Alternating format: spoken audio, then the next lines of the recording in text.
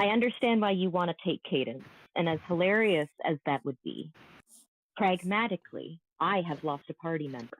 Well, then it makes sense it goes with yous, but I had to tries.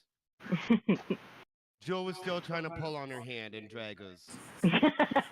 That does make sense. I think that's Tables knows everybody. best.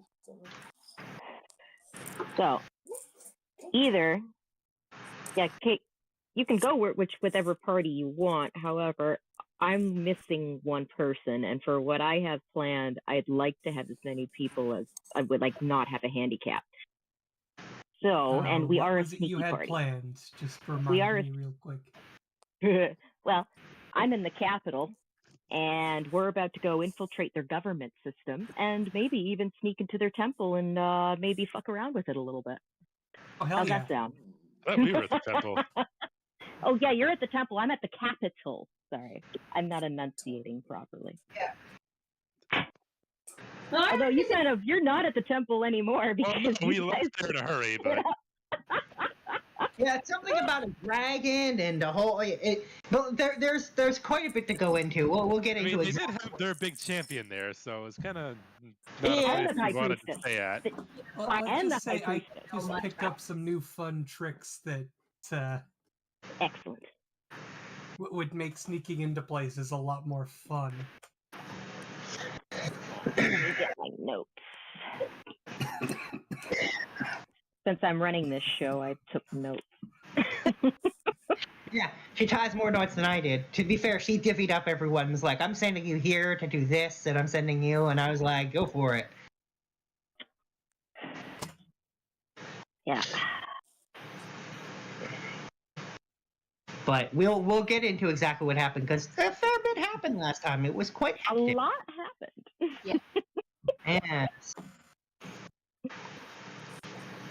as was stated, the group split up into 6 different groups. Oh wait, did we Oh start this? dear. Okay. No, it's fine. It's fine. For what it's worth, it needs to happen because our groups is so big.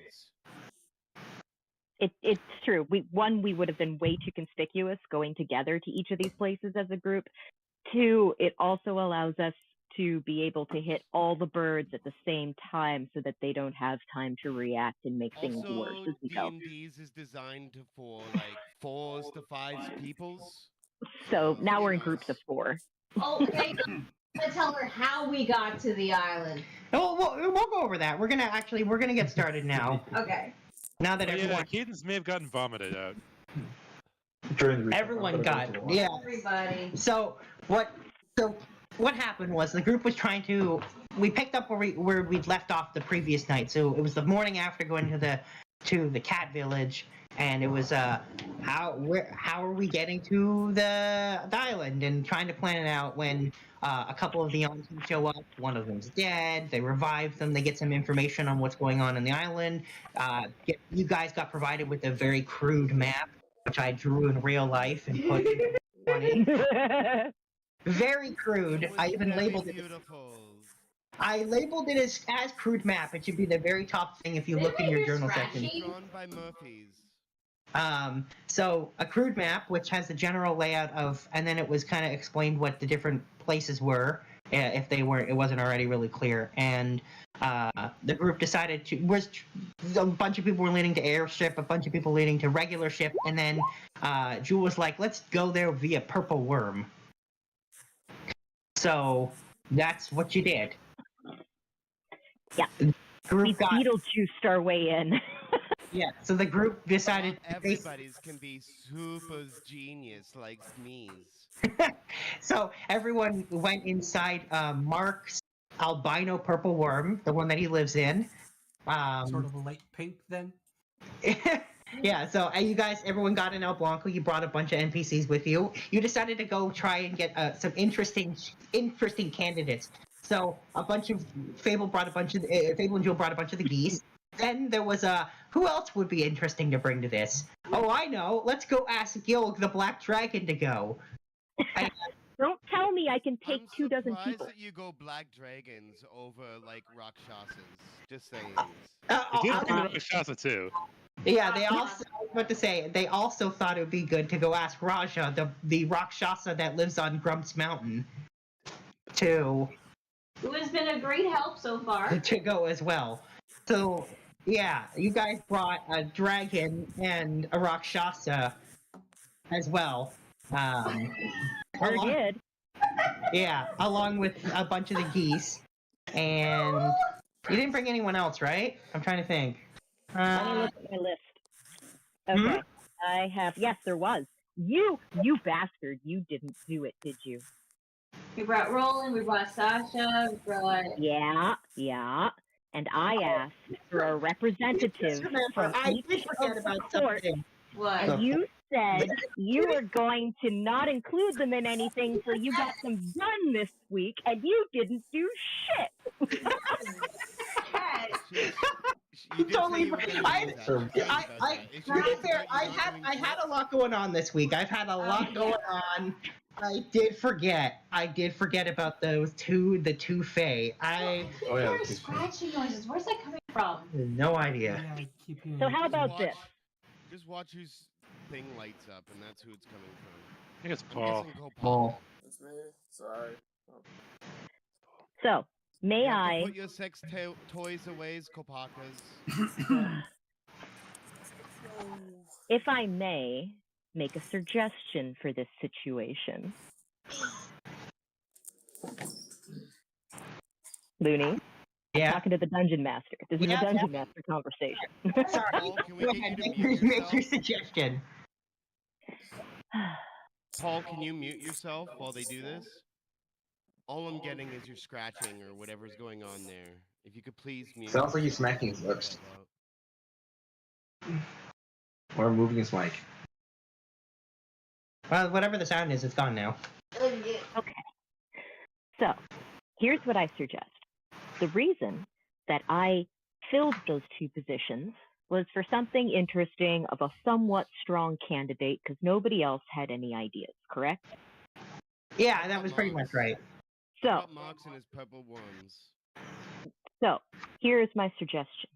Now that Mecca is here, if there was two people that she would like to bring on this mission, we can trade them out. Which gets That's you no off matter the hook. what, she should be allowed to bring a person, just like Kopaka, etc., etc. Exactly. It gets you off the hook on multiple levels. Yeah, that's true. So, I know it's not very canonical, however. I'm still gonna come up with them. I'm just gonna say that they're goofing around until. Oh, that's way too loud, Joel. Whatever that is. Oh, As it's Fade do. his blood pressure thing. Ah, okay, yeah. Wait, if she's playing as Kaden, she can be friends. Yeah, I'm thinking about it too. So, what do you say to that? Yeah, I'm fine with that. I So think I'm now still going to Mecca. take them today and probably still introduce them later. You guys And still hear the static? Or whatever you guys heard? no, we're fine now. Okay. I hate this phone. That's All right. Are there two people that you would like for Cadence to bring along on a mission that she doesn't usually get to work with that she cares about? Or wants to spend more time with? Or I don't know. Is this the kind of thing I could try to rope in Catherine or? You can yes, bring the drow. 100%.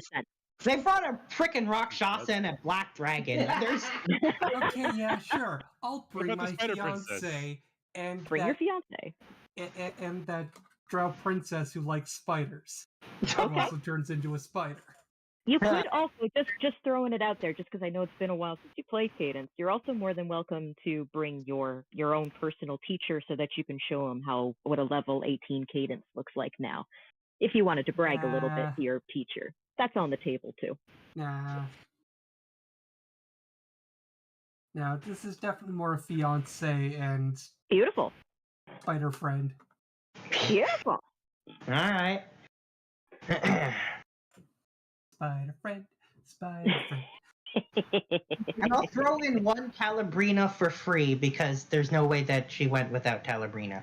So Well, yeah, that I mean, yeah, no, it's So, Here's the only thing now, because now we're too odd for the parties that are already in full swing. So I will suggest that we keep them at the home base just while we're doing this, so that it's fair. Because then we're really fucking with shit. If we start popping people into parties. Yeah, I mean, that's a really good point. That's Yeah. what the DM already designed for these encounters, so it's important to stay around the numbers, just for those that are trying to understand what she's saying. Yeah. Maybe I'll try to, while we're doing everything else, I'll try to figure out something they could do, a mission they can do on their own they can depart on as a group with her and the people she brought. But to be honest, I wouldn't mind an Underdark expert while they're in tunnels staying with them, and second, a commanding officer getting an army ready. Both of those things sound great for them to do at home base. Yeah, something at home base might not be a bad idea. While we do infiltration mission. Exactly. Catherine can whip him into shape, and the Drow Princess can maybe show him a few things about linking tunnels and coming down from the underground, because that seems to be working very well. So let's keep up with that. All right. Well, and why don't we go into exactly what happened? So, like I said, the group decided to travel here via Purple Worm. So the group learned that there was barriers preventing magical communication and travel into the Yuanti's island. Basically, yeah. So basically, Anaconda's preventing outside interference in their little civil war. And then there are incredible physical. Doing a great job. Yeah, and so they live on a mountain, or like an island that's basically ringed by mountains, except for a small port entrance. And the seas around the island have been filled with very dangerous, non-stop storms, except for a very circuitous, ridiculous route that the Yuanti know how to. The Yuanti that are under her know how to take to go in and out of the island. So basically, Skull Island. Yeah, it requires them to circle the island a whole bunch of times ridiculously and stuff. So to prevent, again, more outside interference, basically, to prevent anyone from coming in and trying to mess around with while she's trying to stamp out the insurrection, as she calls them. I've been called worse. Yeah, and so the group used Mark's purple worm, or albino purple worm, El Blanco, to dig down and then cross the ocean and then dig up into the island, coming up where Mr. Yuanti and where his group was, which was holed up. If you look at that very, very, very crude map that I drew, in the top right, there's the Slitherstone Diamond Mine. That is the single point that the resistance, insurrection, whatever, are holed up. Mr. Yuanti chose that as the point to bring all his people so that he can keep mining for diamonds to keep anyone from dying. That was he basically got on his knees, that he doesn't have because he has a snake bottom, but you know, he basically got on his knees to beg people not to kill any Yuanti that they come across. So I'm counting on everyone, because you're representing me here. Please don't kill any snake people. Yeah. Basically, he explained that the vast majority of the Yuanti population, like between 70 and 80% of them, are Yuanti purebloods, and almost all of them have sided with Anaconda for various reasons. Whether it's fear, a lot of it's fear. There is their desire to advance into a more snake-like form, which only happens if Anaconda lets them do that, and it's all the rituals that let them become the other types of Yuanti. And the rest of the population is that, and most of them have sided with her for whatever reasons. A lot of it's fear, some of it's, you know, the belief in their faith. For some, there are some of those.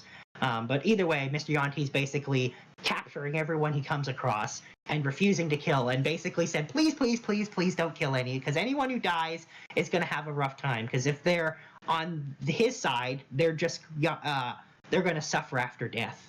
And if they fail Anaconda, they're going to suffer after death. That really sucks. Yeah, so anyone who dies is going to suffer a lot. So he doesn't want anyone to die. Yeah. Suffer. Yeah. So he basically begged not to kill anyone. And then, so that's where they are. And then the other locations on the map, in the top left, there's Sadness with 6 S's. That's very important. And that is that's where the fighting arena is, where the advancements of where Yuanti prove themselves and rituals can be formed to basically turn them into more snake-like Yuanti that are kind of in the caste society of the Yuanti stand far above the bottom caste of the purebloods that are basically barely snaky. You've also been capturing people too. And yes, then there is on the far left in the center, you've got Ship Sender, the port entrance. You've got the Central Fortress, with their big military fortress in the center of the island. Then on the far right, you've got their capital of Snake Serve. That's the capital city. It's in a mountain range and is very, very defensible and hard to access, only through a single solitary mountain pass that's very hard to get to.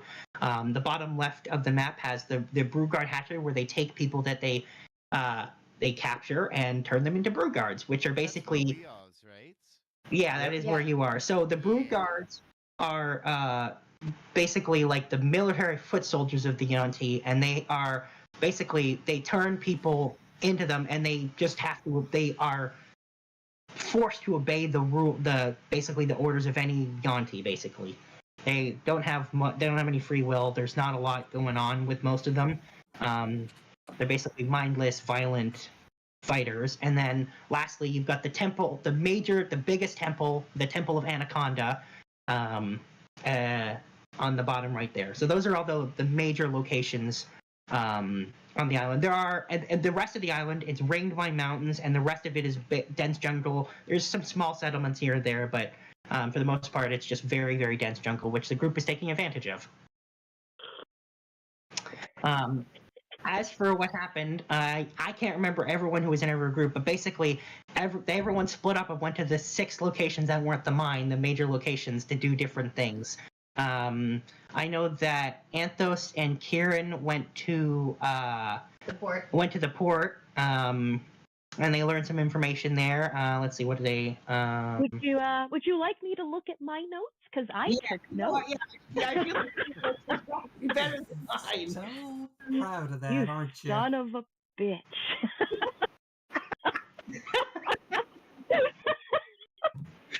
So what I've got here for the Port Town group, which is consistent of Kieran, Emo, Rocky, and Cinder. Ah, that's right. Cinder was there. That's who I was forgetting. Yes. So every group has at least 1 or 2 of our party members, 1 of the snake folk, and 1 of the geese. That's how I balanced each party. So the Port Town was supposed to do infiltration and information gathering, which is why I sent the rogue and the druid that can turn into things and my master. And they found out that, well, 1, they saw the cages going by for the breeding grounds. So we know they're transporting them in open cages. So that's not too hard. Same currencies. So we don't have to worry about a different kind of economic situation. That's right, yeah. They believe that the storm is a blessing. So I have a theory that if we take out the priestess, the storm goes down. There is an avatar to Anaconda. Oh, right, on the island. That's right. I forgot about that. That you learn that detail. That's right. Yes. We learned that the champion's stupid name is Cucumber. Hey, that's a great name. We met him. You did meet him. And here's my personal favorite. That Anaconda has told everyone that Fable's dead.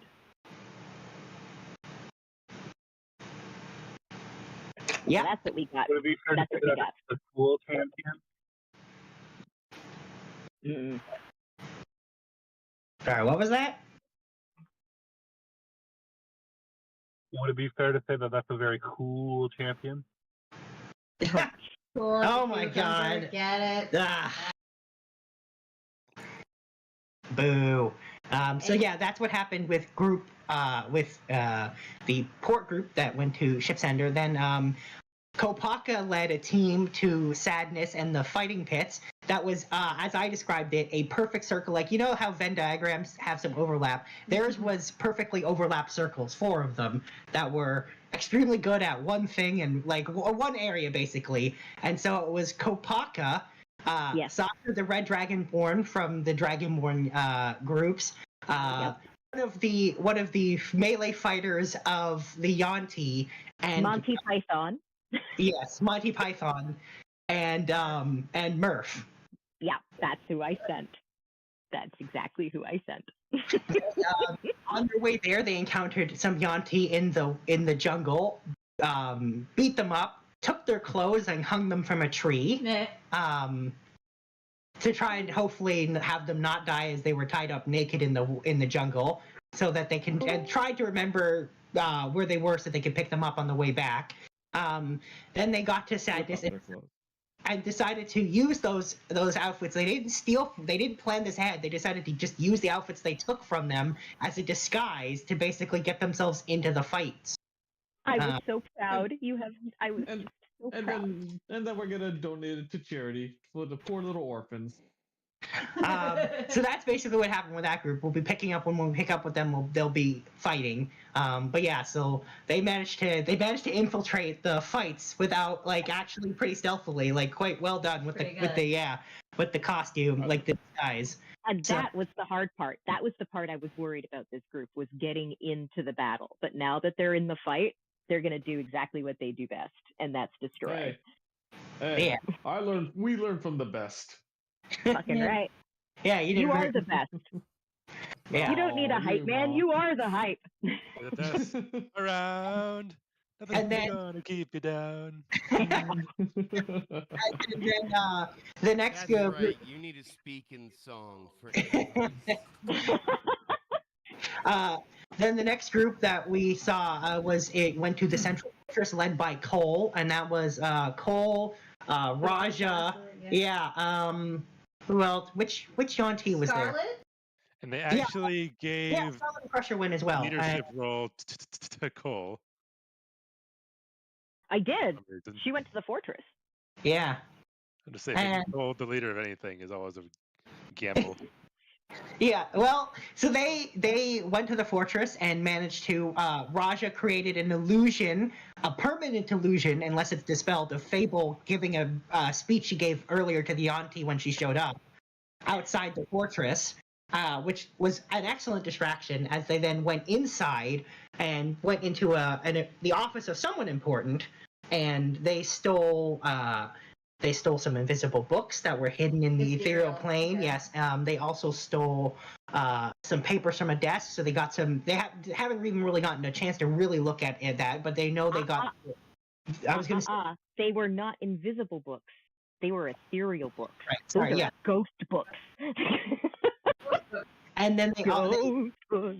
yeah. So they got those. They got. They know they got some military papers that looked like they had some details on military stuff, plans and whatnot. But they didn't really get the chance to examine it as they started leaving because it sounded like people were coming and they kind of were less stealthy on the way out. Let's say that. No. They got a star for effort. Yeah. So they got a bunch of information that hasn't even had the chance to really be looked into. And then Jewel led a group into the Broodguard hatchery. And it's Jules in her honey's Keats. yes. There's 2 of us, you knows. And they led a group into the hatchery, the Broodguard hatchery, where they found that that they were able to confirm that that's where all the people that were being brought in from the port are going. They found out more details, and that there are basically rooms filled with hundreds and hundreds of eggs that will be hatched into Broodguard when needed. There's mechanisms that makes them hatch and whatnot, so it was going to disable that and then freeze all the peoples that they. That's their plan, yeah, is to disable the hatching mechanism and to and try to break out. Fucking idols to everybody, so that they become worshippers. Yeah. So that's the hatchery group. So we'll see. It kind of sounds like they're going to be doing a prison break when we pick up with them. Then there was the group that went to the Temple of Anaconda, which had Sombra and Makoto, and Cobra. Oh, and Cobra and Gil. And Gil. Gil the Black Dragon. Yeah, who up until then had spent like almost 2 weeks basically in the form of various humanoids by eating cake, and which he was very unhappy about because he's usually a big ass black dragon and he didn't like being not a big ass black dragon. Maybe there's somewhere in the mind where he can be himself. I don't know. And so they went to the temple and they managed to sneak in and they got into the priestess's chamber, only to find like a box basically hidden in her personal room, which they picked up and then they brought out, which set an alarm off. They saw the champion. They also memorized the priest robes and what they look like. I did that, yeah. The champion Cucumber was there along with the high priestess, and they basically, when the alarm went off, they saw that the champion had some kind of gnarly sword, and they black and had this weird aura. Yeah, and he's armored up. And he resisted Gil's spear. Yeah, and he did, and he's super armored. So the group didn't pick a fight with him, but basically Gil finally got to transform back into a dragon, and they left. Very, very noticeably left. Theirs was the biggest, the biggest. We're not good at stealthing. Yeah, we're good at stealthing. They set off the alarm, and they did steal the box. They did. They totally gave the middle finger on their way out, like. More or less. Yeah. It has to be something valuable because it was like what, arcane locked or whatever? It was magically locked. Yeah. There was an alarm that set off when you tried to take it, and it was hidden. I mean, presumably, and it was specifically, it was hidden in her bed, so it's got to be important, probably. I'm excited. What was it Kate said? It's either like something really important or it's her magic wand. Yeah. Yeah, it's either her battery operated boyfriend or something. Which we all know is going to be shaped like cucumber. I mean, like a snake. Don't give Looney any ideas. Yeah, and then the last group was led by Fable, and they went to Fable and Corporal, and they went to the capital to try and infiltrate there, and they learned a few things. For one thing, the capital's now under martial law, which is going to make it slightly, and curfew specifically, which is making it harder. There is a very heavy guard presence. There are guards on every street corner. The things like they went to a tavern and there was no, even though there was a stage, there was no shows going on. Like they're not allowed. And and to get in, they had Fable made a deal with Lemon Cake to get paperwork in exchange for when this is dealt with. Her apprentice has to go serve as his paralegal for a couple weeks, which he's not looking forward to.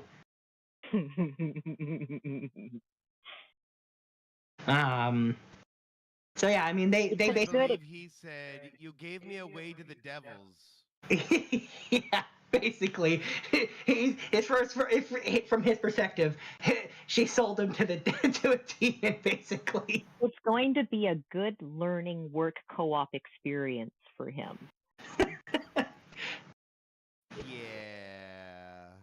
Also, he found out there was gonna get beat. I mentioned that. Oh, you did? Okay.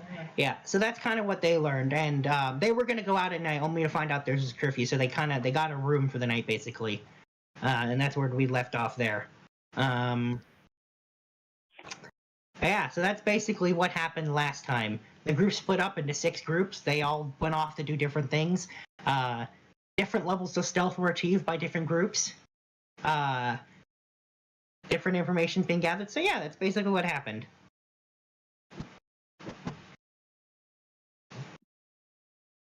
And now you're caught up. Yeah, and now we're caught up. So I think what we're going to do is I'm trying to decide which group to pick up with, and I'm not really sure. It doesn't matter to me, so why don't you guys decide who you want to start with next? How's that? What's wrong with I think not someone doing from what each. you already said, that we're starting with my group, and that way we can get 2 rounds before I exit. Ah, yes, that's right. Thank you for reminding me that. That's true. I did want to do that. Forgot. I'm hurt. So why don't we do that? We'll start with the group in the Broodguard hatchery then, and we'll cycle around after that. Like I said, the order after that, I really like. It's up to you guys. You guys can roll dice to decide, or flip a coin, just pick, whatever. Doesn't matter to me. You guys can decide. But we'll start with the group at the Broodguard hatchery. Which I guess also includes Cadence as well now. I thought she was with me. Yeah. Oh, right. Sorry, Yeah. you're right. Yeah. What are you on drugs? Okay. You're Well, normally pretty sharp, but today you're feeling dull to me. What's happening with this shit? anyway, we're going to we'll start with the Broodguard group. So I believe last time you guys basically found out about that information about the machine, and I think you got to it, and then we basically No, we sent the snake person. Yes. I forget who it was. Milkshake. And you Milkshake. have Snake. and you have Valeru with you as well. Yeah. And while she's figuring that out, we're casing out all the cells to make sure we Yeah. have them, handing out Preishu statues, idols, telling everybody to thank Preishu, because that's what's happening here. And I'm drawing dicks on everything. Anything I can find. Dicks and rainbows. Dicks that are shooting rainbows. God. You know what? Sure, absolutely.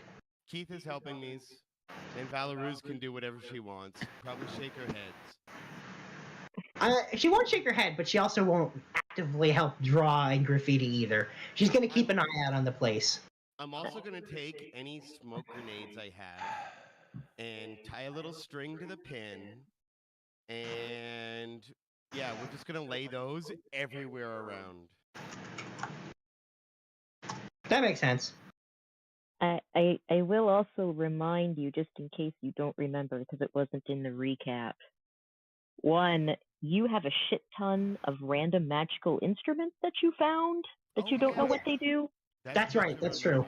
Those are And two, you were planning on actually like fucking with the machine for the hatching of the brood. Oh yeah, I didn't even bring those up. That's a good she's point. finding out where that is right now, and while she's Okay. doing that, Yeah. I Okay. don't know where that is.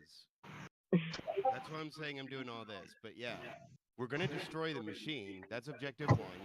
And as we do that, we're also going to release everybody and create mass chaos. And then I'm going to set off a whole bunch of smoke bombs so that people don't know where they're going. Except for me, because I have tremor sense. Okay. Well, then I'm going to say that you're in the room with all the cages, and you also, I believe, we're going to unlock all those cages. Yeah. First, we're waiting on the machine, though. Does she come back and let us know? Because we're not doing anything until she does.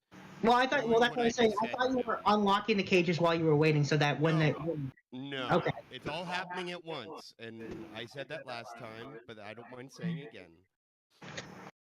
Because I don't like doing one thing to draw attention, and then no, it doesn't work out well that way. You got to do everything you want at once, or you only get to do one thing because you bring in all the guards. We have to do it synchronously. All right. Tandem. This is how rogues work.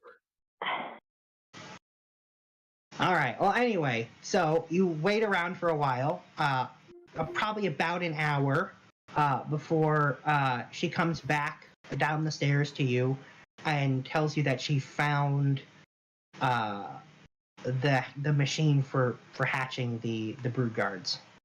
Good. Now come here. Pray shoes, are you here? He does not appear. Very distinctively does not appear. Oh, because Okay, Keith. I'm counting on yous. Milkshakes, right. I want you to describe everything. And Keith, my honeys, my sweet honeys, you're gonna draw it. Okay. Let's hear what she's got. So she tells you that. Probably have to do some kind of roll or whatever for that. By the way.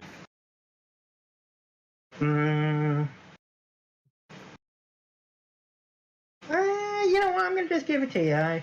Perfect. I'll take that. So yeah, so she describes that the machine is up 3 more floors at the very top of this tower, which probably isn't very surprising based on how it's been going. She doesn't know how to break it, but she found where it is.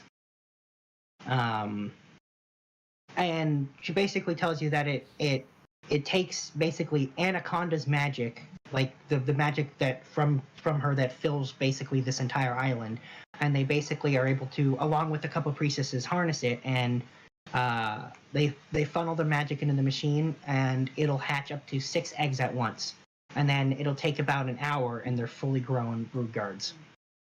Okay, so we gotta vandalize it, and then we'll.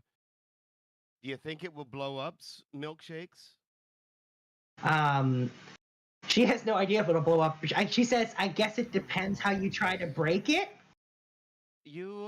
No, Z's, and I'm gonna pull out a stick of dynamite. A whole bunch of Z's. We cover it with Z's. She says, "Well, then it'll." These are the worst candles you could ever get on your birthday cakes. So she'll say, looking at the dynamite, she'll say that it's probably going to blow up. There aren't any. There aren't I any will eggs. have to go and look at it. Farther ways, based on what Keith drew, is this room from us? So it's up 3. It's basically directly above you, 3 flights of stairs. The top floor is entirely basically this machine in one big open chamber. Oh, I don't know. This is gonna be super hard. Is there anybody's in theirs right now? Yeah. The other thing she'll tell you is that they are in the middle of doing that, awakening 6 brood guard at this exact moment. Oh shoot. They'll probably be done by the time we get theirs, knowing our lucks. All right, we all's got to get theirs, and we will set a whole bunch of fuse on the dynamites, and then I will run and freeze everybody's down here's. Hey, here's an idea. We've got 200 freed prisoners right now. Well, they're currently still in cages.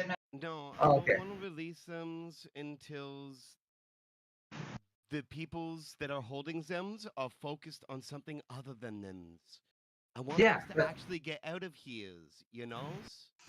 Yeah, but how many are there upstairs? I can kill whoever it is. I don't care. I will We're not supposed to kill. everybody's out. And if you aren't up to the tasks, that's okay. But I knows we got that's easies.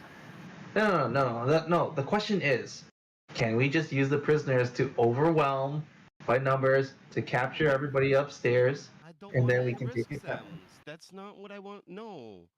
Okay, I was just wondering. They don't knows what you knows, honeys. They're gonna get hurt.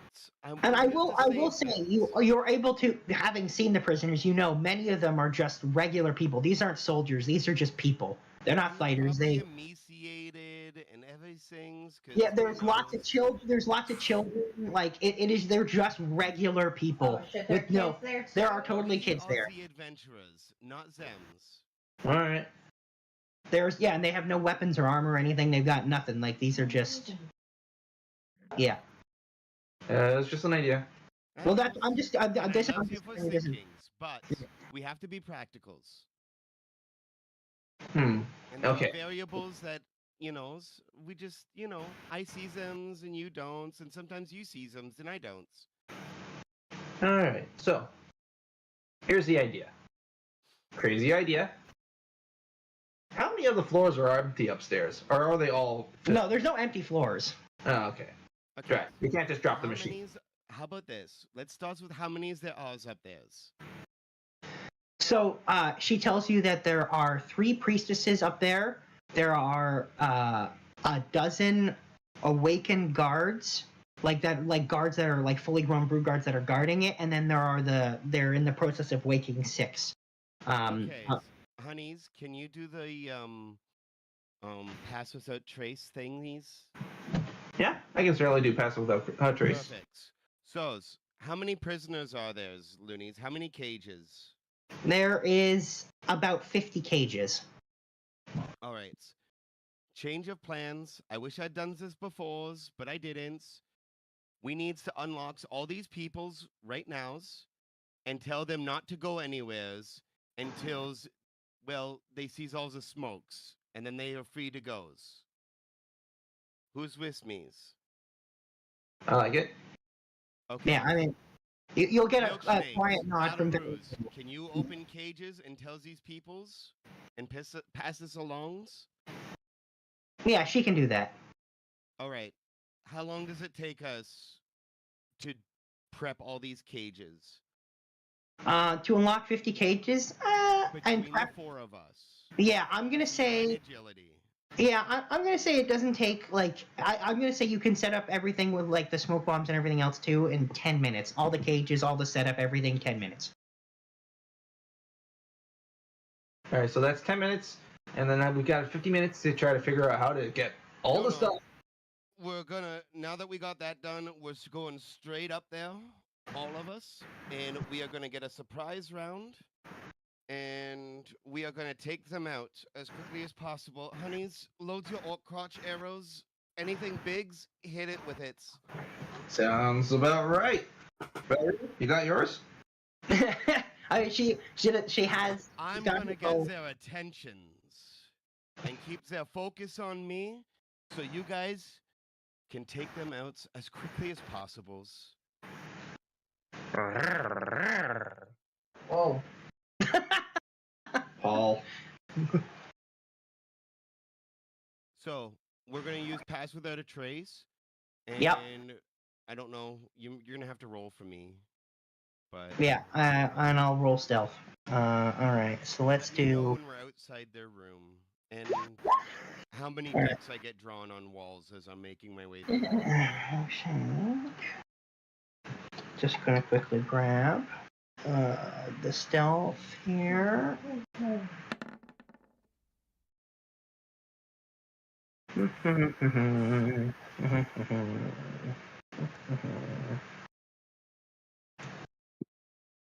There's that one. If it doesn't. What? Error. Can't read what? Sorry, one sec. Thing's broken for some reason. Why? Yeah, why is it broken? Doesn't even make any sense.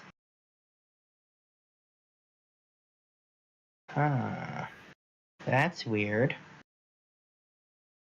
I mean, for what it's worth, we can just assume that we're all getting ridiculously high because we pass without a trace.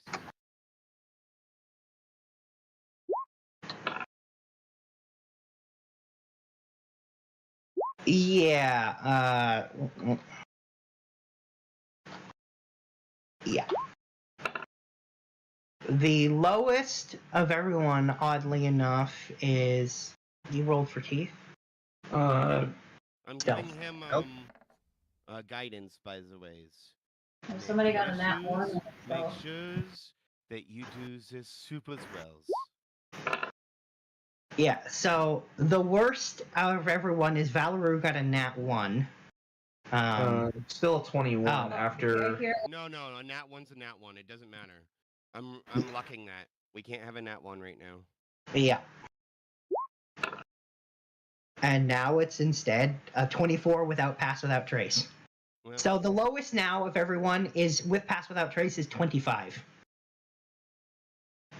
So yeah, very good. Very, very good. So you get up there without any issues. You pass by the 2 more floors of eggs and a couple of offices before you reach the top. What's in the offices? I want to know. You gonna go in there? Please roll investigation. Oh, I guess I'll roll. I don't need investigation. I want to use perception because I'm not. Oh, you just okay. You're just. I want to peek. Okay, so and I will sleight of hand open the door, unlock whatever needs to happen. they're not even locked. The doors aren't even closed. They're not locked. They're not closed. I'm just gonna look inside. All right. So what I will say, what you see inside with is that these are really basic looking offices. There's nobody in them. The lights are off.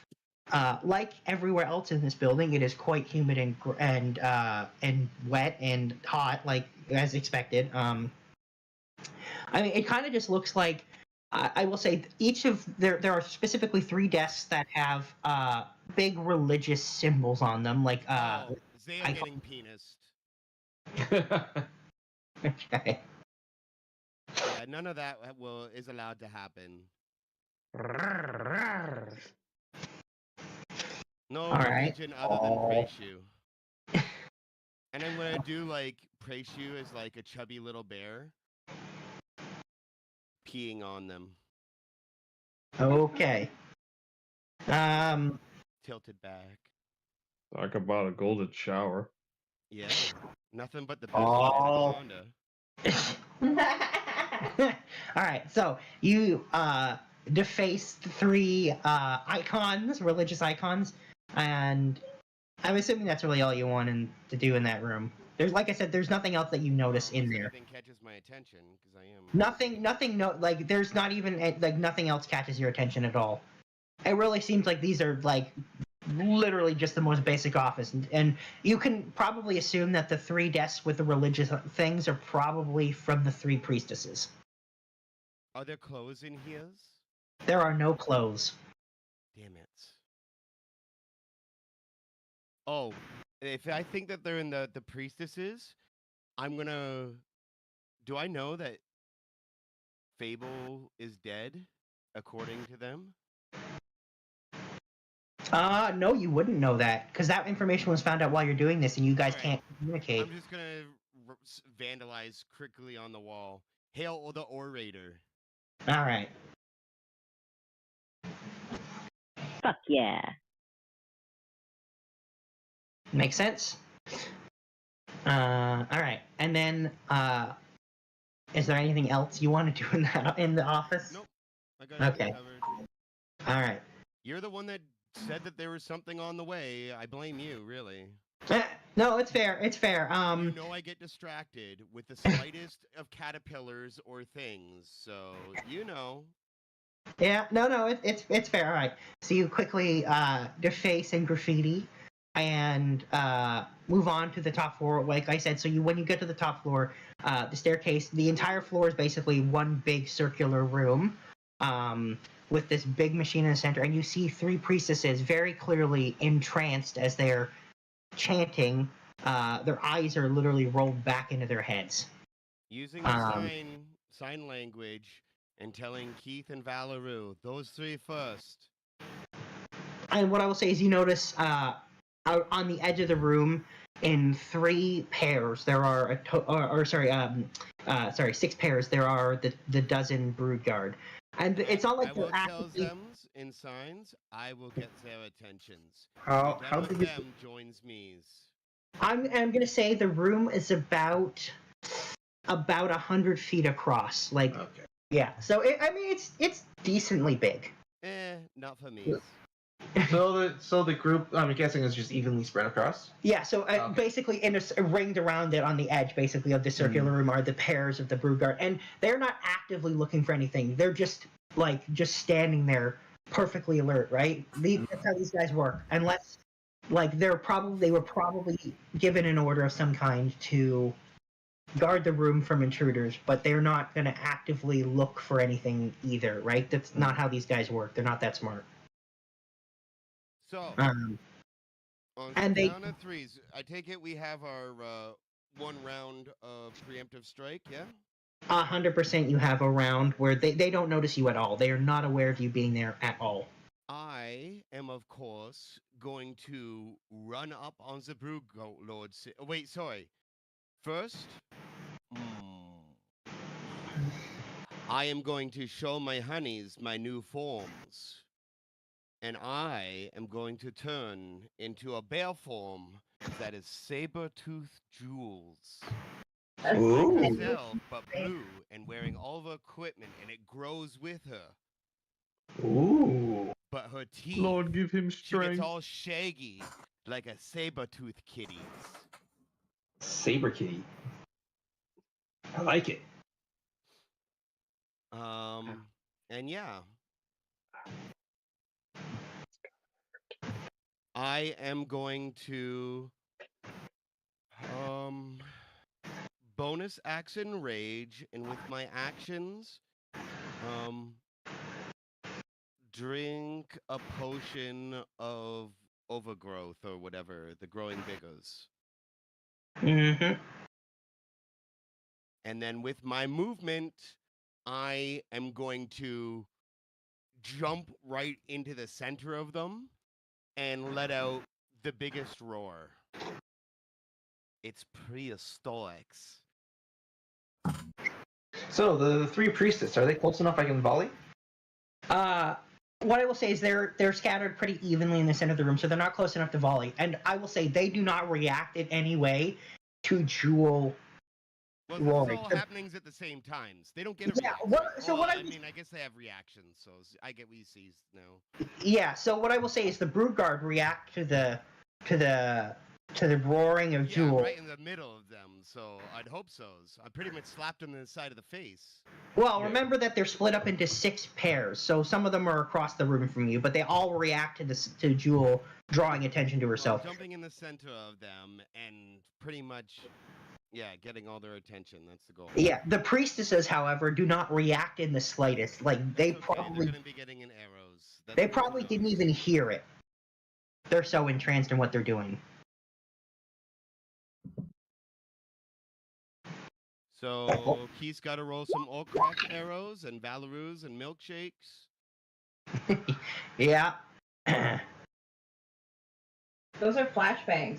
Yeah, those. Oh, whoops! Wrong button. You're throwing flashbangs. You're not rolling attacks. Sorry, wrong. It was like right underneath. Yeah, you gotta actually roll attacks. Oh yeah, it was doing something weird where it won't roll my arrows.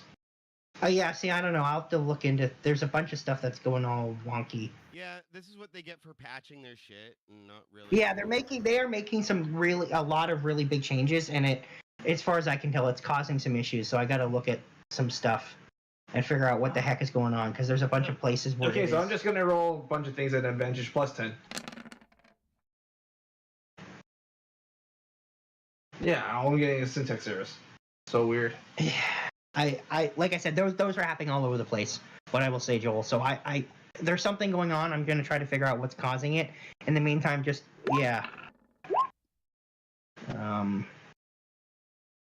14 or 20, 18, 16. So that was my extra attack. So basically, I'm hitting 2 of them. Well, so their AC is only 14. Okay. So you were making 2 attacks. You are hitting both. Both attacks easily hit. These guys don't exactly have a ton of armor. They're not that strong. There's just usually they work by. The magic users, they sit in the back. No. I mean they're pretty easy to hit. Yeah, I would say. So yeah, they kind of sit in the back. And right now they couldn't be easier to hit. Like, you can't have multiple levels of advantage, but, like, you would have advantage even if you didn't have stealth. Right like, now, they're not trying to dodge, so he has advantage. So easily you hit them. And you hit the first one, and I'm going to roll their con saves, but just so you know, unless I roll a nat 20, they are not going to make this save. No. Almost did. No. So, 2 of the 3 priestesses immediately collapse. Valaroo and... I just rolled 2 attacks I rolled from Milksnake. I rolled 2 attacks. And she will drop she hits the 3rd priestess, which I will roll the save for. And drops them. And her second attack, she will try to target one of the brood guards that are that will look like they're going to probably go after Jewel.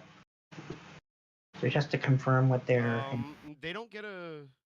Sorry, what? The ones that are clearly... We haven't rolled initiative yet. We're on our No, I know.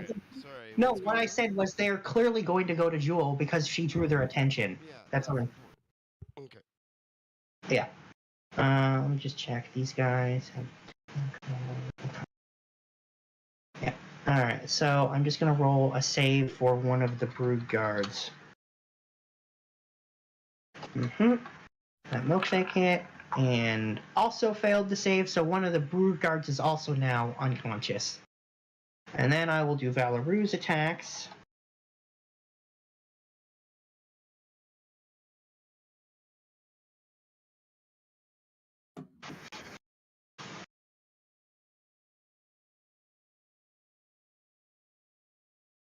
Okay, those are her 2 attacks, unless she... Yeah, well, both are just enough to hit the AC of the brood guards.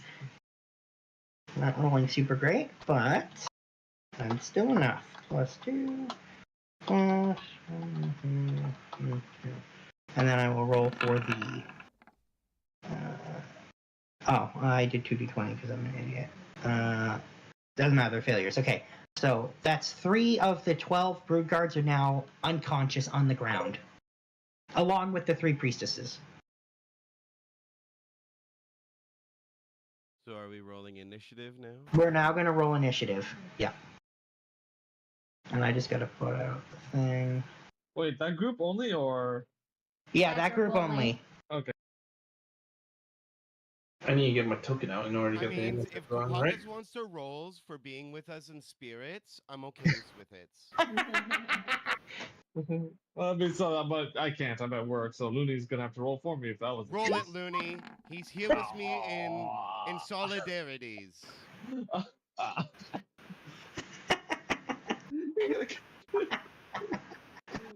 I should have stayed silent. You should have. Your mistakes. I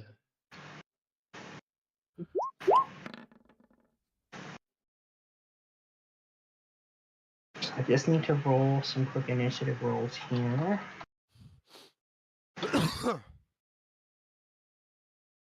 That's for Valeru. And then this one will be for the brood guards. Lastly, who I think have...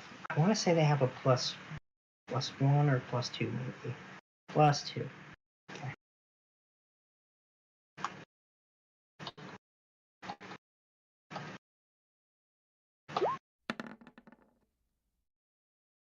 Okay. Alright. So, let me do Jewel quickly, just to determine... Please, Jules rolls highs. Get highs. Jules gets highs. Alright, Jewel's thing is doing the syntax error too for some reason. A bunch of the sheets are... Is it just your like? No, there's a bunch of sheets This is attacking... really weird because we just made that sheet. Yeah, there's a bunch of stuff going on right now. I don't know what's going on. Roll20's been real weird today. There's a lot of syntax error. I suspect there's something wrong on their end and it's messing with stuff, so I'm just going to quickly manually roll this. Not a huge deal. I mean, it's annoying, for sure. So Jewel definitely goes first. So, I need... How many victims are there right now? There are 2 right next to you. My eyes shines yellows as I rage, and I go, punch, punch, one to each of them's, and stunning strikes on both of them. That makes sense. And again, I'm going to have to roll this manually because the thing is all weird for some reason, and I don't understand why. And Help? no, it's fine. I got it. You don't have access to the number, so you wouldn't be able to roll it, right? For what it's worth, I can always roll manually. Well, that's what I'm doing really quickly here. No, I mean, I'll go get my dice. Oh, yeah, you know what? Actually, that could... Yeah, I would say I just rolled your 2 strikes, which easily land without any issues. Okay, now I'll say stuns. Well, I think they have... I'm pretty sure they have a +2 to their Don't tell con. me the odds. Just rolls the dice, DMs.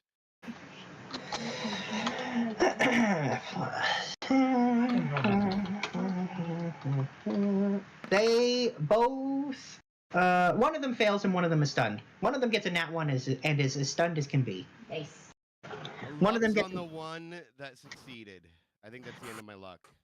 That is the end of your luck. But let's just quickly re-roll that roll. And they got the same thing. A total of 21, which is enough to make the save. Wow. Oh, boo.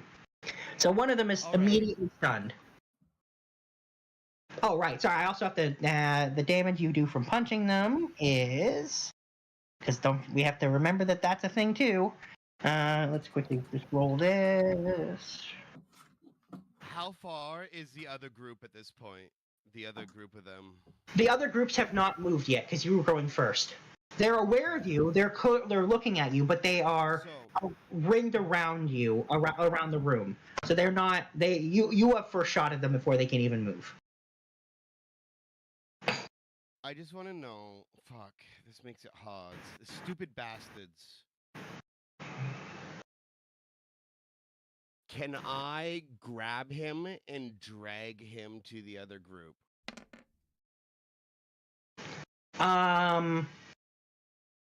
The one that's action. the one that's awake or the one that's unconscious. The one that's fucking succeeded his stunning. All right, so he will. If you try to move him, he's going to try to resist. So it's going to be. Yeah, it's an athletics check. I just want to know if you'll let me grab him and drag him to the other group, and then I'm gonna fucking flurry of blows over there. I will allow you to try to force him to move. Yeah, good luck with that, buddy. So They don't get to say no's, right, honeys? Nope. Uh-huh.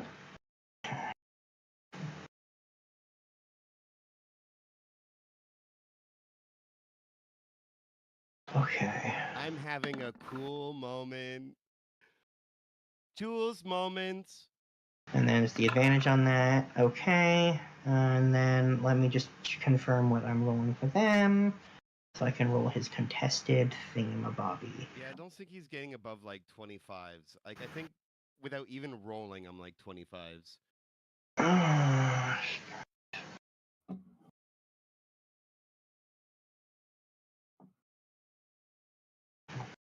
They have, like with so many things, a solid +2. However, Jewel actually has only a +5 athletics because of your negative strength modifier.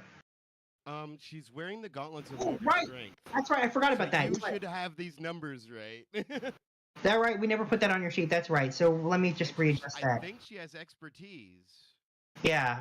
Let me just redo this. So you got a 9 on the dice, which will set it as. Let me just quickly fix that. And that's with advantage because I'm raging.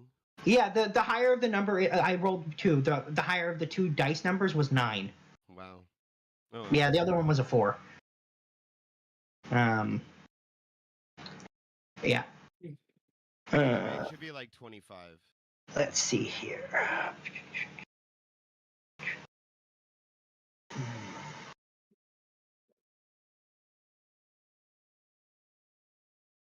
Yeah, it is going to be that. So, I mean, unless he gets a nat 20, he will not pass. That's where we're at right now. Level 18. Yeah. Yeah, he got a 3. Yeah, not even a challenge. So I'm just gonna, after he doesn't like make that look in his eye, I'm gonna give him a little winks and pick him up and just like jump right to the other group. It's like a couple quick dashes, and I'm gonna drop him there, and then I'm gonna flurry of blows the other group. Okay.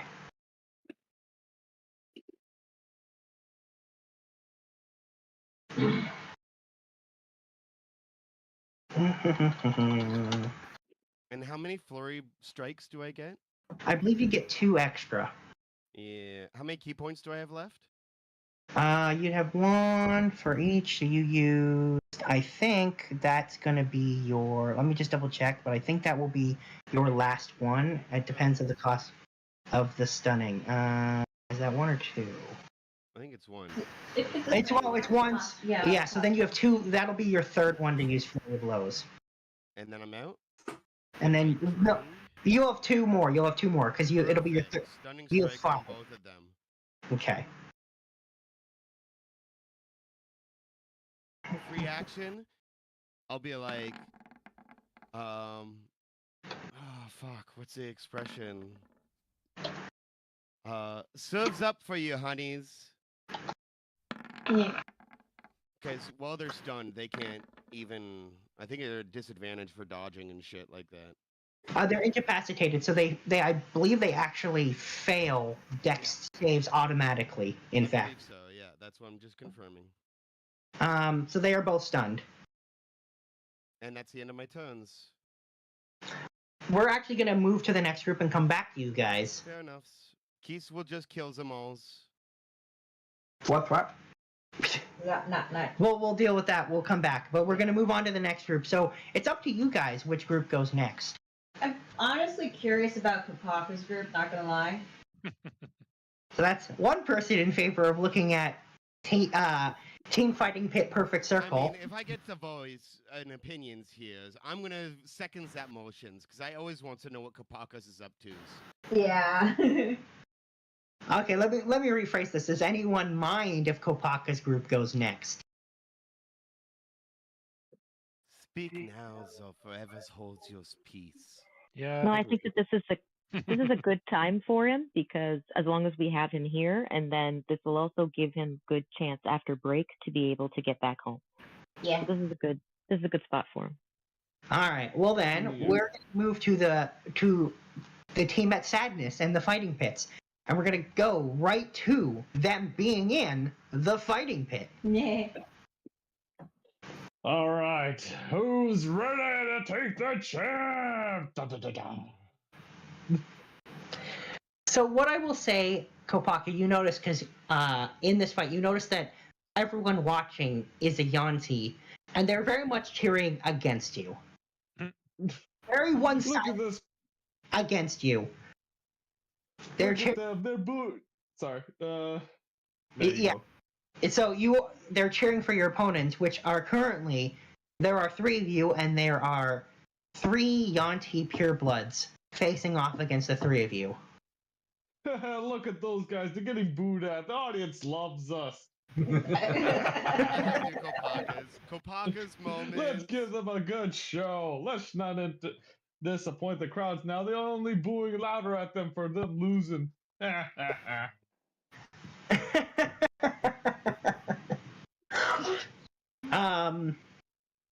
All right, yeah. So, I'm just gonna immediately have you just roll initiative for me, and you can.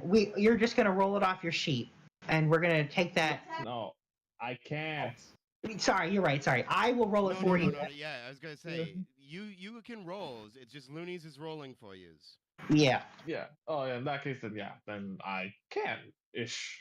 Yeah, Sort of. that's what I meant. Is that? Yeah. Yeah, I'm just gonna roll it for you, and we'll see what you get. All right. It's gotta be an 18. Well, let's find out if you're right. If it is, I'm using it for the lotto number tonight. Nope, your initiative is 22. Because you have advantage and you got a nat 20 on that. Oh wow, not 20. That's close. Yeah, so much for using 18 for the lotto. All right. So what now? Well, I'm just going to quickly roll others in your group, and then we will, and your opponents, and we'll figure out quickly who's going first. So you're hanging out with Murph, which means I got to roll Murph's initiative. He doesn't have advantage like you do. What the hell? Okay, let me just quickly roll Murph here. Yeah, that seems about right. What do you get? He got his total is 15. Yeah, I see. It's actually pretty good for Murph. He's not exactly dexterous. Mm. And then let's quickly do Sasha. And then I will do the Yuanti purebloods who you're facing against. But odds are you're probably going first with a 22. 26. Yeah, so Sasha ended up with a 20, and then let's quickly just check the purebloods, but I'm pretty sure they have a +2 to initiative.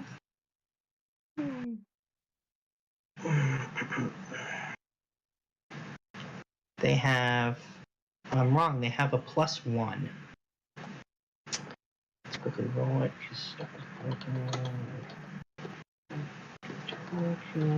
+1. And they go last. You guys go first. All right. And you go. Oh, I get what? you go very, very first. All right. So, let's make it hard on them. So, grab my Dragon Thorn Club. I think it's on the list. Give me a roll there. So I will remind you that you have been asked to not kill anyone. Then turn off my rage. You're not. I mean, you can rage and not kill. Yeah, just to be safe. Just turn off. Just to be safe. I'm having too much fun. Like flipping a switch. Yeah. As long as you're having fun, you go for it, but don't handicap yourself for this. If No. Angry? you just Angry. say How that can I I- don't kill them. How can I not handicap? I mean, how can I handicap myself when I got all the crowds of Yuanti cheering for me already? Are you guys not entertained? Okay. Love it. And you're using your club, you said. Yeah. Okay. Well, you land those hits, Yeah. which makes sense. And you literally wail on one of them twice and knock them unconscious. These are Yuanti pureblood. They're not exactly sturdy. Level You have the right to 18. Level 18. You both have a right to remain unconscious. Anything you guys say ain't gonna be much. And I will say the crowd loudly boos when you don't kill them. I know it, crowds. Y'all love this show. Fuck the Hey, merciful. Hey, you love me. You really love me. Too bad I have poor performance. I'm not making you roll for your performance. Your performance is excellent as far as I'm concerned. No, he's Oh, no, justifying it I'm to saying that out himself, loud. DM. Yeah. Kopaka is character. right now talking to himself and justifying what's going on, and I love it. It's pretty good. I will say it's pretty entertaining. And yeah, so I'm gonna now roll Murph, who's gonna follow up on your. Oh no, Sasha's next. Sorry, I take it back. I'm gonna roll Sasha, who's gonna follow up on your lead of dropping them to try and knock her own out. And she's again gonna take your cue, and she isn't gonna rage. She's just gonna decide that this probably isn't necessary for this, and is just going to use her great axe like a club and bonk them with it. Wait. How? She's gonna turn it sideways and literally hit the flat edge of it, like the side of it, instead of the bladed It's part. not a double-bladed axe. Yeah, literally Okay. be like bonk. You can also Oh, just okay, that's smack not them I'm with gonna the non-lethally out of the chop off blade. their head, DM. Sorry, someone had to make the joke. No, it's fair.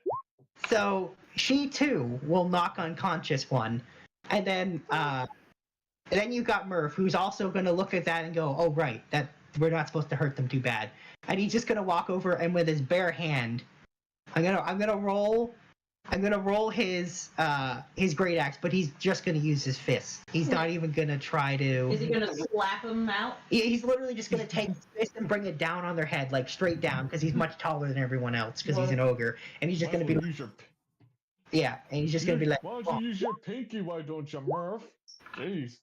Yeah, I mean, for him, it's not that different, and you just get he brings his fist down Yeah, and I'm just pretty sure bonk. that knocks one of them down. Yeah, and he knocks the third one. I will, Show off. Yeah, so I will say, it's at this point that you've defeated your first opponents, and the crowd is absolutely booing you because you didn't kill anyone. Oh, they love us even more now. Man, I really feel sorry for these other pureblood Yuantis. Some, I mean, I being would say booed like that. some of them, they're throwing vegetables at you. Hey, Oh, free- look at this, guys! Free food! Oh gosh, they're so generous. Oh man. Hey guys, grab a basket. We're gonna need all these food for the little orphans here. Great. Yeah, I will say. Such a good. Yeah, We're gonna feed the children, everybody. That's right. We should start the Feed the Children campaign now. Yeah.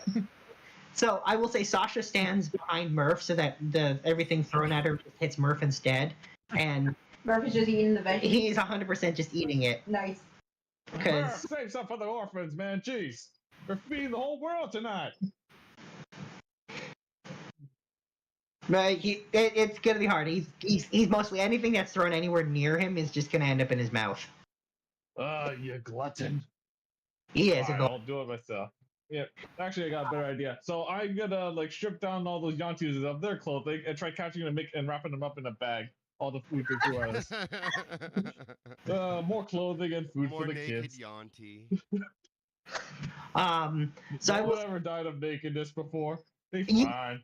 You get even more booze, and I will say it's at this point that like a couple dozen guards move in to basically usher you out of the arena, to basically be like, go back and like try to usher you to basically like a small caged area where you're clearly supposed to wait.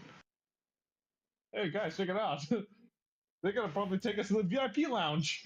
Oh gosh, it's all locked up to prevent the fans from like coming at us. That's nice. So Amazing. if you allow it, you will be locked in this cage, and then as you're watching, after being locked in Watch this, him bend the bars. I bet he could. Yeah, you know we're strong enough to bend the bars to get out, right? well, if you don't do that, if you do nothing and you stay in the cage, you'll watch as they take the Yuanti that you stripped and start dragging them out of the arena. Oh gosh, Wait. that's hilarious. Oh, enough. What do you do, Kabaka? Wait, Yeah. what? I'm just saying you're watching them take them away. And I will say, based on information you've been given, I'm going to say it's safe for you to assume they're probably going to kill them. The Yantis? Oh, you gotta stop that, Kopaka. Oh, Yeah. You gotta Guys, bend those bars the- now. Guys, they're taking advantage of those naked Yantis. We gotta save them. We can't let someone naked fall victim to those assholes. Come on. We start bend the bars, bend the bars. Okay, I'm going to roll athletics for you to bend the bars. Are And you I gonna will say, rage? Oh, rage. Totally rage Well, I for mean, this. ask Murph to do it. Well, ask Murph to do it because Murphy, he's the strongest of all. Like, he's the biggest of all. I'm pretty sure he can just do it with his pinky. bigger than you, he isn't stronger than you. Yeah, I think you're the strongest one, Kabaka. You are definitely Ah. strong. Yeah. But if you ask Alright, Murph, fine, Like he a will- legendary. yeah, so I will Alright. say, if you ask Murph to bend the bars, he will try to bend the bars for you. I would just kick the bars down. So I will say, by the way, Kopaka, when you say you can't let them take advantage of those naked Yuanti, you will get a smart aleck side comment from Sasha, who will mutter under her breath just loud enough for you to hear, "You're the reason they're naked." And then, She's not wrong. yeah. Hey, these clothings are for the kids, okay? That way, we didn't want these Yantis to be taken advantage of in their naked, in their nude forms. Oh my Jeez, those soldiers could have provided them their clothing. Jeez, it's that easy. All right, so let me just. Yeah. Oh my god, a 3? Yeah. However, Kopaka, are you raging or are you still keeping that under control? He's raging because he's got to save those naked Yuanti. Yeah, That's why You I gotta tried save those saying this at naked- the beginning there. yeah. There you You go. gotta save those Yantis. Yeah. All right, so you. Barbarian always needs his advantage. So what I will say is, you kick the bars down. They just fly off, and I'm actually going to say that one of the bars from the cage fly off and hit one of the guards that was going to dragging away the Yuanti, knocking him out. Hey, guards, watch out! I said that a little too late. Yeah, This is yeah. what happens when you didn't hear me at the last minute. Yeah, so I will say it's at this point that you've now done this, a whole bunch more guards are going to break out of, charge into the arena to try to keep you from breaking out as far as they're Oh my concerned. god, it's the epic brawl. Yeah. Oh, I Alright, can't guys. wait.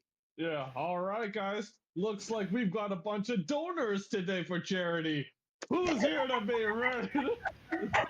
There's gonna be a lot of naked Yuanti by this Yeah, day gee. when this day Yeah, is so over. the crowd is getting riled. What's going on? There's a lot of booing. This is not what they expected from their blood sport, and it's not going the way they thought. So the crowd doesn't seem happy, but they're also noticeably no one is leaving. Everyone is very They're watching. morbidly amused, Kopaka. Keep it It's up. like watching a train wreck. Yeah, well, they want to know, they want to see what happens, but they're not happy about what's happening so far and what has happened. Again, they went for a nice day of blood sports, and they didn't get that. Are they still, what do you call it? Are they still throwing food at us? Yes, they are. Perfect. Free food and free clothing for the orphans. Oh, this is a day of days of donating. Since when did the world ever become so nice and generous? So I will say, Monty Python's going to join you in your. He's going to hop into the arena to join you because clearly the facade is over at this point. All right, I Monty. think they made it longer remember, than usual. Yeah. So your group, what I'm going to do is I'm going to have you roll athletics instead of rolling a bunch of attacks. We're just going to have you roll athletics to see how many of these guards you start tossing around.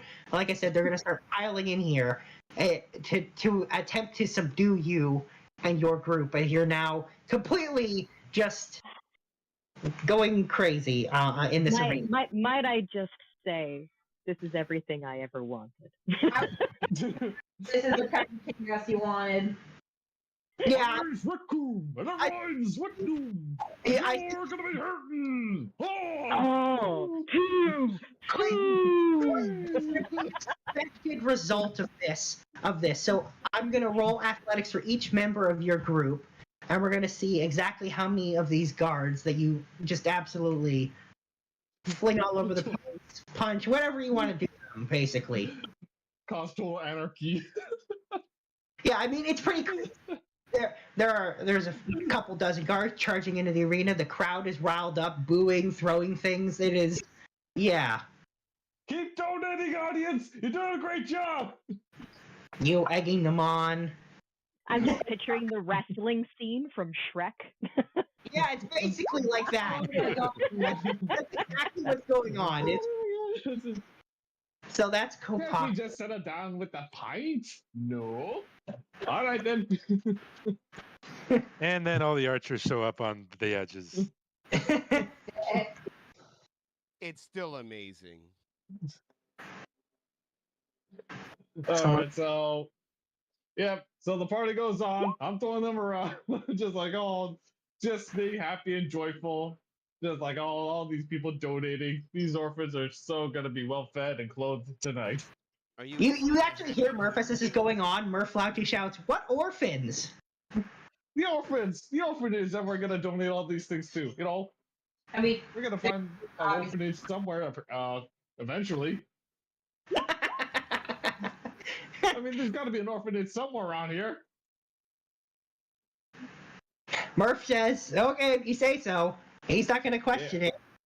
He just didn't know what orphans we were talking about. You answered enough that Murph's like, "Okay." I'm partially surprised he didn't say, what are you saying about Fable and Jewel? No. We're just gonna do what Fable and Jewel would have done, okay? I mean, they would obviously strip all these guys naked for them to donate, and you know we can make a little bit of profit from them. I mean, surely they got their wallets in their pockets so somehow. Just so you know, the lowest roll out of the four of you was a 20 in total.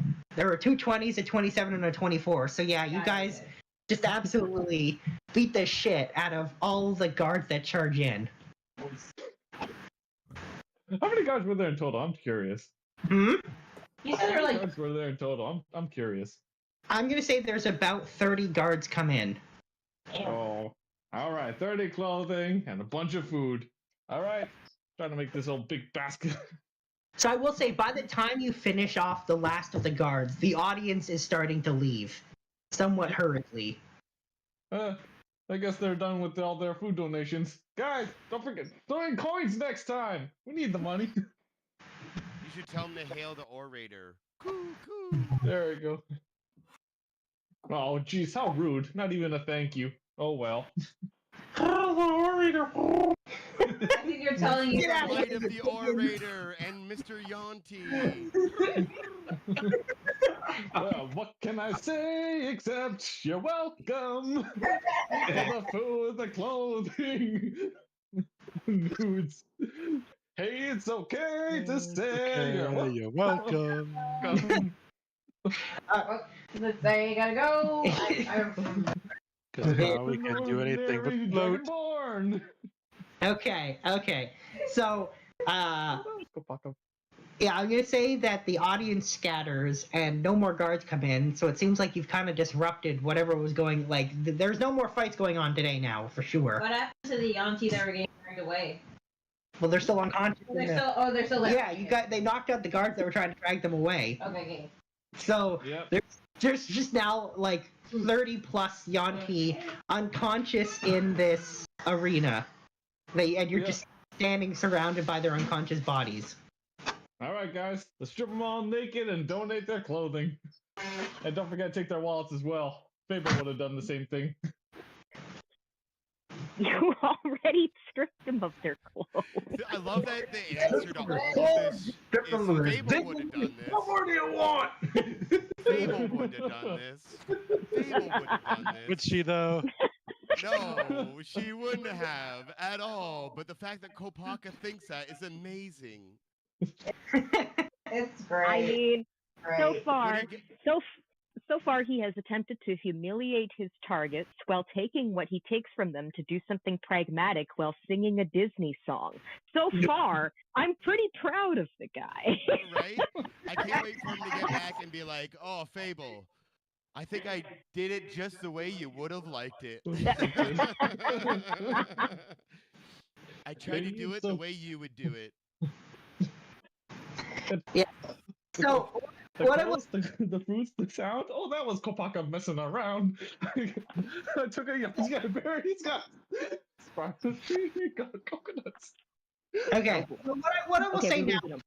your group is now staring, like kind of turning to look you for directions on what the heck you're supposed to do next. Remember, we gather all. Hmm. All right, we got all the clothing and all the food. We gathered as much as we can, and now we're heading out. Where did she say we're going again? Oh yeah, going back to the jungle, and hopefully those guys are not eaten among the trees. Uh-huh. Although I'm pretty sure they're fine. I mean, the only things that will ever get them there is mosquitoes. I'm gonna say that Sasha is going to say, "Shouldn't we take these guys?" And she's gonna gesture to the giant, like, pile of bodies that are around you and say, "With you," because they're gonna die if we leave them. Oh yeah, you How are gotta they gonna- carry all what- these bodies back with you. Good luck, Barbarian What? Squad. Wait, how? Why do we have to carry them? They're not gonna die. They're only naked. Come on, I'm pretty sure they can still defend themselves. I I- mean, Kopaka does like to drag people, so Yeah, maybe he so- just ties a rope to all of them and drags them. All right. I guess we're gonna have to do. I guess we're gonna have to do human centipede style, except for it's Yanti's. All No. right. Let's do it. I'm Oh gonna my have to. God. I'm gonna have to reject that. I'm gonna have. I just can't. I'm sorry. There's only one creature that's allowed to be a centipede-like thing, and it's the ogrepede. That's the only thing that's allowed. I'm sorry. It's Oh, the. boy. Speaking of ogres, All right, though, just make them into a human centipede. no.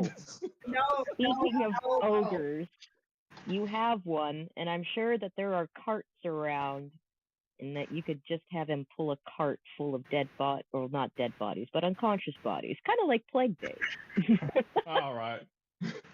All right. I guess we'll do that idea then. All right. We'll power them on since Are apparently you no one actually likes gonna go centipede through the stuff. town, ringing a bell, saying, "Bring out your dead! Bring No! out your dead!" Stop it. Stop Okay, giving him fine. ideas. You said it. By the way, this is the actual artwork for the actual stat block and token that I have of the Ogrepede. Anyway, just sorry. I hate it, and I'm not Hold on, looking we're at it. gonna have Princess modified. AI. What is that?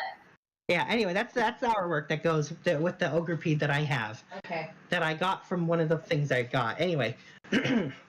That's what happens when DMs like Looney have a cup of coffee at 9 o'clock at night and are awake at 2 a.m. That's what that is. To be fair, I got that from the Cobalt Press's monster books. I didn't make that up. This one's not on me. I just found it in there and went, oh, that's interesting. Anyway. I didn't say it was on you. I said it was on someone like you. Your ilk created this.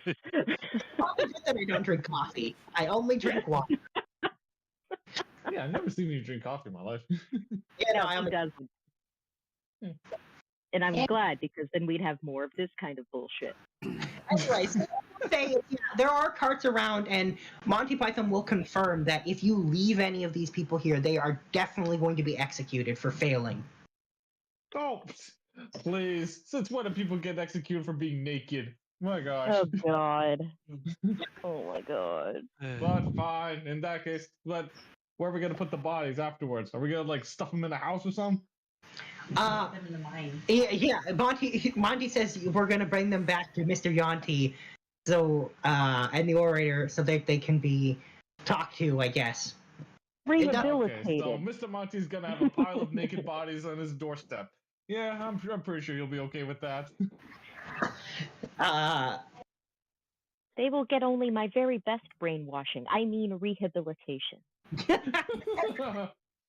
So it's at this point, I will say, like I said, you can see some carts here and there. Like, you could probably pile them on that if you wanted to. You could try to drag without a cart if you're crazy and you feel like just walking around, like making Murph carry 30 not corpses, 30 unconscious ragdoll people. We're doing the wheelbarrow.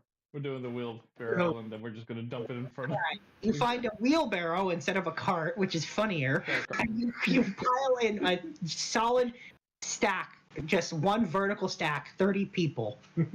Oh my God. Skip leg days, gentlemen. Very carefully balanced. Very carefully balanced, yeah.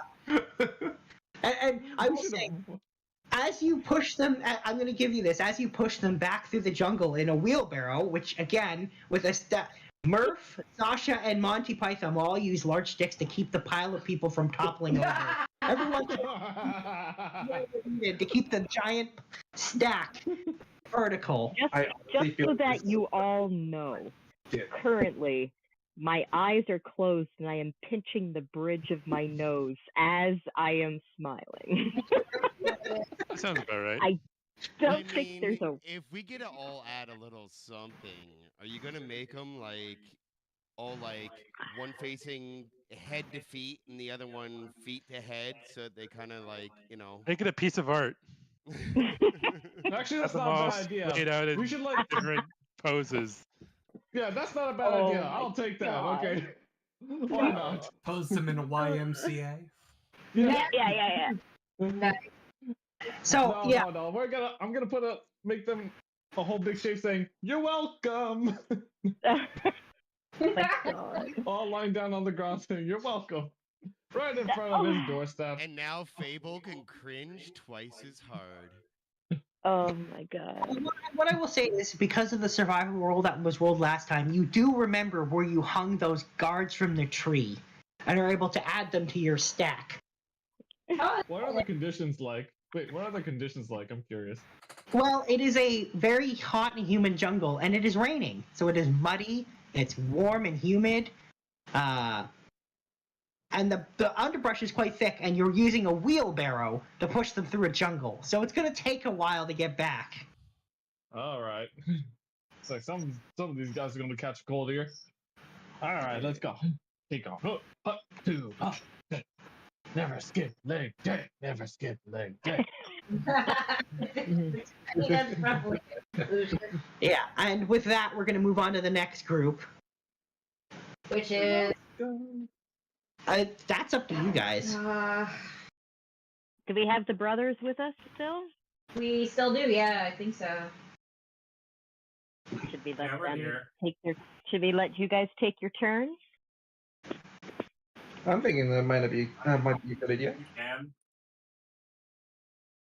I hear that as a yes. All right. Well, that sounds like a yes to me. So we'll move on to Ship Center at the port city and the group there. So if I remember correctly, that's Kieran and Anthos and Cinder and which Yuanti again? Just hard to remember which one goes where.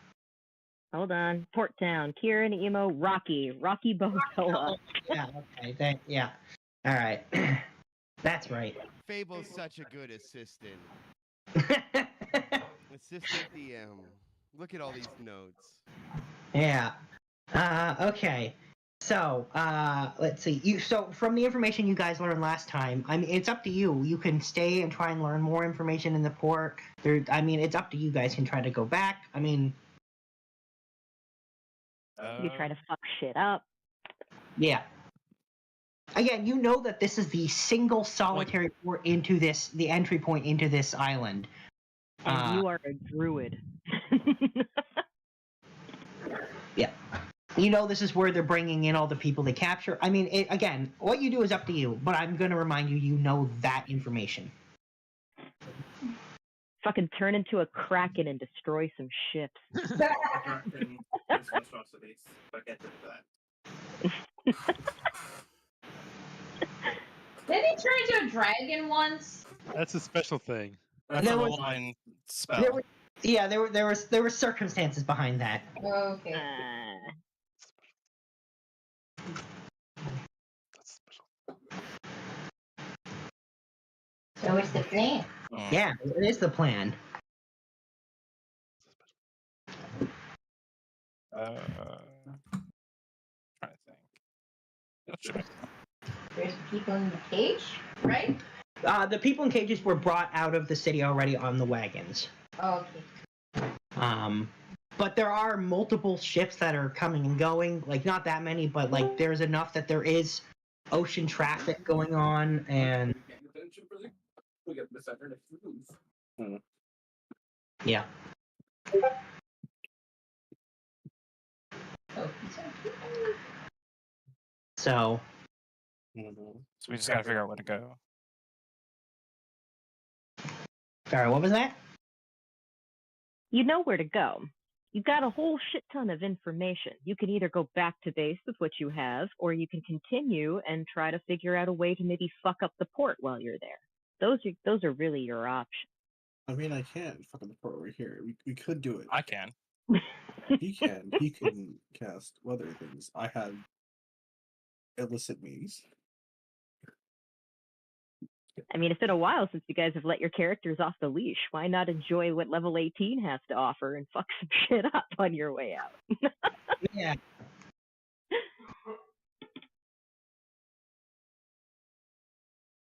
We're trying to be inconspicuous. I can be a Well, then spell. inconspicuously fuck some shit up. All right. Nuance fuck shit up. Well, I was just gonna make bombs, but yeah. You can do that, and I can mess with the ocean. All right, you're gonna mess with the ocean, eh?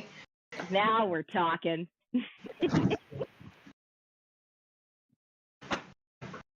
I would like to set charges on us. Did you say you want to set charges on the boats? Yeah. Okay, now we're talking. Please roll. 3 things we do. Yeah, stealth and sleight of hand as a start. Save some people. Okay. And don't kill them. That's a nat 20 and a nat 20. God damn. Holy fucking shit.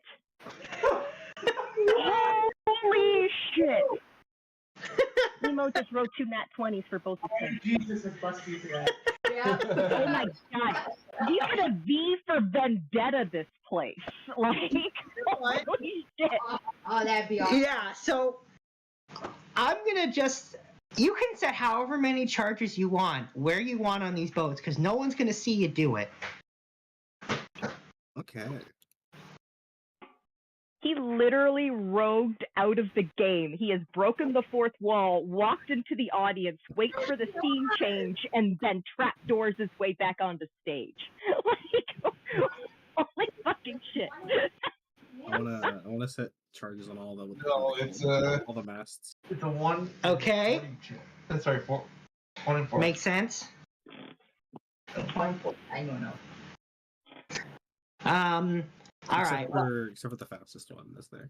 Oh, right. You did learn about the championship. You don't set charges on that, eh? No, we needed it later. All right. So you're choosing to leave that one intact. All right.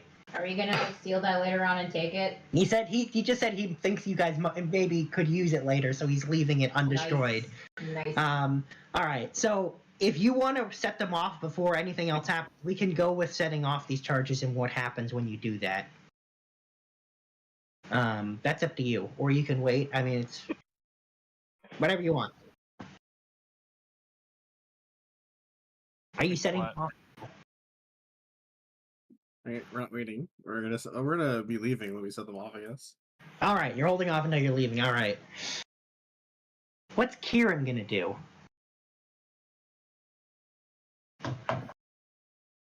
He's blowing up the ships.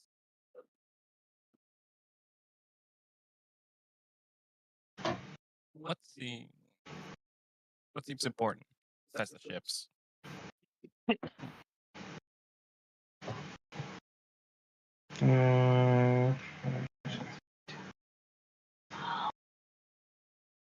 Well, I guess I can think of lots of things you could do. Wait. First, Like an Dungeon important Master, building.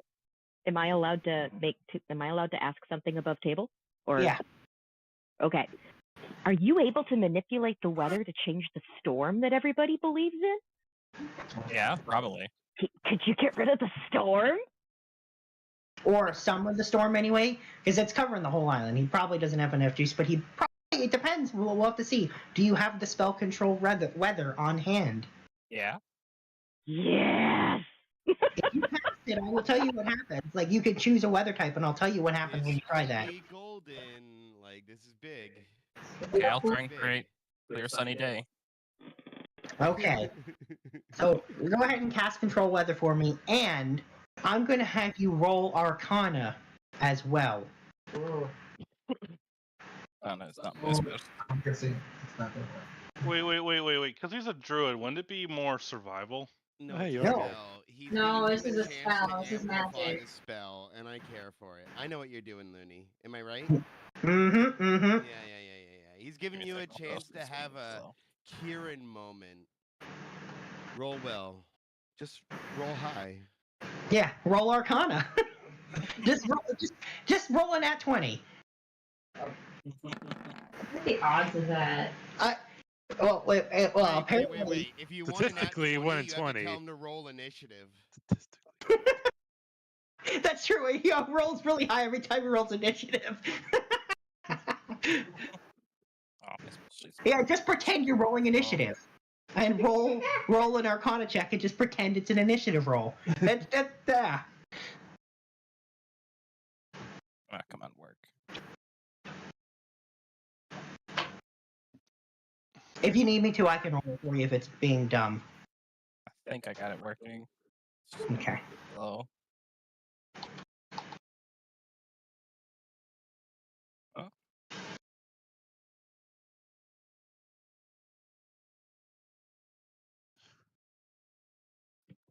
Oh. I don't know. Why is it running so slow? I don't know. Because Roll20 is definitely running, like, it's running well for me, and it's running faster than it used to because of the changes, though it seems like they broke sheets, so mixed bag there. But if you need me to, I can roll it for you. Yeah, I could roll it. It's not loading fast enough. Alright. And that's what I'll do. There's your sheet. So first we'll do the control weather, and then we'll roll the Arcana check, and we'll see what happens. Actually, your sheet's loading slow for me too. There it goes. There. Okay. Control weather. It's 8th level, if I remember correctly. Just control weather. I'm waiting with bated breath.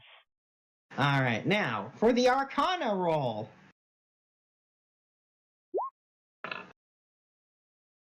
Ooh, that's a total of 10, so not the best. Does Karen have luck? Luck? All right, rolling it again with a luck. That's much better. That's 16. Considering you only have a 1 bonus, that's not terrible. So here's what I'm going to say. Yeah. You start to cast this spell, and it takes 10 minutes, so it takes a while. And as you're casting this spell, you know that control weather will basically, because you selected like a sunny day, for 5 miles around you is going to make that a sunny day. And as I'm going to say, as you're casting this, you feel some resistance from this storm. This isn't a natural storm. This is magical. Oh. And as you're casting this, you can feel like it's trying to push back against you, and you're able to force this through, just barely by the skin of your magic. You're able to force this through, and as you do, you find that the magic that's controlling this weather, you're able to push your magic into it a little bit. So I'm going to give you a 25-mile radius around you, not the whole island, but a huge section around the port. The storm is going to disappear. Fuck you, snake bitch. Fuck you. Second Anaconda. So you can still see out in the distance, you can still see the storm raging, but there's a huge radius around where you are right now, where it's a nice sunny day. Oh, Kieran, you are my favorite right now. Nice. I can't wait to see the suns when I get outside. It's gonna be so nice and pretty. Will that 25-mile radius affect any of the other locations that we're at? It will affect specifically. We will be able to see it. It's a sky, like Yeah, so I will say vision of, it like, will not reach the other locations, but it will be visible because it's a pretty big radius. Especially from if you go outside the Brugard Hatchery and the Town of Sadness and the Fortress are the closest, and will definitely be able to see this just giant section of no storm. Wait. Are our telepathic connections does that interrupt the magic barrier? I was just No. gonna ask the same thing. It does not. and It does not affect the magical barrier, but it does affect the storm. Fuck. Okay, that's fine. That's great. That's I was awesome. on the same page. I'm glad you asked. And yeah. Now, are you setting off those explosives? Because people are definitely looking around. Everybody in the port town has totally stopped and is staring up at this strange weather that's happening of not having any weather. Like no storm. It's very noticeable. Yeah, that's on emo. Yeah. Emo, or Anthos, do you set off the explosives? If we're leaving this area, yeah. But that's up to you. You can stay. What I'm going to tell you right now is, now that you've done this, there's definitely alarms are going off. People are, a lot of movements happening. People are now looking around at, like, clearly something just happened. The weather just instantly changed from being this storm that's supposed to be. I'm gonna explode things now. Yeah. So you set off all those explosives you had, and every ship in the harbor except for the one that you specifically chose not to put any bombs up explodes and starts to sink. There are explosions going everywhere. All the masts break, the holes spring up, they're leaking. They start drifting and crashing into each other. And in the matter of yeah, except for the one. So in a matter of moments, the entire dock area and port is just, every boat is just collapsed into each other into a giant pile. I have never been more proud of you two in my life. What if we You guys are the best. steal the champion boat right now? You're gonna go steal the boat. Okay.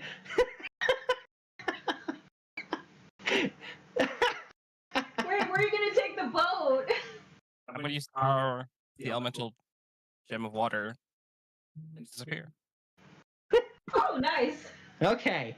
I'm gonna say you're able to make your way to the boat with the huge distraction without anyone noticing. And when you get there, there are just a handful of guards on this boat, and they're not paying attention to the thought of someone trying to come on this boat.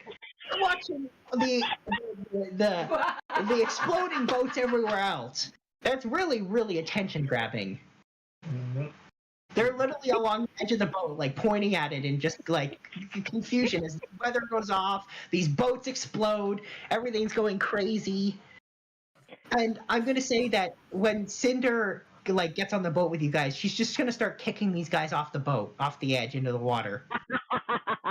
Bye. You think it's swim, right? Probably. Surely they can swim. Surely. You would assume they're sailors. They can probably swim. Okay. And Plus yeah, they're snakes. All snakes can swim. yeah, there's The that. answer is we'll find out. Yeah, I will say it doesn't look like any of them are drowning, and literally Cinder's just kicking them off the boat and being like, "Get off!" And she's gonna thank them for the gift, and then she's gonna turn to the rest of the group and be like, "All right, well, sail the boat," because she doesn't know how to do that. I think you can like. Oh, yeah. I mean, this is a huge boat too. Clearly, the crew for this boat is like multiple dozen people. Bucket magic. Yeah, I kind of figured that. I mean, you could just use the water sphere to like control the boat, right? I think that's what he said his plan was. Okay. Yeah. Do you take the boat out into the ocean? Do you bring it underwater? What do you do with it? You're going underwater. All right, you take their boat, the prize champion's Real boat, Davy Jones moment. and you start. There are some Yuanti you can see on land watching as the champion's boat just starts to sink underwater. No explosions go off; it just goes straight down. Oh my god, this is so amazing. And just disappears into the ocean. And with that, we're going to move away from your group, and we'll come back later. That was awesome, you guys. Epic. You guys are all doing so good. Truly, this is a round so of much fun. applause. Kudos. Really well done. Yeah, this is going far better than anything I could have expected. You all are just French kiss. All right, so what group do you want to deal with next? Who hasn't gone? Well, two cold group. So the ones left Oh, even is here. Jules and. No, she's not. That's why I was saying we can't do hers. Yeah. She's not No, here. but we can still do Temple Group, who's probably just reached home base. I mean, there's not much to do left with us. We're just running at this point. Yeah. I mean, that's you guys can go wherever you want. All I know is you left the temple on Gilg. And Gilg's back, yeah. Yeah. Yeah. Very specifically. Well, I mean, like. God, that's amazing. You get dragon poop on people. So I feel, even though you're not in the same place that everybody else is, as far as, your mission's concerned, that doesn't mean that you guys shouldn't have 20 minutes of an opportunity to play with characters. That's exactly what I'm saying. So where you guys go now is up to you. You are by no means being forced to go back to base, or you can go back, and we're still going to spend some time there dealing with you if you guys get back first. I mean, it's really up to you where you go. You're on Gilg's back. He can move pretty quick, so he could take you somewhere else. Let me see that map again. I can re-pop it up on your screen, but it should be the top thing. It's called crude map. Yeah, it should be the very top thing in your journal list. It's called crude map. So we're at the temple. Mine is like north from the temple. Oh, there it is. Yeah, okay. Hell, here's an option. You guys could totally set a trap because they're probably going to try to chase you. It's not like you guys hid your trail. If anything, you can make a very obvious trail and set a trap for them on the way. Temple is the one down in the bottom right. Yes, you guys were in the bottom right at the Temple of Anaconda. And which one is the prison? Is that the one in the middle? That's the fortress. The fortress is that's where Colin was, the one in the center. Where's the prison that we started from? the prison that you started from. Like you started That from wasn't a prison. That was the temple we started. No. I think he's talking about the base. That's the base. North of you. That's the diamond mine at the very top and directly above the temple, like on the other side. Oh, there. Okay. Yeah, that's where the diamond mine is. Where Mr. Yuanti has a prison filled with captured prisoners, but it's a mine that he's kind of making do with. Alright. Well, since there's two things on the way back, we can have Gilg like fly over the snake serve of the fortress and see what's going on over there. I mean, that's up to you. So Snake Serve's the capital. That's up in the mountains. Wait, so is that where all of the explosions just happened? No, that's the port. Happened at the port. That's ship center on the left side in the center. That's where all the explosions went. So you're too far to see the explosions, but you do see flying. You do see the weather. And I'm going to say about the time that you're flying around, like you're leaving the temple and you're kind of in the air, I will say it's about that you see this big area of like a sunny day just appear where there would be storms normally. Okay, so basically, it's what you're saying are the two things that are on our way: the fortress and the capital are the two places that haven't been visited by the other groups yet. No, they have been. Well, Cole's group was at the fortress, and Fable's group was at the capital. But nothing of notice happened that we could see in the sky. Nothing that you have noticed that you can see in the sky. Everything's happening at the same time, kind of. Everything is happening. Yeah. You got to keep that in mind. We also see the giant Fable image, though. We do see that, right? If you get closer, I mean, it's not so big that you would see it from way in the sky at the temple.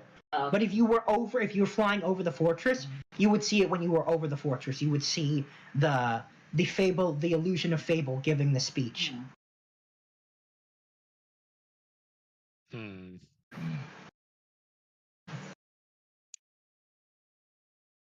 Well, we are going to want to land at some point that's not near the mine, so they don't figure out where we're going. Exactly. But where should we land? What's underneath us? It's mostly jungle, right? It is mostly jungle. I will say, as you're flying, you see occasionally like a very small settlement, but it's mostly jungle.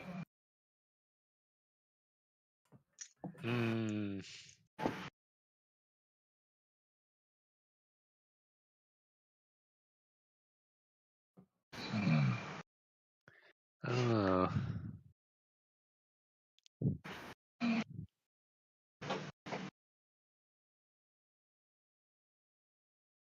And how long would it take us to walk, depending on to walk back? It's going to take a couple days. Yeah, but so say like we can fly as far as the fortress and then land, and then how long would it take us to walk from there? The fortress about a day. It's about half the journey, so it's about a day of walk from the fortress. Do you want to go to the fortress? Because I mean, we'll land somewhere in the jungle, like nearby. Okay. We'll have to force Gilg to eat cake again. Yeah. Oh, he's gonna love that. Eat it, Gil. I just imagine them like putting cake down like into his face and like trying to rub it into his mouth and him resisting. I mean, we could just ask him to say something, and then we'll just chuck the cake in his mouth.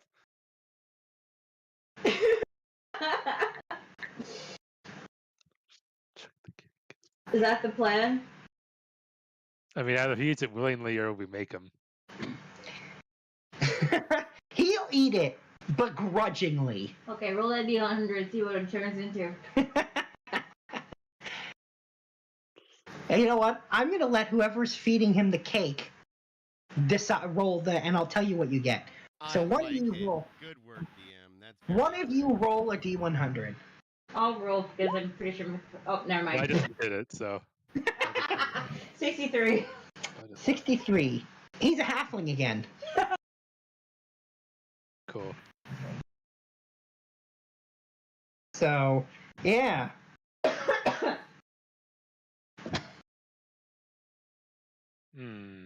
Okay. And he's about as happy about it as he was last time. Yeah, that sounds about right. It can't be helped, Gilg. They'll recognize you when they see you. He'll actually have a bit of a plan to make a false path. Oh, you're gonna make a false path, are you? Well, go ahead.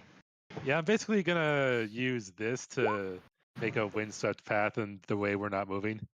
All I see is a dexterity save. Underneath it should say whirlwind. It's the spell whirlwind, basically. So I'm basically making a cyclone and making it go that way so that it makes a path of like stuff that's knocked over and all that crap. Yeah, no, I get what you're going for. Basically, it looks like we're someplace a dragon would have landed and walked that way. You know what? That's I will give you that's very clever. Mm-hmm. And 100% you create a path of basically destruction of the jungle, which looks like I mean a dragon could definitely have pushed through there of one of guild size. And Right, we're going. We're gonna send it.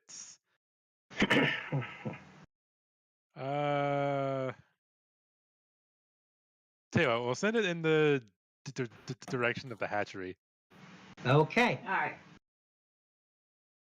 And then we'll walk towards the fortress to see what's happening there. Okay. Sounds good. All right. So what I will say is, when you get to the fortress, there is a commotion going outside.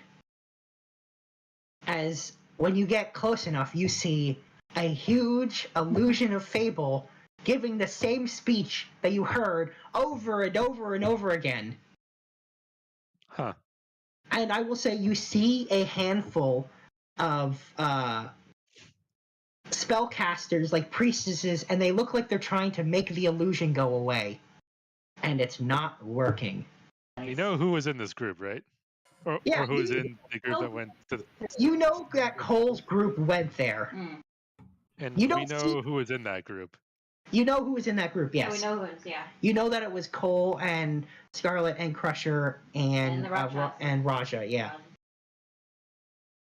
Soon you will be free to expand and adventure. Yeah.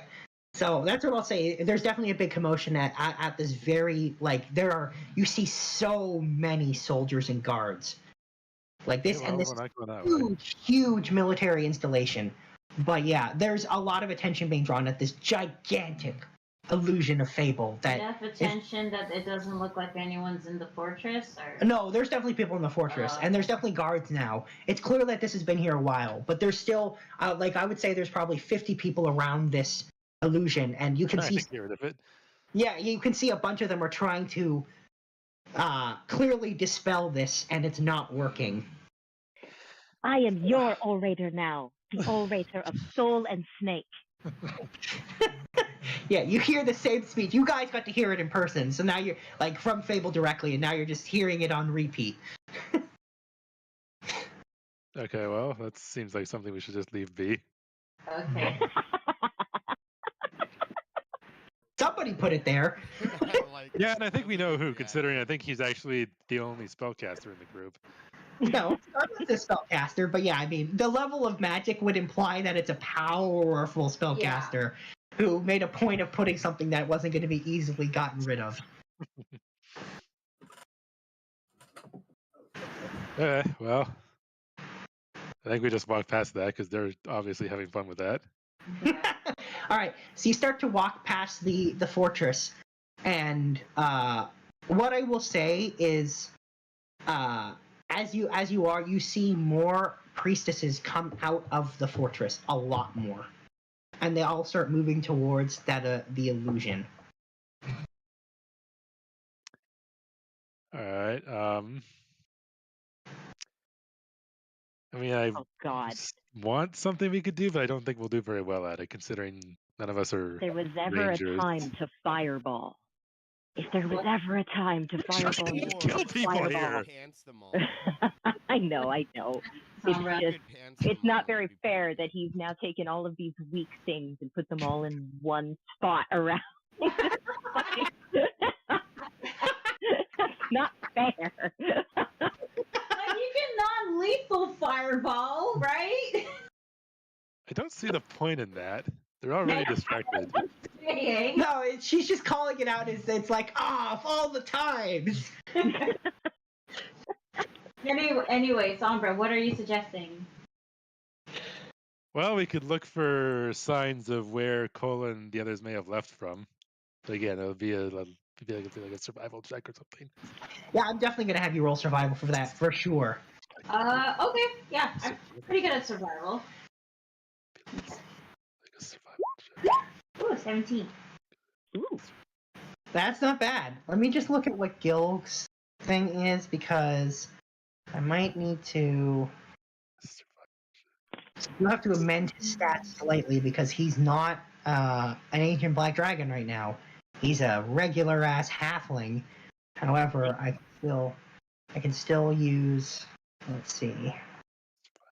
I'm looking at his thing, so I'm gonna roll for Guild here, and then I will roll for. I believe you had Coca Cobra with you, so I'll roll for her. Let's see. Yeah, okay. This is Guild's Wisdom. Well, that's a nat one. He's really out of it right now. He is just so fed up of being not a dragon, and he got to be a dragon for like 5 minutes, and then he was made to eat cake again, and he didn't even really get to do anything fun, like... No way. Yeah, not his favorite day. He's having a hard mental moment right now. He is having a very hard mental moment. I feel bad. It's funny though, but I feel bad. That's okay. The first chance he gets to actually let loose, he's gonna break some shit. Okay. And now... Sombra, are you rolling survival? Nope, I didn't get shit. Wow, Alright. the blind guy is good at survival. Oh, Jesus. Oh, shit. Oh.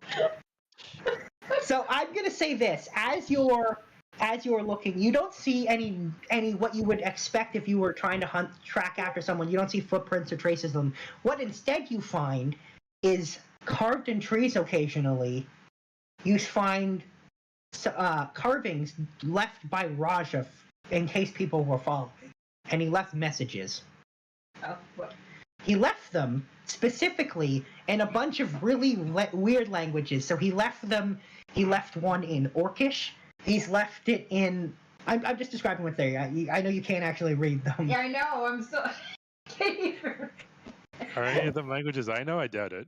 There's Orcish. There's Primordial. He left some in like pictographs. Okay. And well, I guess... And he drew literal, like he drew one that again it kind of looks like pictographs, but it looks like hands, like he somehow found a way to write sign language on a tree.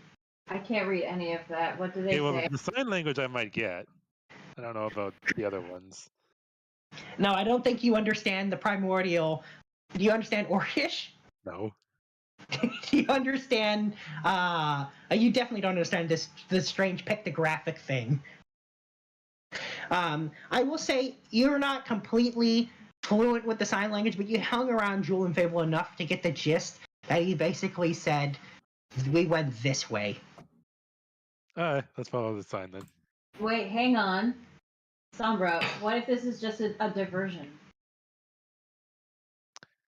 I don't think you would have gone to the trouble of writing it in these languages that they likely won't know if it was a diversion.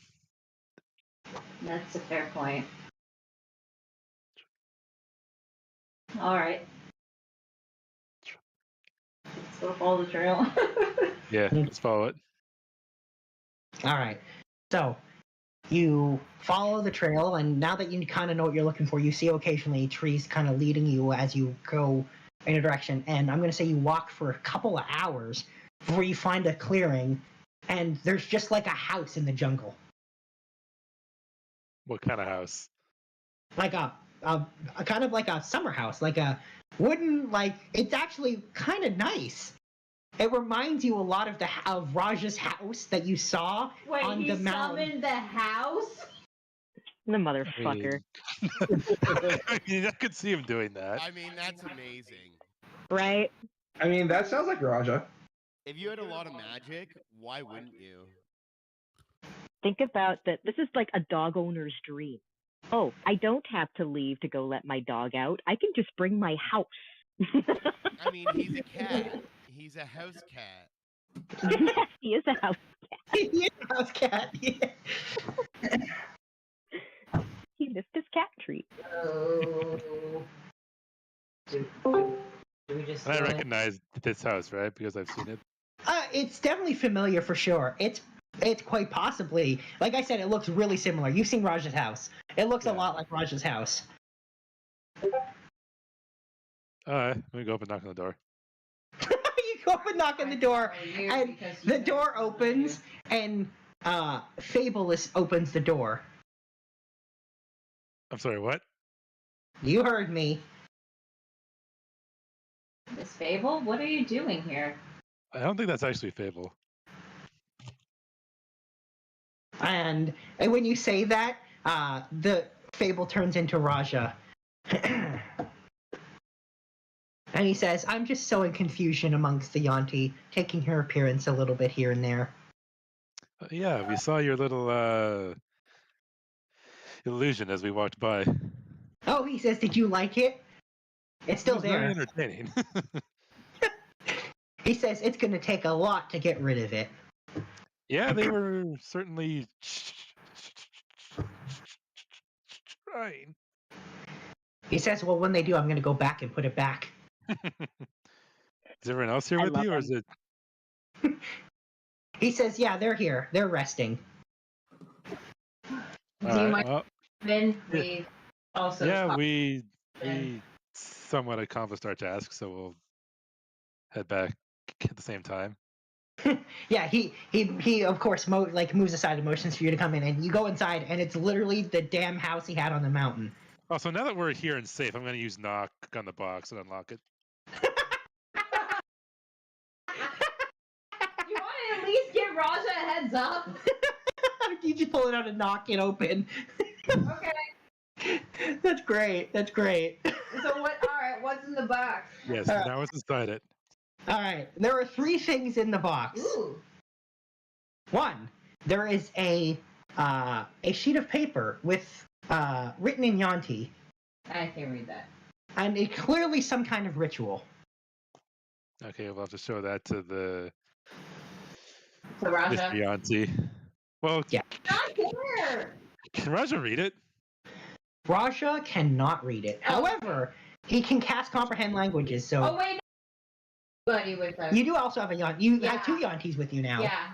That's We'll just- true. Yeah. Yeah, okay, well, let's just ask one of them. Have him save his spells.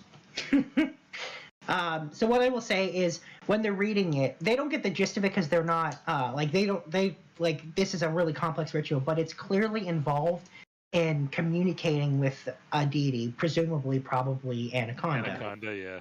I will point out, if there was a role involved in that statement, that I sent them with Coca Cobra, who is literally my #1 spellcaster and ritual in this kind of Yeah, shit. so That's what I why will I say- sent them to the temple. Yeah, so she's again, Coco Cooper has never seen this ritual, but she's just straight up saying this is definitely for communicating with Anaconda. All right. And it's more complex than would be like you could just like if you had a connection with a deity, you could probably reach out to them with something less complex than this, which implies that this is more than just base communication. So this is basically just this is the phone number to God stuff. Basically, and then some. It's more like a video call to God. Oh, okay, so I can Zoom call gods. Okay. I'm picturing a hologram from Star Wars right now. Yeah. So what are the other 2 things? Yes. What else is in there? There is a framed photo of Cucumber in there. Yeah, not surprising. Signed by him. Oh, so she's a fangirl. Okay. No, it's signed by him and everything. Fangirl. Like, and it's the kind of photo you. Well, yeah, I was gonna say it's a photo you wouldn't give someone you weren't intimate with. Let's say that. Oh, so they were. Oh, for fuck's sake. Okay. So wait. All right. So is it like it's a nude picture? It's a Oh, yeah. nude, Oh, yeah. It's a fully nude. Oh yeah. Sure. Yeah. And 100%. autograph your own nudes. What the fuck? Who does that? Someone who's Lots of very people. vain. They don't have phones to hide their dick pics. They have to hide them discreetly. And what's item number 3? There is a strange green and black and purple crystal in there. Huh. Is there a way to determine what it is? Roll Arcana. Do I feel any magic coming off it? Oh yeah, big I time. imagine I do, yeah. Hence the Arcana roll. I don't have any bonuses for Arcana. Do you want to do it, Sombra? You can both do Well, it. I am the sorcerer. Although... You can oh, yeah, both- sure, I'll do that. I'll help him to give him advantage. Oh, never mind. Got it. All right. So what I will say is, you don't know what this is for exactly, but this is definitely got the vibe of the magic that you've gotten from some of the Yuanti priestesses. Like, this is definitely something important. And actually, I'm going to say one step further. You're pretty sure that whatever this is, it's the thing that was really the important thing in the box. That the other two things, like, not saying they're not important to the High Priestess, but this is the thing that's why there's an alarm on it. Question: if I give him the help action, and if he rolls higher, If he rolls a lot higher, like really high, see if we can like roll higher, 20 to 1.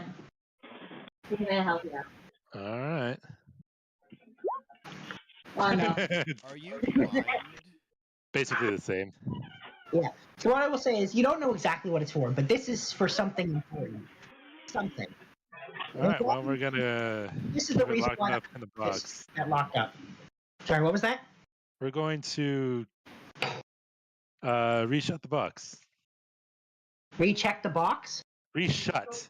Oh, reshut the box. Just say close it. Yeah, okay. Lock it back up. Yeah, okay. Okay, you know what? The C sound is harder for me to say than reshut. Okay. Yeah, that's fine for sure. You put everything back in the box, and you've got that box now, including, like I said, you've got the basically the Zoom call god, you've got the strange crystal, and you've got the signed nude of Cucumber. This is very distasteful.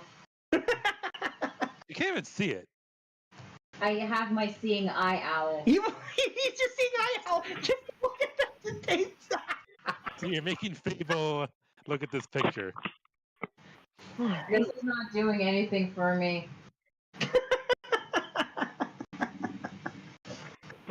Oh my gosh. What kind of person would sign? Wait. Oh wait, I have. Never mind. I mean, you're kind of looking at someone else who might do that. Okay, I had to walk away from the microphone for 2 seconds. What did I miss? Oh, I think you picked the bad time to walk away. I'm sorry, there was someone at the door. But last I heard was it was Sylvia. She was dropping off my makeup bag. I left it in her van. Okay. Rando. That was in Got it. So, autograph. Last I heard was that the crystal was super important. Oh, okay, yeah, that's what we got. Okay. Yeah. And then I said that the nude was distasteful. So Ambra's like, "How can you see it?" And I said, "I have my seeing eye owl." So she's making Fable too. Look at this nude Yuanti. Oh, for fuck's sake! That photo, by the way. What? I have plans for the photo. Why? Has anybody asked the Rakshasa maybe if he knows what that crystal is? Yeah, let me check what kind of Arcana stat he's got. Let's see here. Or the dragon, even? Oh, Gilk's terrible at this. He's a black dragon. This is not his area of expertise. Oh, right, that's true. Raja is good with his Arcana. Oh, let's see here. He has an Arcana bonus of 1. Oh. The same thing anyway. Yeah, he's very good at deception, extremely good at insight, but this is not Arcana is not actually their thing. Does no one have identify? No. No, he doesn't have it. Raja doesn't have it, and Sombra doesn't. Let me just No, I check. don't know that. You guys I'm pretty sure never bought Coca-Cola. scrolls? Like, you're infinitely rich and you never bought a scroll of identify? I mean, we've always just had Freezy to identify our stuff for us. At least Jewel has all her What? scrolls. What about? It's your aunt though that did the identifying. It's fine. It It's fine. What about Coca Cobra? No, she doesn't have. She has lots of spells, but nothing like divination is not necessarily her strongest suit. She's got more the "I'm gonna fuck with you" kind of spells. That's fine. Then it just will have to be identified when we get back to base. Yeah. I will say both Coca Cobra and Raja will confirm that whatever that is, it is seriously. There's some serious mojo going on with it. Excellent. I would almost, above table, recommend putting that thing in a lead box or something. You guys got. Well, it's already she in a might be looking box. through that. It is already in a box, but it wasn't a box necessarily meant to hide it. I don't know, but it would be good to make sure that it is in a box that hides it. At least till, because right now, I'm seeing bait. I'm seeing the best bait that we're going to find on this godforsaken place. And I want it to appear and smell delicious exactly when I want it to appear and smell delicious. So, do we have anything like that? well, you are in a Rakshasa's house. Yeah. For sure. He can whip up a box that will prevent... Oh, wait. I realized so many things. Does that include boxes? Let me see what the robe has. Because I got that from the carnival, I remember. Yeah, so the robe of many things probably doesn't have like a lead box, but it could be. I can't remember. It's got a lot of stuff on it, that's for sure. Yeah. Let me see here. Because I said you had one of everything on it, so yeah, pretty much. It has that. Silver coffer, iron door, wooden ladder, riding horse, a pit, in a rowboat, spell scrolls containing a spell, 2 massives, a window, and a portable ram. No lead boxes. Oh, I have no lead boxes. All right, so we're just gonna have to ask the.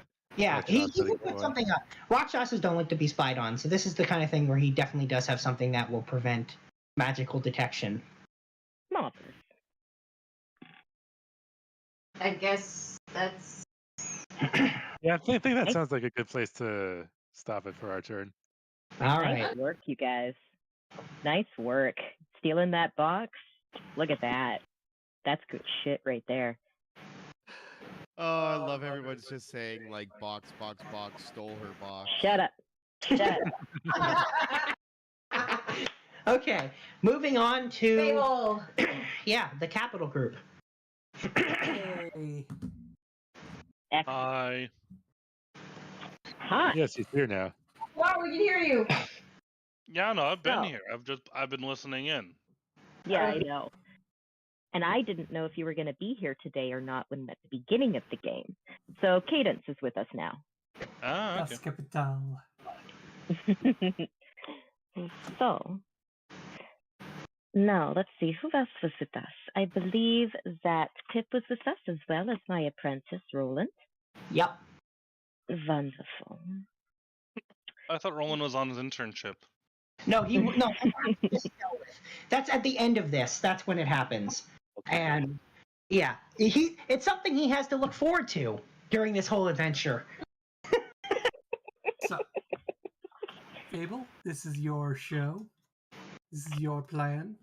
Actually, everybody give me 1 minute, sir. I'm just going to quickly go turn my barbecue on. I'll be right back. Oh, that gives you time for playing. So, last time we left off, we were learning about how the government system operates from the Yuanti that came with us, who was Rumpelstiltskin. And they were informing us that they operate from a small council that incorporates representatives from different parts of the island, as well as different priests and priestesses. A balance of power through money and power through religion. So, the temple happens to also be where the government headquarters is, which they think makes it safer.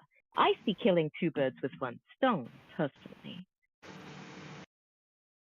I would love, if we could, to infiltrate through the temple side of things, due to the fact that I've been studying Anaconda and the way that her priests work and the ways that her religion works.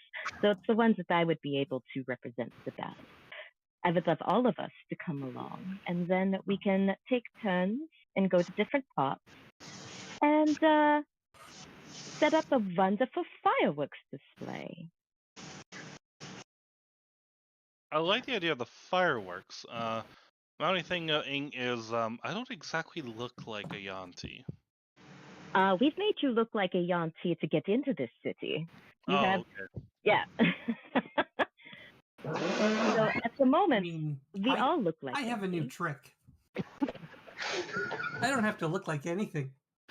Oh yes, you can turn. Yes, that's right. So I can take the image of the priestess with my disguise, with my hat of disguise. The Roland and Corval, you both could be either my guards or my assistants, or however we're going to need this to work. And Cadence can be. Hasn't seen the High Priestess. I have not yet. No, we're going to get there. I'm saying you can't take your image without seeing her first. Of course not. That would just be foolish. Besides, the High Priestess isn't even here. I would need to take the form of just a regular priestess that would have enough credentials to get me to where I need to go. That is easy. There are priestesses you see around the city. Exactly. I'm going to need her clothes anyway. And the clothes of whoever happens to be by her. Cadence, if she stays invisible, she can be our trump card, so to speak. Does my mind meld not work even this close? No, not at all. Now, to be clear, it is invisible for 1 minute. That's it. For 4 key points. So we're gonna have to do something better than that. I mean, I could keep blowing key points. I also have a pretty decent stealth roll. Angel, can you make her invisible for longer? I was gonna say, I think Stefan has a bag of scrolls. I got this covered. There is a bag of scrolls, yes. I do have that drive open. Give me 5 minutes to open that drive. It is worth pointing out, though, that minutes to open a drive? Empty Body does not say that I become visible if I start punching things. That's ace in the hole, so then It just says you become invisible for 1 minute. During that time, you have resistance to all damage, but force damage. That's it. Yeah, It doesn't say you become visible if you attack. What it gives you is the invisible status condition. So I'll put invisible up because there is 2 types of invisible, by the way. There's invisible and there's greater invisible. Greater invisible specifically says you can. If you're just the invisible condition, then like she can still remain invisible when she's attacking. Because like it doesn't specifically say that you're not become visible. It's not the spell invisibility. It is just you are invisible. You know, I'm looking at the invisible condition, which I'll put in Discord for us here right now, and I'm not seeing anything that says you attacking breaks it. So I think it is greater invisibility, basically. So it's combat. Because it doesn't say. It doesn't say. Give your opponent disadvantage for combat. That's what it's doing. Yeah, basically. Yeah, right. Invisibility effects that wear off if you attack say so, basically. Yeah, that's why I was. So I have 2. Okay, so apparently I have 3 level 2 and 3 level 3 invisibility scrolls. And then let me open up the description of the invisibility spell because I need to confirm the duration. See, if we're not planning on getting into a fight, then I can just use the. So invisibility lasts up for its concentration, and it's an hour, up to an hour. All right. Corvo just hands Cadence some scrolls here. read one every hour. You'll be fine. Thank you, Angel. Now, the question is, do we want to try to do this and get our uniforms and our personas under cover of darkness? Or do we wish to try to scout out the city during the day and take our chances on being here longer? I feel that with this many eyes, staying undercover is only a time crunch. The fact that there is a curfew, wouldn't moving around the town during the day be easier? Yes, but also less fun. And hiding our intentions would be more difficult. I would very much be curious to see who is patrolling the streets. If we can get our hands on a couple guards. Exactly. Do they have if we can get bathhouses? If we can get our hands on a couple guard uniforms and a couple priest uniforms, I think that's Sorry. I think that's all we will need. And then we can start acting immediately, exactly when they wouldn't expect us to try anything.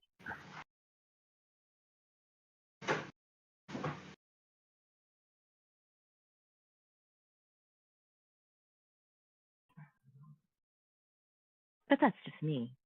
Thinking. That's just me thinking out loud. I like this plan. Let's do this plan. Right on. Stealing things? I don't have any experience with that. No. Besides, and Fable gives Corbel a kiss on the cheek. With you by my side, I'm invincible.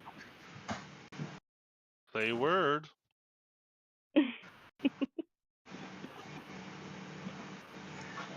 All right then. So it sounds like you have a plan, and you're going to attempt to steal clothes potentially of whoever's patrolling the street. So you're going to go out in disguise. Yes, first of all, from our window vantage point, can we get an idea of what patrols look like from the street? Absolutely, you can. So each patrol has a priestess. However, they're not like the regular priestesses. They're very specifically mostly snake priestesses. So they have snake bottoms, snake heads, and just human torsos. And they are large too. Like they're bigger. You see that like with each of those priestesses are 5 Yuanti that are like Mr. Yuanti. So these are upper caste, like the highest caste of their society. And go ahead. Oh, I was gonna say, so if each high priestess has that guard, then if a high priest had anything less than that, that'd be suspicious. Yeah, and very specifically, these are not humanoid guards, right? These are monstrosity guards. They don't count as humanoids because they are far too big and they have those big snaky bodies. They're not like those bird people. They're not like the ones that have like that are humans, but like basically snake people. These are like Mr. Yuanti, so a full huge snake bottom, and then a human and head. I am going to ask Rumpel a question. Okay. If this is who patrols at night, where do the weaker ones that were patrolling during the day go to at the end of the day? Presumably some kind of barracks. And you wouldn't happen to know where those barracks are, do you?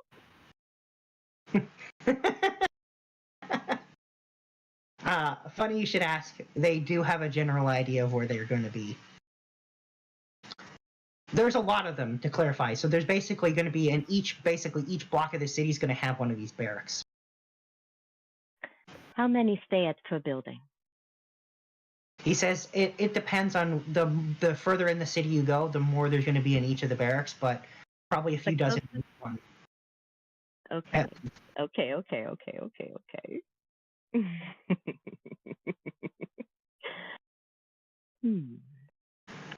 So, you're telling me that right now there is a building with just a couple dozen of these of basic level soldiers that are currently sleeping, thinking that they are okay. Yeah. Perfect. Let's go there.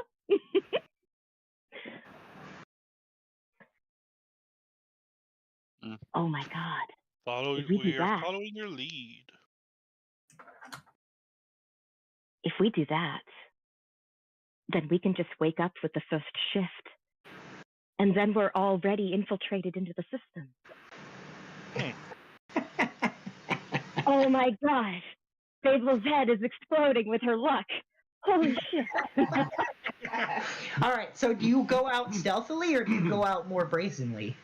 Oh, we're stealthing the shit out of this. We're Batmaning our way over.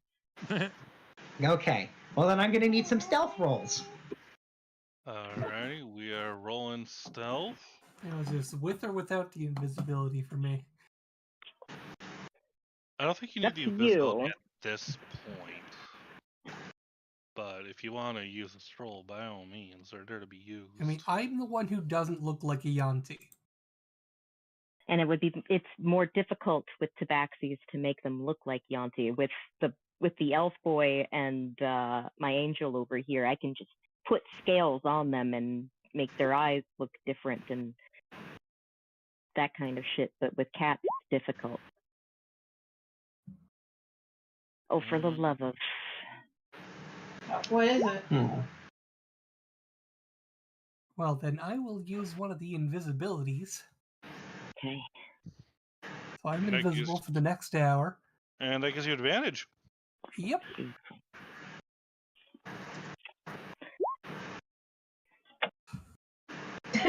Same number. Same number? Yeah. 21, yeah, she got 21, 21. Amateur. Yeah, well, I'm not a rogue. I know. Snake Spear got a 16. I'm having a hell of a time getting my character sheet to open up again. If you need to, I can roll for you. I do know that Fable has a scroll, at least one, of Pass Without a Trace. Do I? I would have made sure you do. It's a part of, key. For when we're not around, I want to make sure that you have this. Yeah, I don't have that one. I've got Wrist Pocket, I've got Pulse Wave. If the but- dungeon master allows it, I would use Pass Without a Trace. I'm just saying, the two cats, there's no way that Jewel, You don't. if she has the scroll, she's not going to let Fable not have the scroll. I will say, based on the rolls I'm seeing, what's the lowest roll? Because I have to roll. Hang on, I'm gonna roll Fable now. There's I'm at a 16 with William Shakespeare. Yeah, see, you don't need a Pass Without Trace. So I got two 16s, a 21, and a 26. Okay. Good work, Why the fuck won't my character sheet open? Roll 20s being an ass. Yeah, I don't know. Roll It's kind 20. of been a theme all day for everybody. That's fine with my sheets. I think. I had it open very recently, and then all of a sudden it closed, and now it won't open again. Oh, did you pop it out in a separate window? Because you can't open it if you popped it out in a second window. It looks like it closes. I don't know what that means. Not using a computer. I don't think she has that ability. I No, she- am using a No, she computer. is. I know Are for you? a fact she is. She just got a new That's computer. why I'm so new at this. So, I suspect that's what you've done and why you can't get it to open now is because you've popped it out and there's a pop-out button. And if you pop it out, it creates a If you did window. that means it's a new Might be in a separate Just try window. hitting Alt tab all by Tab, itself. And if you press and hold Alt Tab, it should bring up all your windows that are active. And then every time you hit Tab, it should go between the different windows. That's the easiest Alt Tab way I can isn't tell doing you. anything. Windows tab? I don't know then. Alt Tab would have brought it up if it was open. Yeah, I was gonna say if it was popped out, so it could just be acting up. I don't know. Roll 20 being really janky today. More So- so than usual, you mean, right? Yes, more so than Like super janky. tons of sheets are broken and just returning like incompatible string and stuff when you try to roll off of them. It's really Yeah. weird. So I have to take a look at what the hell's going on if there's Funny, anything I on. just made my sheet, so it's not like it's old sheets or All whatever. right, so I guess we can just say thank you, Elon Musk, and move on. Okay. Either way, you guys rolled stealth. You are undetected. There are patrols going around, but they do not spot you as you sneak through the streets. So, I'm going to ask Rumpel, where are the sleeping quarters in the building? Usually. He says the entire building will be sleeping quarters, and you get what he means when you see it. What you find is inset into the ground, a relatively small round building. So it's underground. Yep. Or it's not entirely underground. It's like half underground. Like it's inset into the ground as opposed to being set on the ground. It has basements. Is there a way with the design of this building for me to paint a door into a room? He says you can paint a door, but it's one big room on the inside. He says the guards are going to be sleeping in a giant pile. You don't sleep on beds? No. Back to the pile. Yeah. If we just pour our crotch over the pile, then everybody gets. No, they have to consume it or have it injected into them. Just pouring it on them won't do anything. It did it one time. One from staff poured the whole bucket over himself and knocked himself. Do they sleep in their uniform? Mm-hmm. Yes.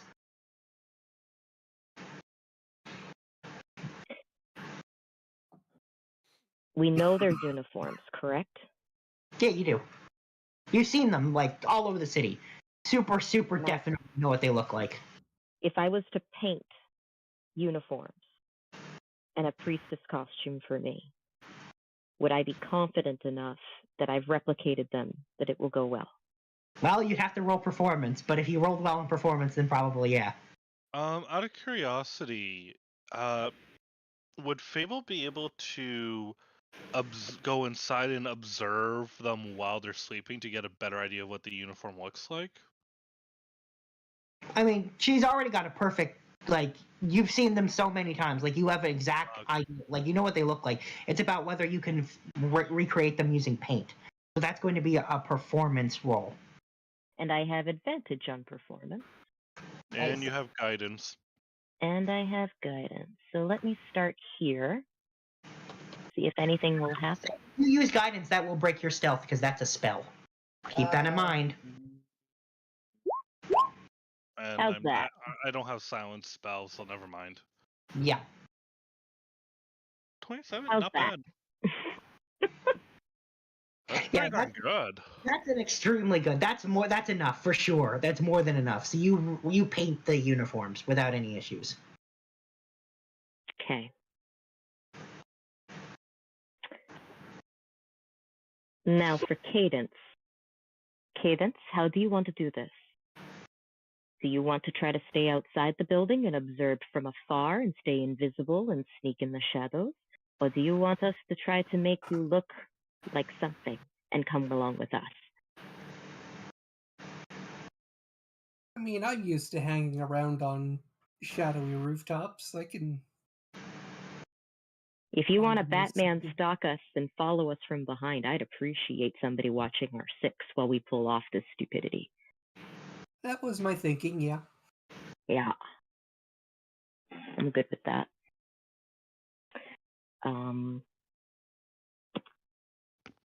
So before we leave Cadence on her own, I'm going to make sure that she has everything she needs, that she's good with potions, with scrolls, with everything that she needs to be independent, and that I feel confident walking away. So you've updated your health potions up to 10. You're good. I mean, I can do that. I'm also going to give her a couple sending scrolls from past, and we're going to make sure that she has some cake so that if she needs to change race because they're following a tabaxi, she's covered there. Yeah, I will say, the sending scrolls won't work right now. Exactly, but if we do take down these towers and she gets separated from the group, I want to make sure that she's good. Actually, yeah, I don't have okay. a thing for health potions. Well, you've got 10. You've got 10. Yep. Okay. Okay. You know what? I'm also going to leave Hamlet with her. Oh, all right. My dear sweet Hamlet, please watch over my sister. And I'm going to give him a kiss on the nose. Yeah. Which of the pocket creatures is this? It's a squirrel. It's the ogre squirrel. The ogre squirrel. Okay. The ogre squirrel. The ogre squirrel. Okay. Boys are in their uniforms. I am in my priestess garb.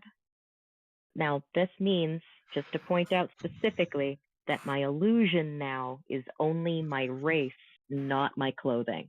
Right. Yep. Okay. Now find some nice, hidden, secluded place to watch from the distance until I see you guys leave. And I've seen you in your costume, so I know what you look like. Yeah, you've seen the specifically it's not the outfit, it's whatever she made herself look like physically, like the whatever Yuanti face she's put on, basically. Mm-hmm. Which is basically generic Yuanti face but I want to make sure that, considering what I've seen, that she's attractive in their culture. I want her to be pretty to Yuanti.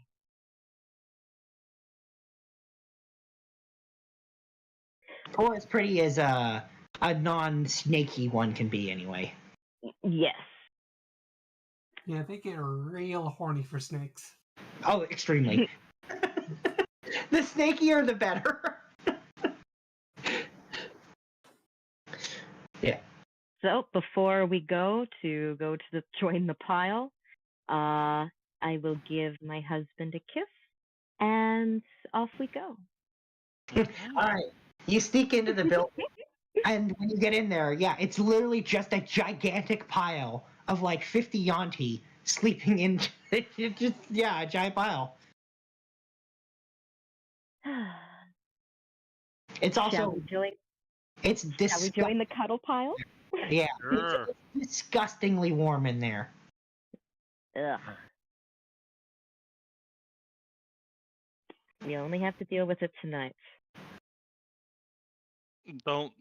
In my mind, I'm just thinking. Don't think of all the dead skin that's just gonna be lying around everywhere.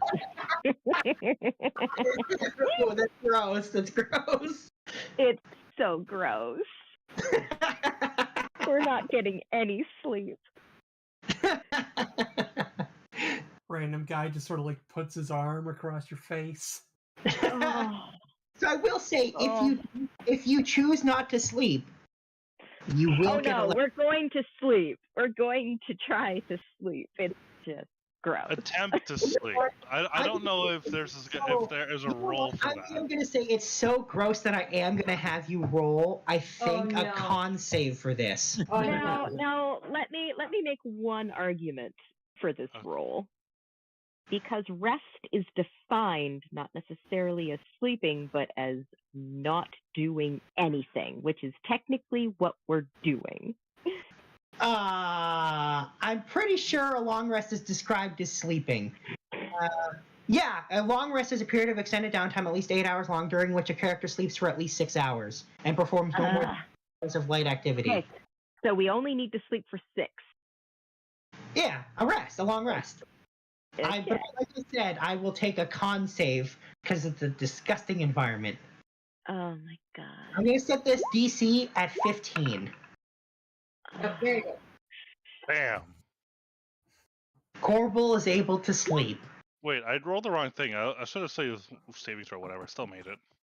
Fable is able to sleep. Yeah. I'm gonna roll for Pip because your Yuanti can sleep easily. This is nothing for him. Oh, okay. The environment isn't unpleasant to him. He's used to this shit. Yeah, he enjoys the humidity and the heat and whatnot. He enjoys that. Gross. I mean, snake. Yeah, This is just curled up on a rooftop somewhere. Out in the nice cool air. Yeah, and now I'm gonna roll for Pip. I'm gonna roll for Roland, and we're gonna see how they do. Pip gets some sleep. Roland has 0 bonus to his con saves. He's rolling this straight. Oh, jeez. He gets not a wink of sleep. Oh. I will luck that with because I still have luck from the night before. Roland doesn't get any sleep. Oh. Thanks, kid. Shit.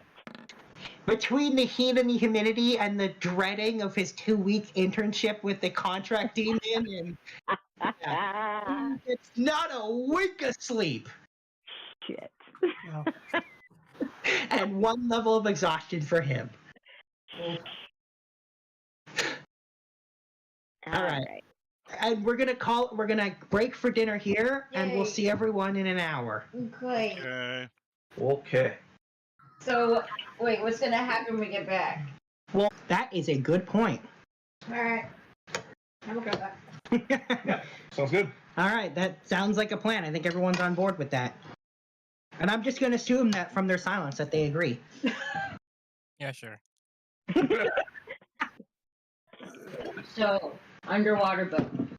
Yes, you guys are now underwater with the very damaged port and all the wrecked ships exploded above you while you stole the prize ship and went underwater. What do you do? What does it look like down here? What's going on? Out of the current.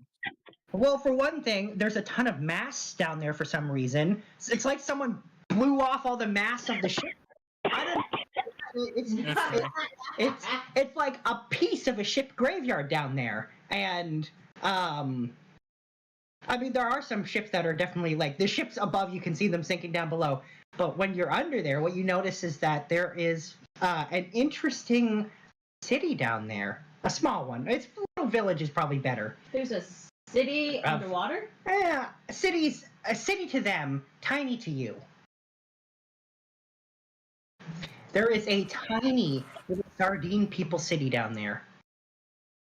Sardine people, correct. Like the tiny little fish. And they are packed in there. Like I said, city for them, tiny for you. Packed like sardines. Are they like Tritons but sardine people? Basically, but they're super okay. tiny. They're super tiny. I'm trying to picture in my head,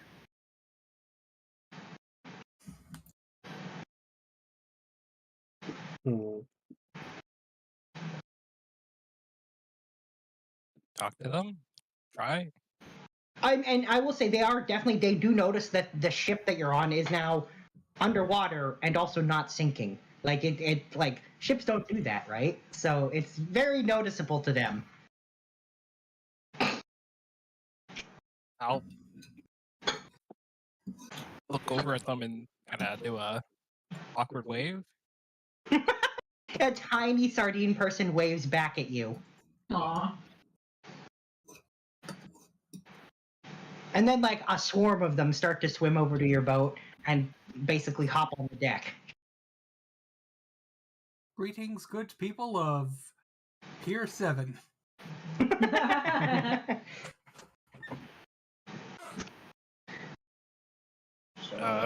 Hello. Do you happen to speak Triton? Or I guess Aquatic? No? Are these the Knights of Sardonia? No. Oh dear. That hurt. That hurt me. I got that. Yeah, that was bad. That was bad. Okay. Well, I guess you try speaking to them in common, and you're not sure if they understand, but they at least definitely understood that you said hi. And then one of them comes up to you and starts gurgling to you in Aquan. Do any of you know magic for this?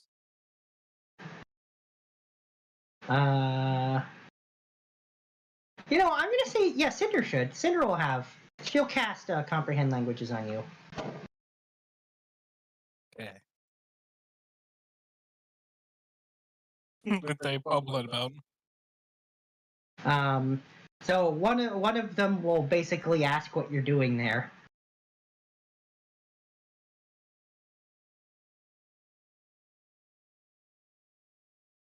Oh no, are you with the auntie?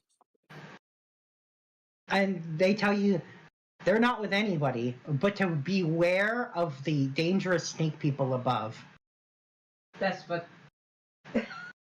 That's the people I was talking about. I also stole their ship. Fucking with them.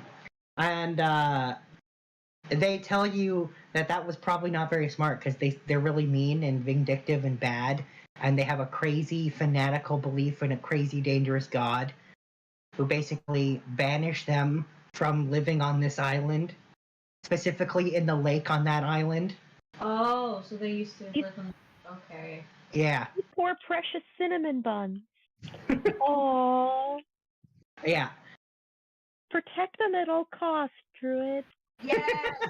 Yes.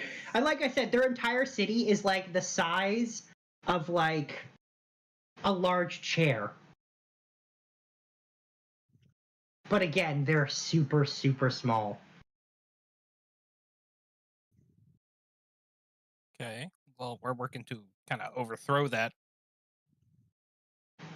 Their society. Kind of overthrow? Is that the word? Yeah, probably. Yeah.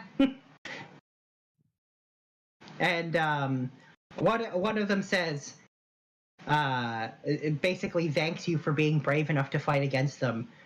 And again, warns you of the danger. And a tiny, tiny sardine person stands up and holds up the tiniest little harpoon you've ever seen. Like it's like a toothpick, basically, and pledges their spear to your cause. Oh, that's cute. Oh, thank you very much. Very much appreciated. Do you know how to navigate these waters? Yeah, they tell you they can absolutely navigate these waters. And they tell you that the crazy storm of the crazy evil snake god lady doesn't do anything underwater. Is the tiny sphere magical? Yeah. Is the tiny sphere magical? Who could say? Oh. Do you know a place where the snake people don't really show up ever? He tells you that pretty much the water around the island, underneath the water, is basically free of them because they don't go down there. Except for in this area. Sometimes. But not even very much. They do a little bit of fishing sometimes, but they don't really go underwater. Okay.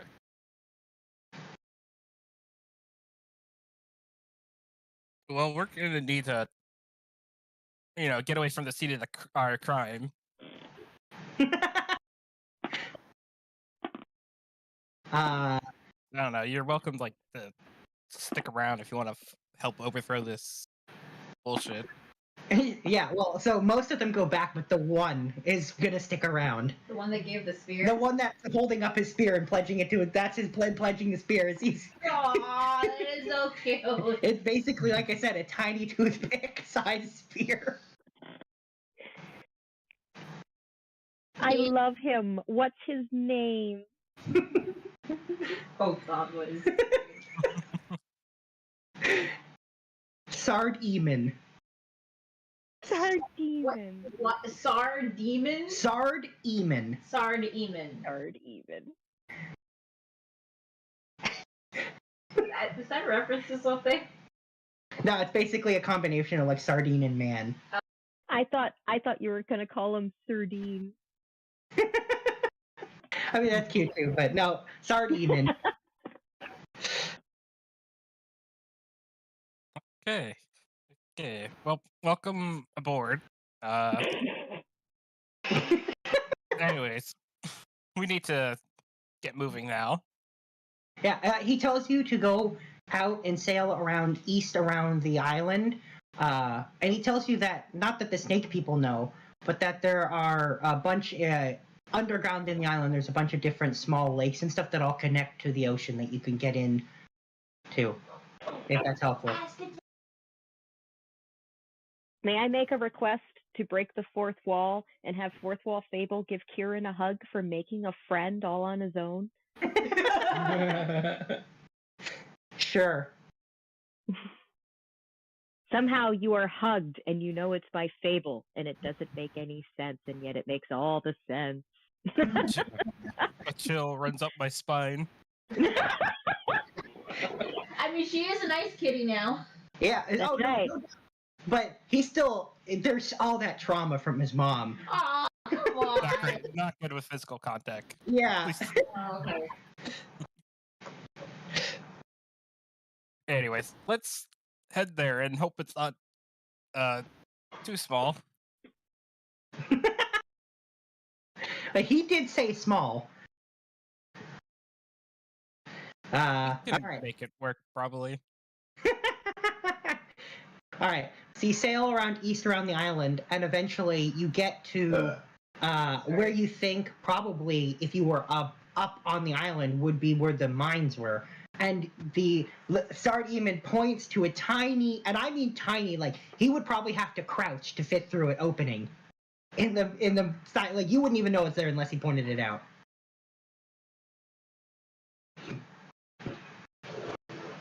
And he says you can get into them from there.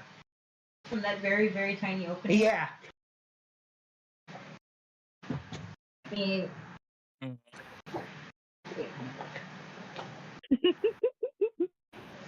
Well, good thing you got Kieran there. You're probably not getting the boat in there. Like, how deep underwater is it? Pretty deep. A few hundred feet for sure. Damn. So, like, theoretically, I could create a entrance of my own. You know, widen this tunnel. I suppose so. At level 18, if you can't pull some druid bullshit, then what's the point? Good question.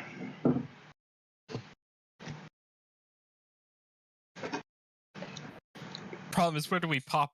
Where are we gonna pop out? why not? Well, I mean, I have an idea, but I'm not there, so I can't say anything. Yep. Does he know where it pops out? Yeah, he knows where it pops out. Can I ask him where it pops out? He tells you it comes out in a small lake. When was the last time he was there? He says it's been a couple of months, but he doubts the small lake has gone anywhere.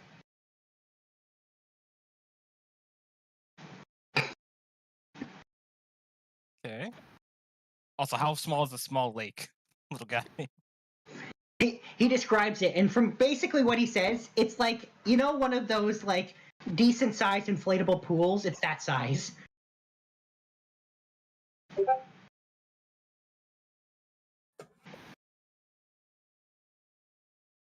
Probably move rock enough to create it, make it big enough. Yeah, for sure. Ain't nothing to do but to move the very earth to make room for a ship.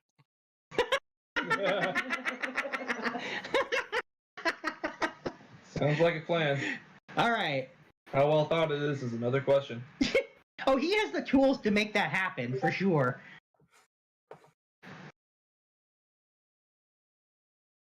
All right. So what I will say is, you use actually. What do you use for that? I mean, there's we have all types of mold, earth, stone shape, the very the very gem in the staff. Yeah. Okay. I'm gonna say you basically. Spend a lot. Into this. All right, you make a hole big enough to sail this really large ship in this side of the island where he pointed it, and as you're going, it starts to fill with water from the ocean, and you keep going, and he keeps the Star Demon navigates you through he points out tiny tunnels so you can keep following this path, and then eventually you pop into a large cavern and you see literally like it's small, it's so little, like you could barely, you could probably submerge in it, but not much more than you. And like that's a lake to him basically. And when you get in there, you see fucking Mark and his purple worm, like he's set up camp and he's like there. Oh, oh no. And all of a sudden, the ship just barges into the room and it starts to fill with water. And like the purple worm's mouth opens and you just hear Mark's voice be like, "Oi, what are you doing?" Oh, whoops. Committing to a bit.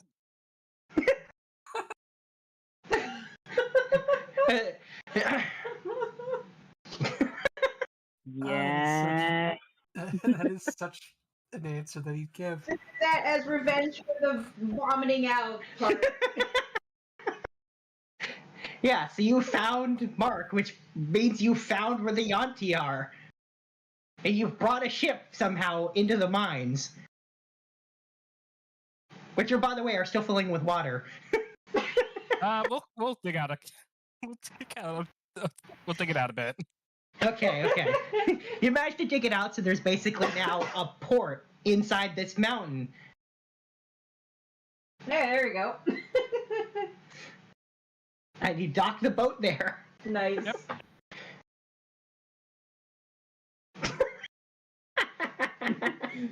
Dock the boat inside the mountain. This is awesome. Yeah. This was a good use of my time. Are we creating a new Portsmouth? I think you already did. Yeah, we kind of did. I will say, Mark gets vomited out of El Blanco when he comes over and he's like, "What the heck are you doing?" Stealing a ship. He's just gonna shake his head and be like, "Ah." At one point, it stopped being a question if I should. It just became a question if I can. And that's how we got here. He's gonna say you sound just like Fable. Goldblum. Yeah, you sound just like Fable, and he's just gonna go back inside El Blanco. I'm almost Fable's sorry. been a terrible influence on all of us.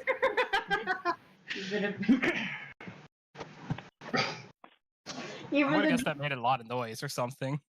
I mean, a couple of the Yuanti like come down to look at the noise, and then they see that it's one of you guys, and they're like, "Yeah, whatever." These guys. They're not surprised that You they expect that from us at this point. I mean, there is a notice that they take the championship, but like in terms of seeing you guys doing it, they're just like, "Oh, it's these guys." Right? Your reputation precedes you. Clearly. But they definitely take note that you stole the championship.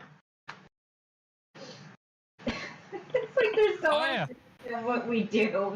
I mean, now it can be Mr. Yuanti's ship. We are such disaster kleptomaniacs. We have a reputation for it now. Fable might actually cry when she finds out how you guys did.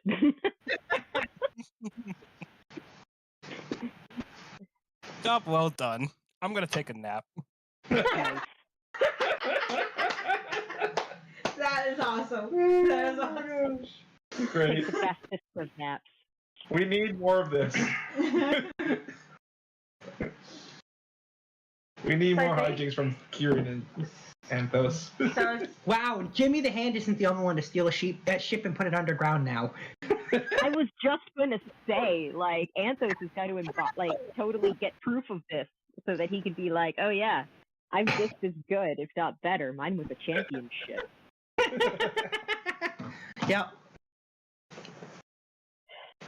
Good. Yeah, oh my god. Fantastic. And yeah, you now have Sard Eamon, who's joined your cause. I love him. He can be protected of us. Yeah, he's so small that, Hamlet is huge to him. Somebody get him a goldfish bowl and a little castle. Is he like just? I approve this idea. Home with us. They're all that size. Okay. You know we're not taking him home with us, right? What are you talking about? He's gonna become our chief security officer. What? He's gonna be standing watch in the tower. Okay.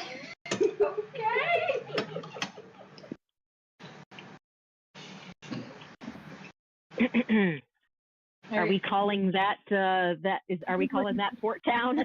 I think we're gonna call that, yeah. Yeah. By the way, just to recap before we switch groups, just today's cold note for Port Town group goes as follows. Changed weather, blew up ship, took best ship underwater, new sardine friend, and championship boat now in mine. That's one hell of a 20 minutes. I'm just saying. You already called dibs on it? On what? On the ship? She said thanks for the prize. Oh, yeah. She was saying it more as a comment to, like, the Yuanti, like, that they were stealing the ship, basically. Oh, okay. Like a taunt. Oh, okay. So who's gonna go next? That's a good question.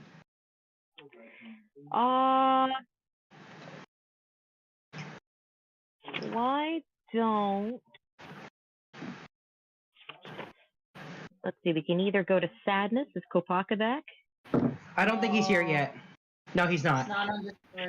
Then we've got the breeding pool, the those of us at the Capitol, and the temple. So who wants to go? I'd like to hear what's happening in the capital. Okay. I'm okay with that. Let's Okay do then. Rise and shine, friends. Mission day. Yes, it is mission day. You wake up when the pile starts to stir. And it's at this point you realize part of the, like, you didn't really understand why it was like that, but this building specifically, light reflects off the walls and hits the pile, which seems to be the thing that wakes everyone up. Okay.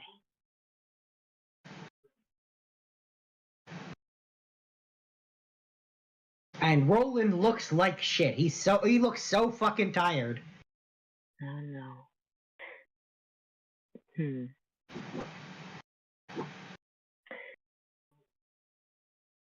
You can tell he didn't sleep up at all. If I was to address Roland, would I get the attention of the others, or do they seem like they're still in a half-awake daze like other states? Yeah, they're slowly waking up. It takes them a bit to get going because they have to get when the sun starts to hit them, it starts to warm them up a bit more beyond the already warmth, and it's what kind of wakes them up. It takes a minute or two. Fable's going to go to Roland and say, I need you to run an errand to Cadence. Give this to her, and I'm going to give him a piece of paper, and then stay with her until I give you further instructions. He nods and takes the note and scampers off. And then, Cadence, a minute later, he's climbed up to the roof where you are to bring you this letter or note or whatever.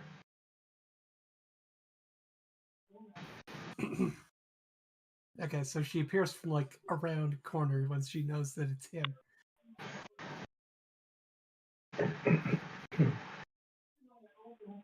What is it? Yeah, what's it say? When you open the note, it says just a very brief message, and all it says is, keep him out of the way. Smart. Now this just gets harder. Well, you know what? I get that. So I will say, keep your mouth shut. Don't say anything. Don't do anything. Don't.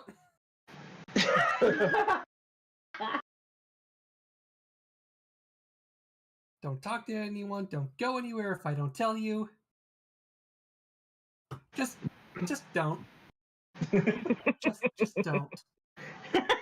So he will nod. He'll nod, and you can tell he's just kind of looking around now, like trying to pay attention to what's going on in the area. Don't even do that.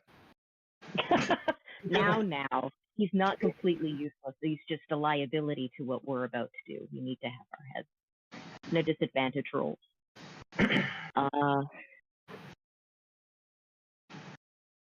Well, that makes things interesting for me. So we will deal.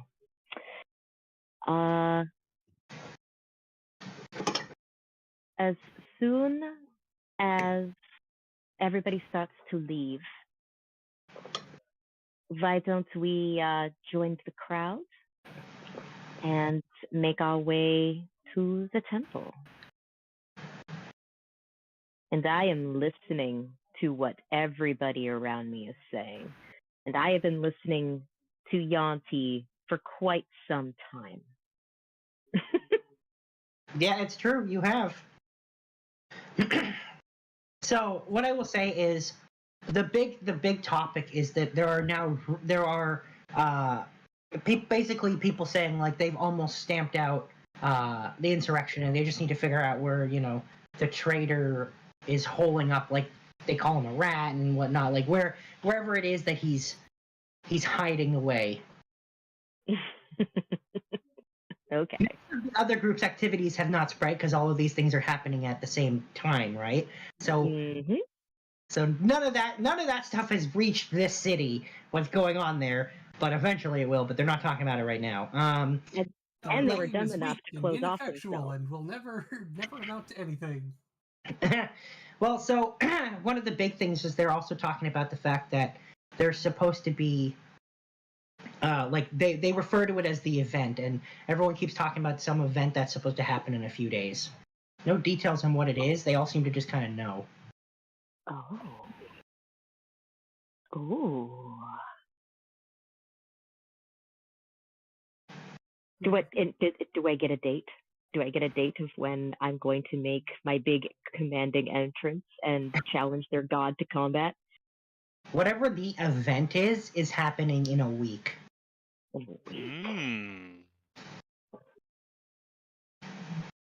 Perfect. Again, you have no idea what the event is. Nope, and it won't matter because it probably won't happen after I'm done with it.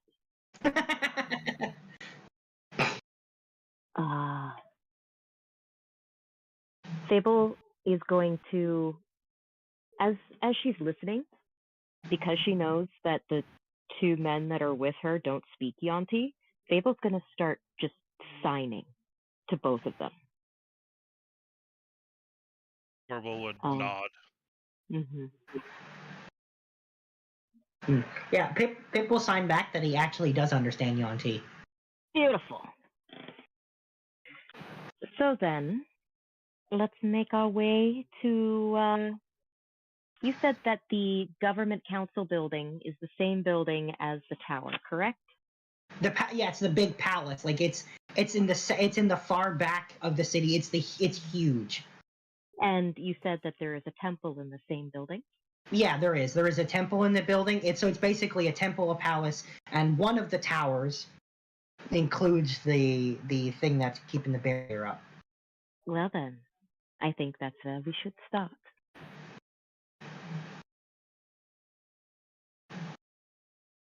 So let's make our way to, I guess the temple would be the most inconspicuous, since I'm a priestess and all.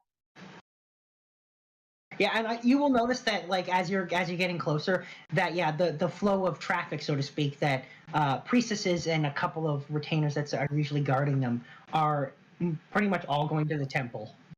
Okay. And nowhere else, like, to this building, like none of the other sections.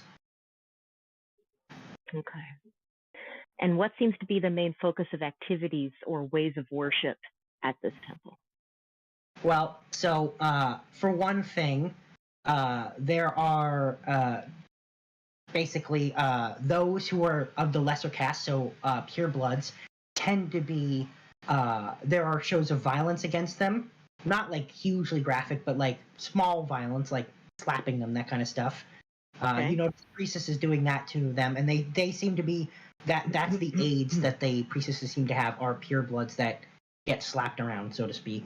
There are depictions of large snakes everywhere, and specifically of a gigantic cobra with red eyes and 3 tails.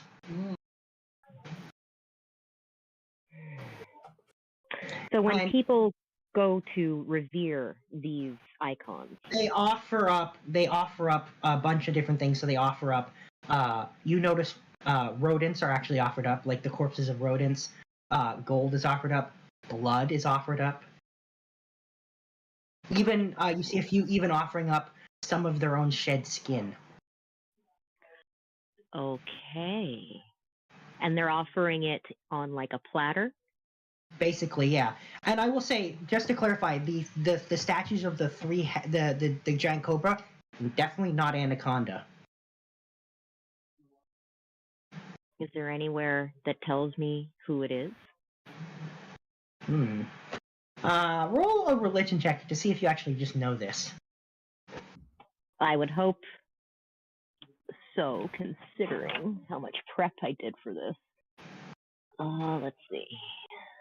Religion. Is it Cobra? Cobra. Luck. Please luck that. That's a lot better than the nat one for sure. Okay. God, that was dumb. Oh my god. Okay.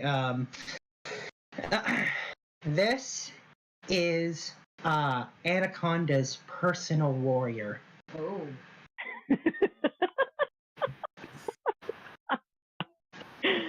Okay. And what is their name? His name is Serpentine. Of course it is. With and four are they Oh my are god. they a demon? Are they a Yuanti? Are they a demigod? It's basically a demigod. So usually, if Anaconda was going to bring forth Serpentine, there would be someone who would be the vessel for it. I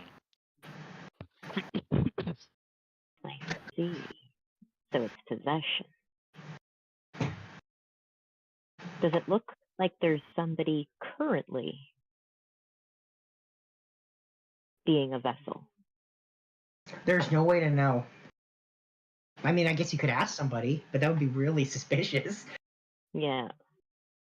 No, I'm just wondering if there's somebody that's getting more attention than normal, maybe somebody dressed or has some kind of godly presence. I do have... So actually nothing like that. In fact, I will say you notice that none of these priestesses seem to be super high-ranking priestesses. Okay. Just a lot of them. You suspect that the really important ones are probably at the main temple. Right. This is like a nunnery. Yeah, this is the temple in the city, but it's not the big temple. Okay. Well,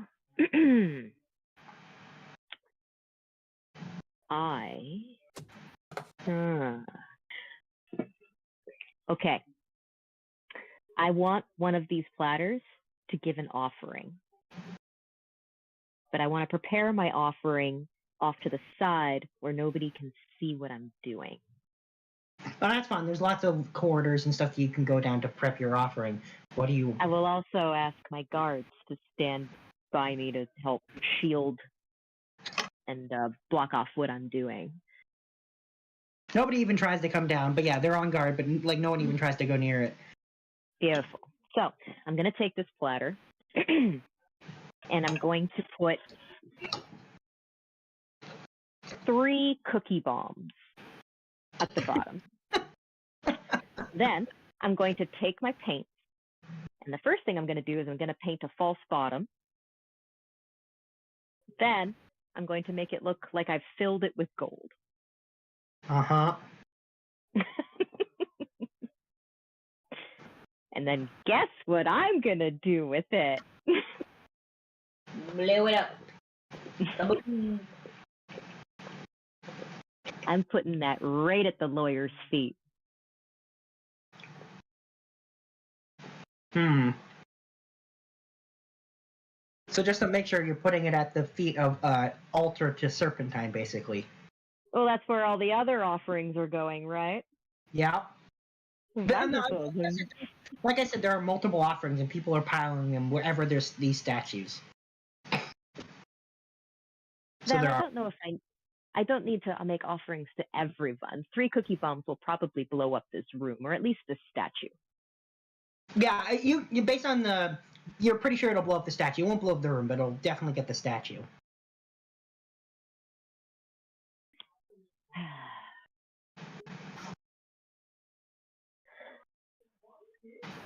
Okay. So that's this is next. I suppose we should either hit the council room or we should hit the tower. What do you guys think?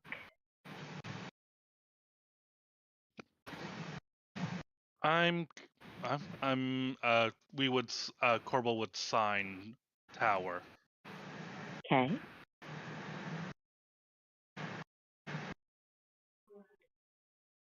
Then let's hit the tower.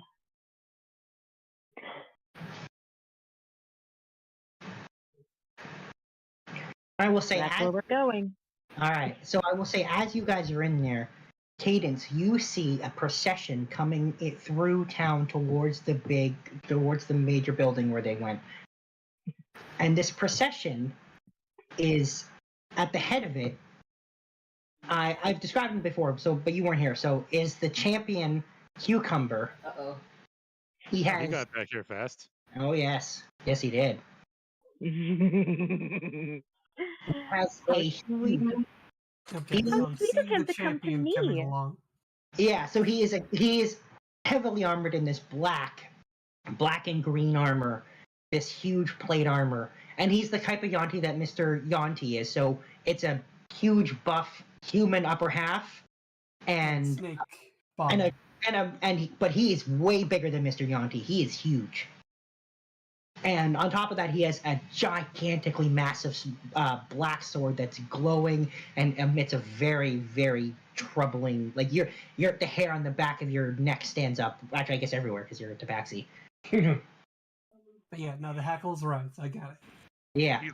He's compensating. We're getting I mean, yeah. I mean, if you're that loyal, yeah, you're probably going to lose some girth. Honestly, based on that photo, he's not compensating.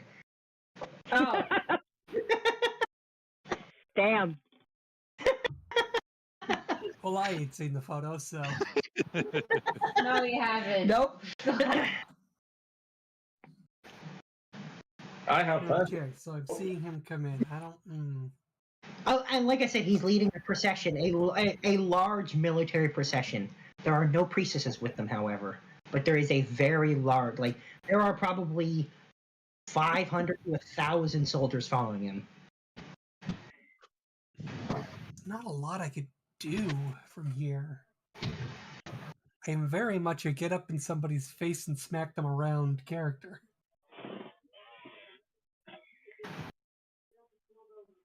You could try to delay the processional somehow, perhaps. I gave you an assistant. Yeah, but I don't want to get him in trouble, so I'm probably just going to like.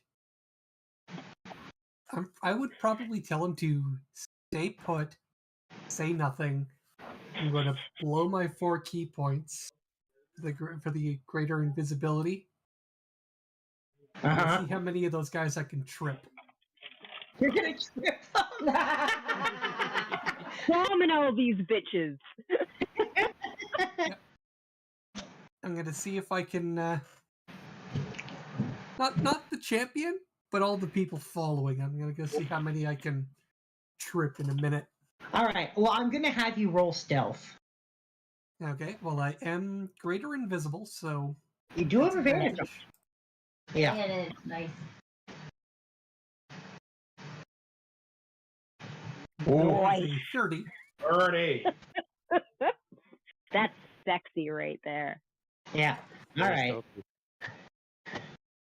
So you go into the procession and you just start tripping some of the Yuanti, and they don't even stop. They just literally walk over those who trip.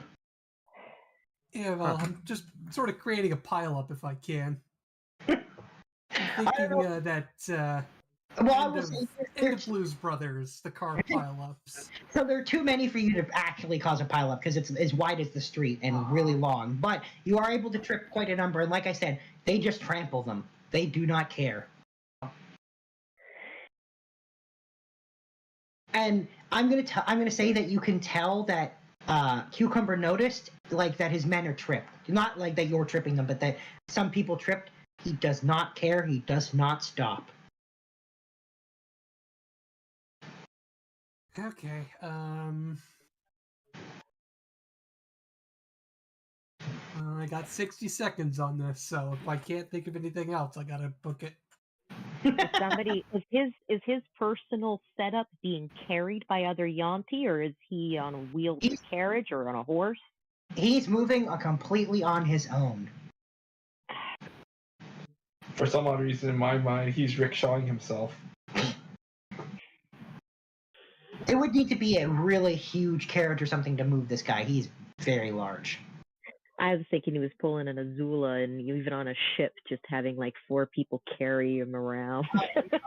No, you get the feeling, well, Cadence, you get the feeling that this guy is very hands-on and does things himself. Okay.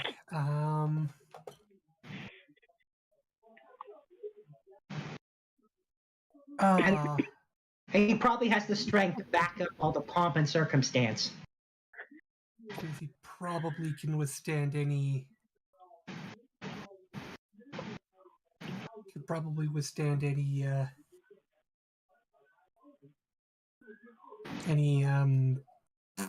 stunning strikes I could throw at him.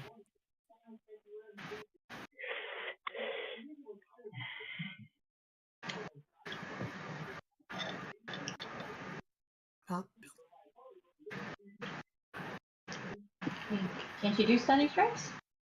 I mean, she could, but he'd probably resist them all.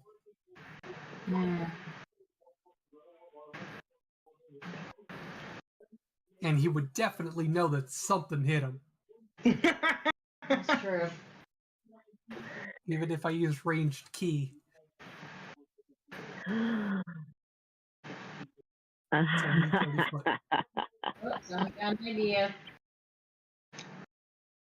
Hey, Cadence. Yeah, sure. What do you got? You still got that drum I gave you all the way back when? I mean, I'm sure I didn't get rid of anything that you gave me. Remember how I think I have it on my sheet because I'm bad at keeping tabs on stuff. Remember how performances are banned now? Nobody's allowed to do any kind of music. And you are literally the roadrunner.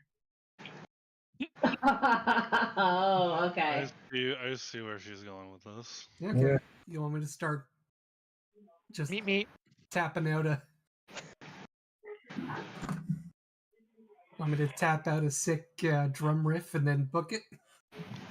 And then pull out another sick drum riff and book it and keep doing it in all kinds of places. So it looks like there's like, I wanted them to think that there is a fucking army around them. Well, it's how many times I could do it in however many seconds I got left. Do it. I'll do it in 3 or 4 places. I will say, his procession does not stop. Some of the Yuanti in it look around, but they keep going. Oh my god. He points He's very fixated. Yeah, he points to people that like soldiers they pass on the street and tells them to deal with whatever that is. But he and his procession do not stop. That's good though. That tells us something, doesn't it? Well, also the sound of the drum might carry loud enough for you to hear. Yeah. That something's coming. You know what? I will say those inside can hear it, but we'll come back to you guys. We're going to move on to the next group. Okay. Okay. Paul's not back yet. Yeah, he's still not back, so we're not gonna do Paul. Well, then let's do Makoto and Sombra. Yeah, I agree. Is there anything left for us to do? I mean, we're just chilling at the house. I mean, you can do whatever you want. You can go back. I mean, you already know Roger's planning on going back to make sure that the thing he put up doesn't get removed. Well, we can go. Well, I guess we can go with Raja then. That's up to you. You guys to the thing. You can stick around with Roger. You can chill in his house. I mean, you can do whatever you want. I mean, if he's going to cause a disturbance, I wouldn't mind going along and helping with that. Yeah. We can do that.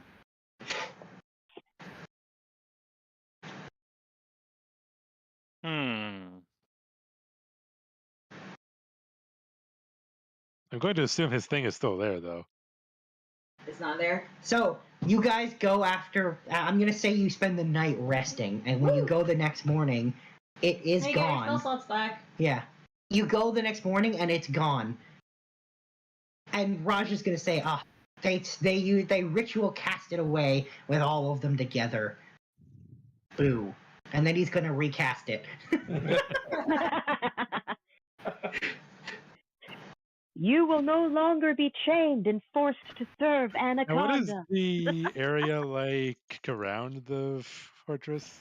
So it is heavily guarded, so he's doing it just on the edge of the jungle. So basically, there's jungle surrounds it, and then there's about, I don't know, like 300, 400 feet of clear space, and then it's this building, like the compound. So there's a gap of space where they've basically cut down the jungle around it. And there are guards and watchtowers and stuff, but Raj is just standing just far enough into the jungle, and he recasts this spell and puts it back. They must be pissed. Oh, it immediately, as soon as it's back. How far away are they? I don't know, a few hundred feet, like 400 feet. What are you planning?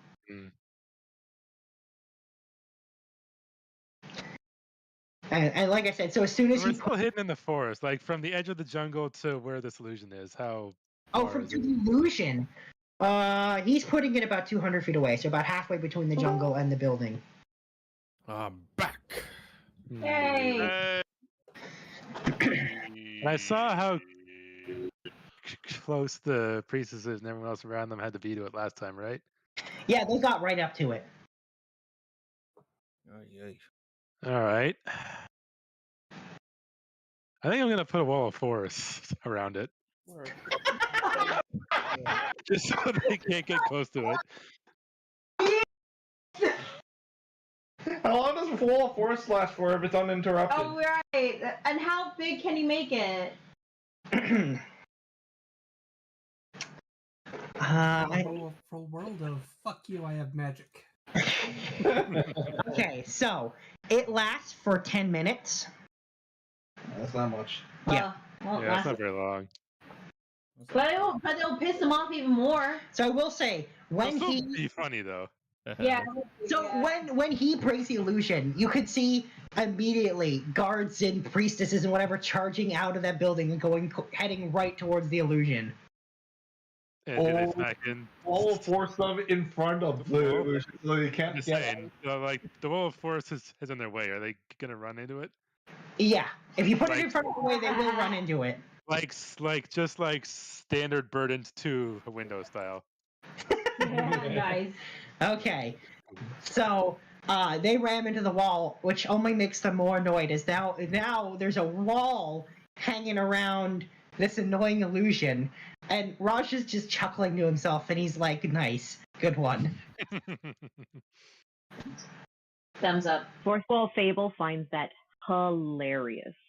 Yeah, and he's laughing because the thing that gets rid of the illusion can't even get rid of the wall. All right, it's a different thing. Yeah, it's a completely different thing. So they're gonna be focused on the wall for like 10 minutes.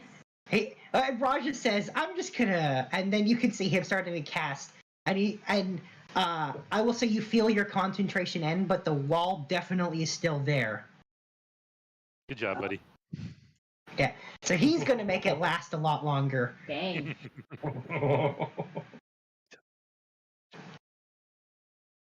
And he says, "There, that'll really annoy them this time." Well, I think that's our job done. Love that. Yeah. Love that. And he's gonna say, "We should get out of here before we push it too far." We should. At least they have more stuff to deal with now. Yeah, they have to disintegrate the wall of force and then dispel the illusion.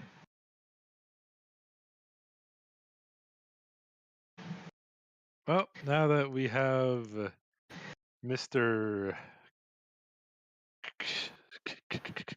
Kopaka back, I think it's time we go do his thing. All right, if you guys are okay with that, We didn't have much to do. We just wanted to. All right, I'm gonna say that you guys make a point of heading back towards camp. Then is that safe to say, like back towards the mine? Mm-hmm. Yeah. Okay, that's fine. We'll come back to you in a little bit. Has that when you get there? Okay. But what I will say is, Kopaka, you are heading back towards the mine. You have like 35, 36, something like that, guys, piled up in a wheelbarrow as you push through the jungle. Never skip leg day. Never skip leg day. Attaboy.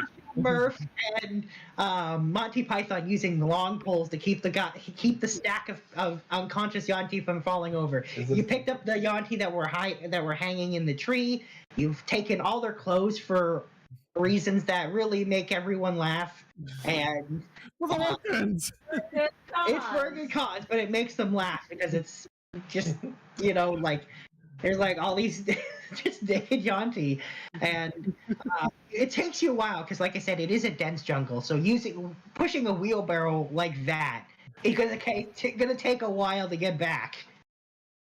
But I will say, you guys get back to the outer area of where the mine is, like the jungle, just at the edge of the jungle where the entrance to the mine is. At the same time that Sombra, Makoto, Raj, and Gil, like all you guys show up at the same time. So when you guys show up, you see the wheelbarrow filled with people. Well, your day has certainly been productive. Yeah. Did something. What are you talking about? The credit goes to these nude people. They are the ones that donated. They threw food at us, and they gave us their clothing while they're unconscious. So, wait, hang on. How does someone give you something while they're unconscious? I don't know. They just fainted after we bonked them. So, they're for giving us permission. And besides, they were trying to attack us, so it gives us a right to attack back with a worthy cause. It's something Fable would do, right?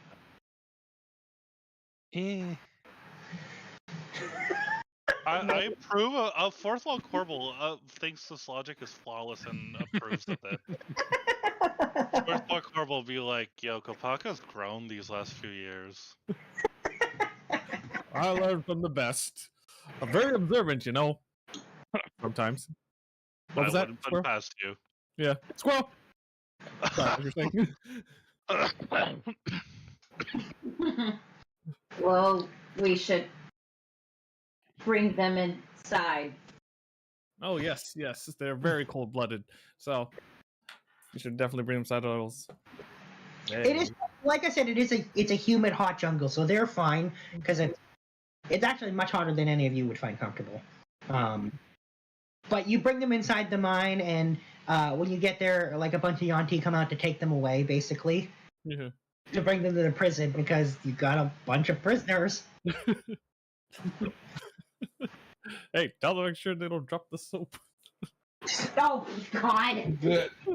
When you get there, Mr. Yuanti comes to greet you and tells you guys that you were the first ones back. Yep, I first wanted a whole load. Now tell us, what was your nearest orphanage? He tells you that there are no orphanages on this island. What kind of island that has no orphanage? I have to found an orphanage. Orphanageless island? So many responsible parents in this freaking island. Well, Tells you that's not really how the Yuanti do things traditionally. It's not how the Yuanti do things yet. well, Kopaka doesn't know how Yuanti's family style works, right? What do you mean? Do you not have guardians to take care of kids who do not have parents? He says, if someone's parents die, they die too. Wow, that is sad. More clothing for the orphanage. Okay, so looks like we're gonna need a really big ship and a lot of ways to preserve all these foods they generously donated to us while we're out the arena. And these guys are so generous. Mm-hmm. I mean, they were like booing all the losers. I mean, there's a little, unsportsmanship towards them, right? But I mean, hey, still no. At least they give us a fine donation.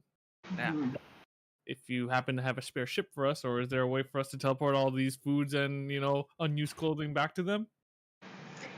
He tells you that there's no teleportation available right now. The entire island, that's not something you can do. And that right now, he has no ships. So where can we place all these clothing? Oh, man. Okay, I'm just kidding. All right, bag of holdings then, I guess. Well, we have to wrap this thing up. I mean, he doesn't have one, but if you have one, you can put the stuff in the bag of holding. I do not have a bag of holding. Sombra, do you have a bag of holding? Yes. All right, Sombra. This is for the orphans. It's all for a good cause. It's also called. Why do I picture like Sombra's bag of holding being like a Gucci style leather fanny pack? And just put all this rotten fruit and vegetables in there, and the used uniforms of the Yuanti. Fable's quite a genius. That she actually placed us in a winning, arena match. She actually done a good thing. Without her idea of this, we would never have donated so much for this orphanage. To charity.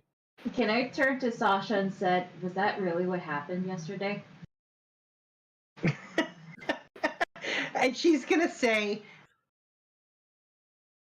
it's mostly more or less what happened. Certainly what happened from his perspective. Okay. What are you talking about, Sasha? You saw them giving away their food to us. And she says, yes, of course. Yeah. So, therefore, it's a win-win for everybody.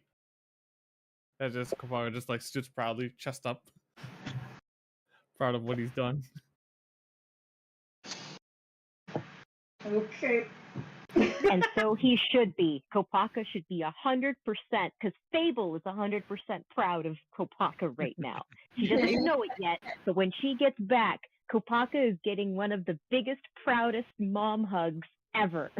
Aww. Hey. And I proved you guys wrong. Nothing happened to those hanging aunties up in the tree. There were no they couldn't even, the predators couldn't even get them. Did we confirm that? Yeah, they did actually. They went back to the. Yeah, they specifically picked them up on the way back. Yeah. They're fine. They're still breathing. So see, predators couldn't even catch them at all. So we hung them up way high. Yeah. And no mosquitoes attacked them either, to my surprise. But oh well. We did cause a commotion ourselves. Yeah. Ooh, what's your story?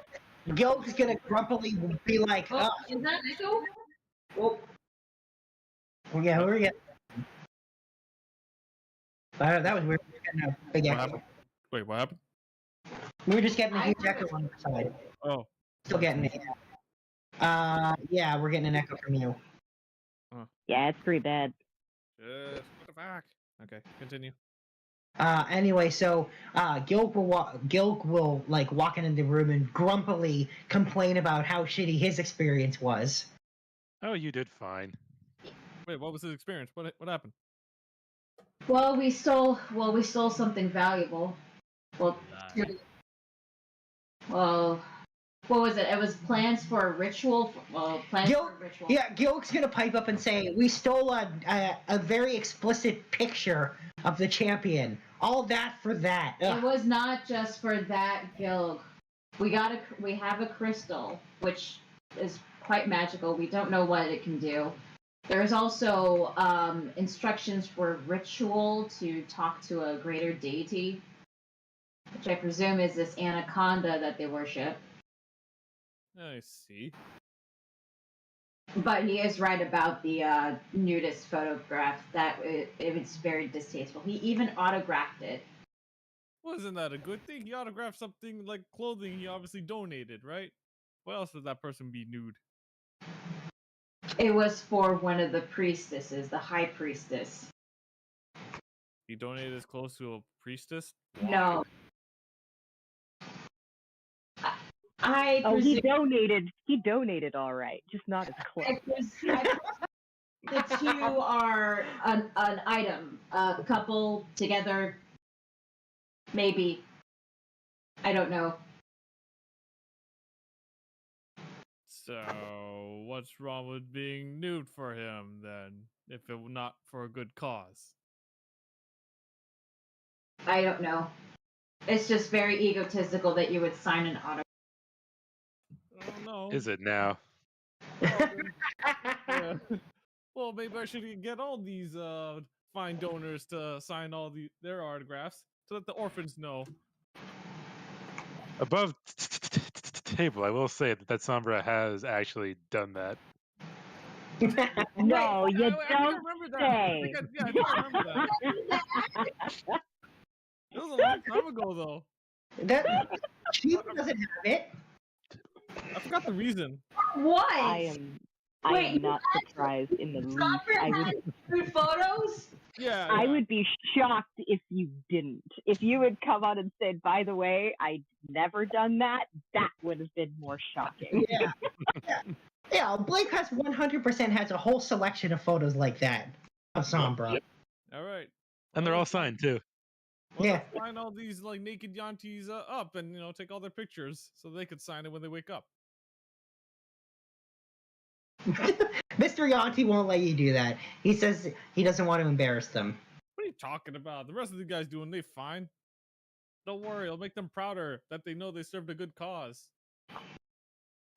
He tells you for now to please leave them alone. They're going to make sure that they don't have worse really bad reaction to their capture and what he's trying to do with them. I think they need time to be adjusted into their situation, Kopaka. Maybe give them time, and maybe eventually they will sign the clothes. All right then. If it's gonna be like that, or I could forcibly do it. I mean, yeah, we'll leave them be.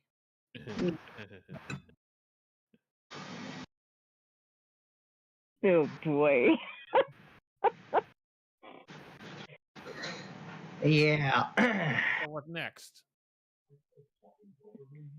Where's your kitchen? I'm hungry after that battle. Now see, that makes sense. Mr. Yuanti will have someone come to take Kopaka to go get food. All right, guys, you want to come? Of course, I can go for some food. Sombra? Well, yeah, me as well. Yeah, let's go get some chow. By the way, Mr. Yuanti, was it? Yes. Do you by any chance have an area in this mine that is that is big enough for a black dragon, an ancient black dragon? You're gonna let him change back. He says, sadly, we do not, as far as I know. Oh.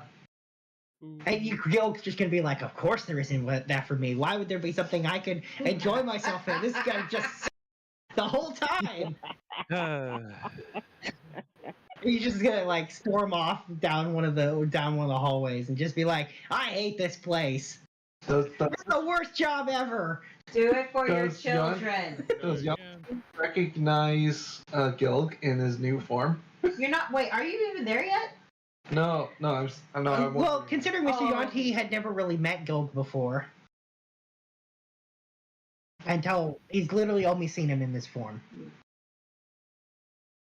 Oh, well. He's never seen him as a dragon. He knows he's a dragon. He just has never seen the dragon. All he knows is that Gilg does not like it, that he's not a dragon, and has said this is the worst job ever. Yeah, if only Cole was here. And I will say, it's as you guys are very peacefully eating a meal after coming back, that you hear an alarm Inside the prison? inside the mine. Like you hear an alarm, and somebody, and then after a minute you hear like it's all clear, and then you hear a rumor that somehow there's a boat in the mine now. Yes. That makes End sense. up in a mine.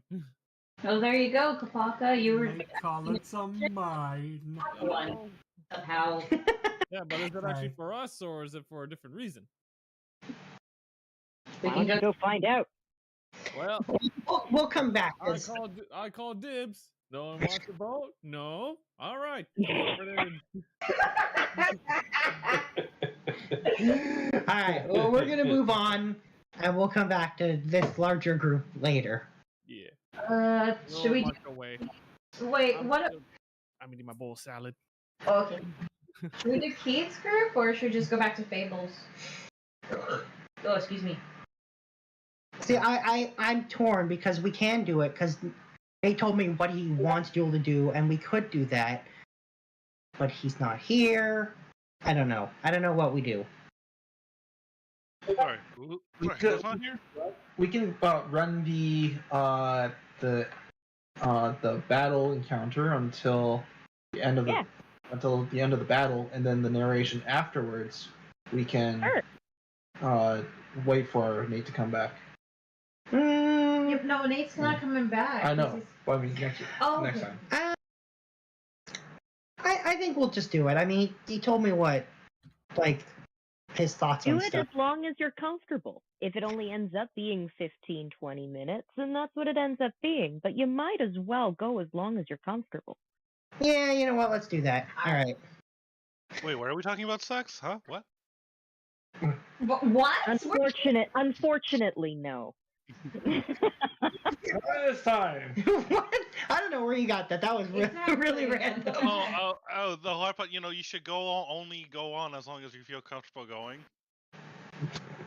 I caught Oh, it's just a bad joke. Boo. Yes, it was a bad No joke. one got it. That's how bad a joke it was. Anyway. I got it. Do I take like 10 DM lightning damage for that? Yeah, you know what? Yes, you do. Anyway, Take 10 Oh. horrible. All right, so we'll move back to the Broodguard hatchery. So we'll pick up with them beating the shit out of the guards on the top floor. Well, knocking them out basically with Orcrotch and whatever. And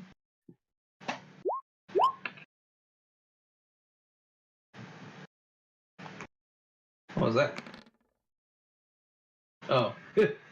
no, you take flat 10, not a D10, just 10. Anyway, yeah. So let's see where. Oh, we left off with, I think, Jewel went. So then it would be Keith. Alrighty. So, what? How does the situation look right now? There is the 3 priestesses unconscious, plus one of the guards is unconscious. Jewel has stunned 4 of them. No, 3 of them. Sorry, and has dragged one. That's not stunned. If I remember right, Jewel did say that she wanted to have those stunned monsters primed for some alcohol. I mean, it's your turn. There are, like I said, one straight up unconscious guard, 3 stunned guards, and a guard that was dragged across the room. So there were 12 guards. So there are still a bunch of guards that haven't even had the chance to move yet. Their eyes are on Jewel, and I mean, what you do is up to you. Well, the stunned ones, once their turn comes around, they're going to be unstunned.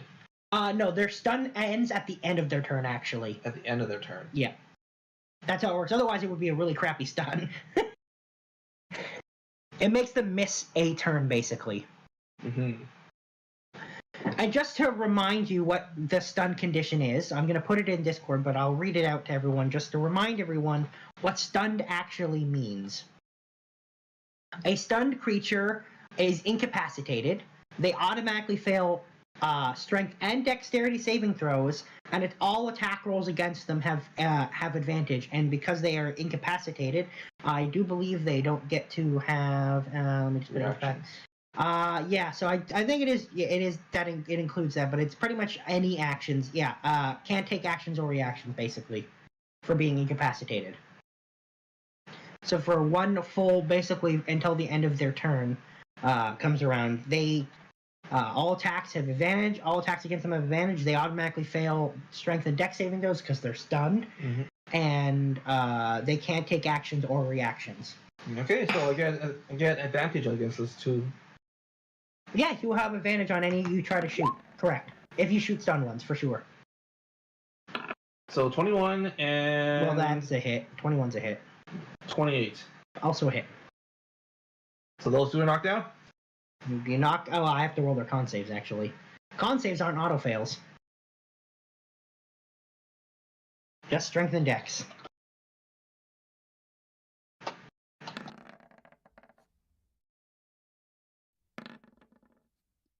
Six and 5. Yep, they're knocked down. They are. They don't even do well. They just do terribly. Yeah, so there are two more unconscious. All right, that's my attack. That's my bonus action. I've got a movement to try to see if I can get a better angle for the next ones that are going to... I mean, this is a round room with nothing blocking view. There's no better angle you can get. All right. They can see you, you can see that. Oh, damn, like... All right, well, I'm going to step away from the ones that are closest from me. Okay. That way I'm not going to be within arm's reach. And, next Valeru will attempt to use her bow to shoot a couple of them.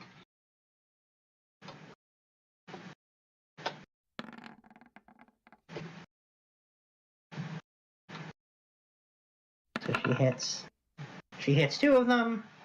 So then let me, and she'll actually target the two that are closest to her and Heath because they're near the entrance. And they didn't charge into the middle of the room like Jewel did, so let me just target those two. Yeah, so that's two more unconscious guards. So there are 5 of them are now unconscious.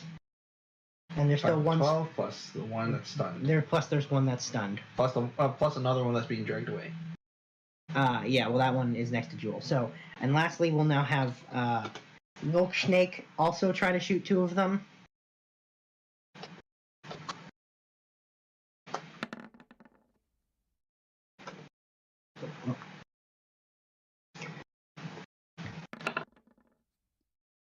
Well, that's a miss. So one of her attacks misses.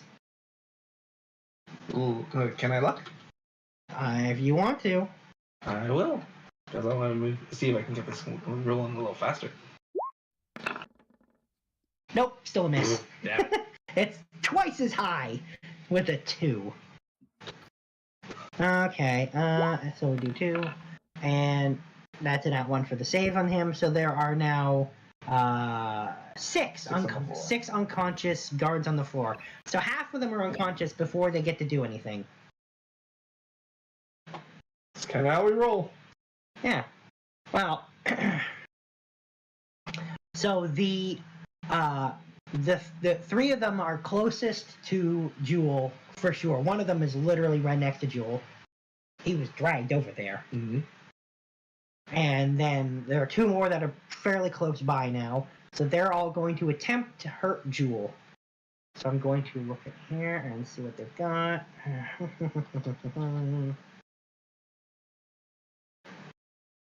Let's see here. I want to say that they have... Yeah,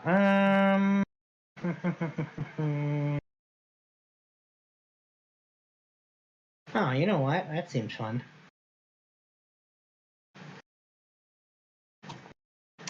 Alright, yeah. Alright. So, they are going to recklessly attack, because they can do that. So their attacks have advantage, but all future attacks against them also have advantage until the end of their till their next turn, basically. And so they will attempt to hit Jewel. 1 of them.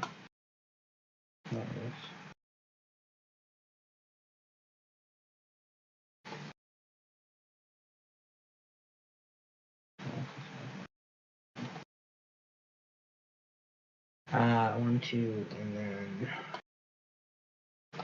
20. Alright. So there's the 3 attacks against Jewel with the advantage toggled, which means that it's a miss, and 1 hit.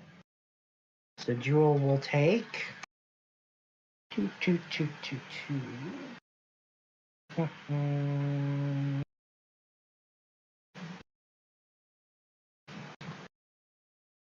Jewel takes cut in half, so Jewel takes 5 damage. Not much. And then the other 3 are going to turn and charge at the archers who are picking them off. Okay, well they can't. They don't have.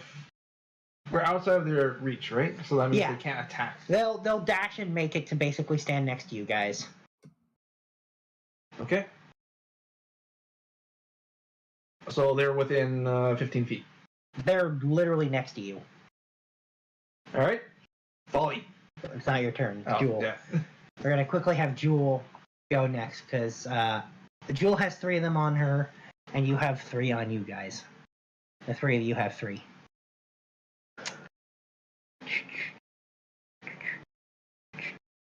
Let's see here.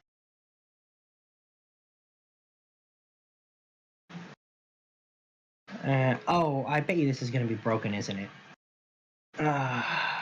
Sure is. Man, why roll 20? Why are all the sheets broken for no reason? It's one of those days. Unified substring. What the hell does that mean? It's a string that likes to be dominated. Boo! Boo, I say! It also made me chuckle, but I also say boo. I still got a chuckle out of you. It's enough that I won't make you take 10 more DM annoyance damage. Hey, I'll take it. Well, no, you won't. That's the point. Okay. So that's How 1. did you lose your character? How did your character get down middle of attrition? I kept making terrible jokes at my DM and never learned my lesson. Yeah, exactly. I mean, that is why the fuzzy pink lightning bolt of DM destruction exists.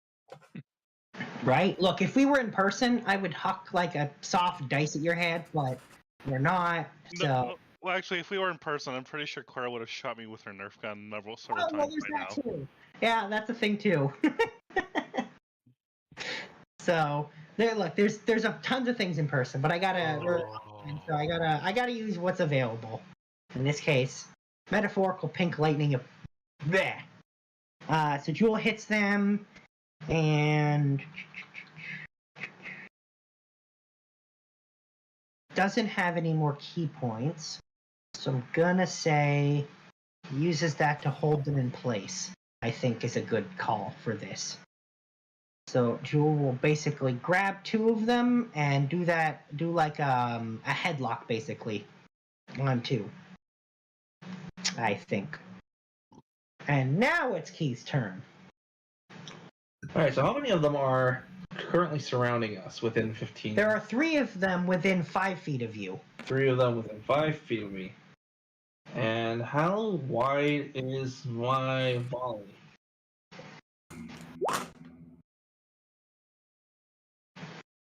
My volley reaches around 10 feet away within my weapon's range from a single point. So that's a 20-foot wide radius. Sorry, diameter. Yeah.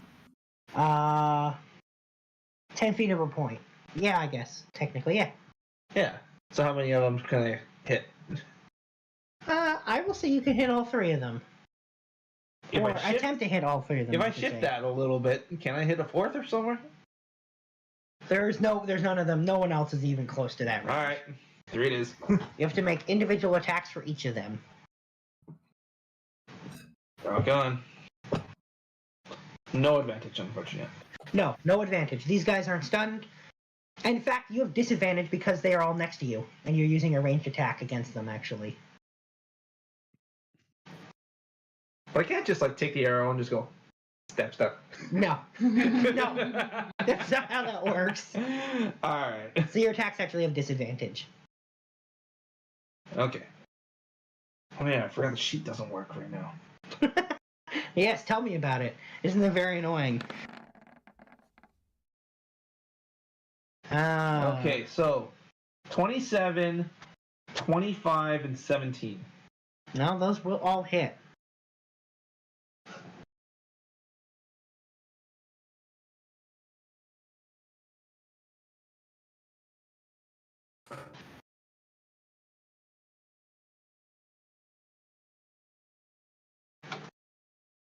I'm surprised that the 7 was pretty good.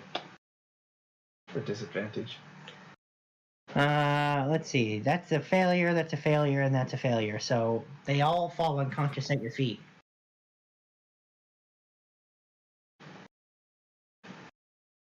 Alright. So does volley count as... It's your action. So I still have a bonus action. I can still make an extra attack. No. Yeah. That's not how bonus actions work. Well, this is... When you make an attack, you can make a second attack for extra attack. No, you're not you're not using the attack action. You use the volley action. Okay. Volley is an action.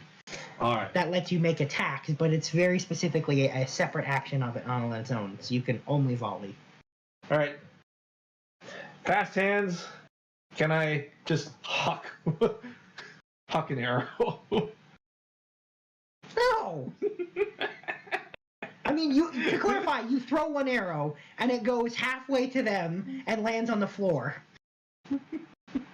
Alright, fine. Yeah, okay, I'm gonna keep moving a little bit further away so that I'm outside the reach of anyone else. I mean, you're definitely outside the reach of anyone else. Okay. And what I will say is, Valeru is next, and she will attempt to shoot 2 of the remaining 3.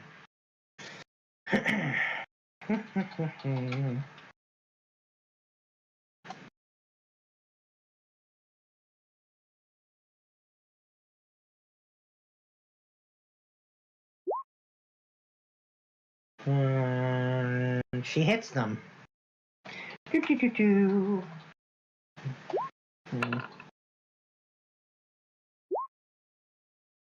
No pass saves. There's one left who Milkshake will shoot.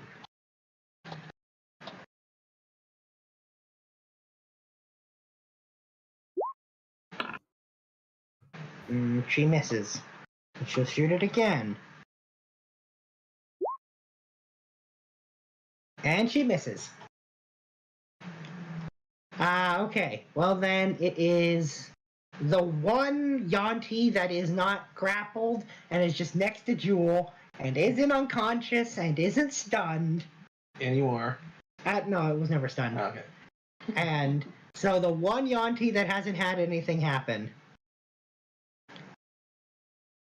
And they are going to try to leap out the window. Can range pin. Yeah, that's an attack. Like, you can't just... That's not a reaction. That's not a reaction.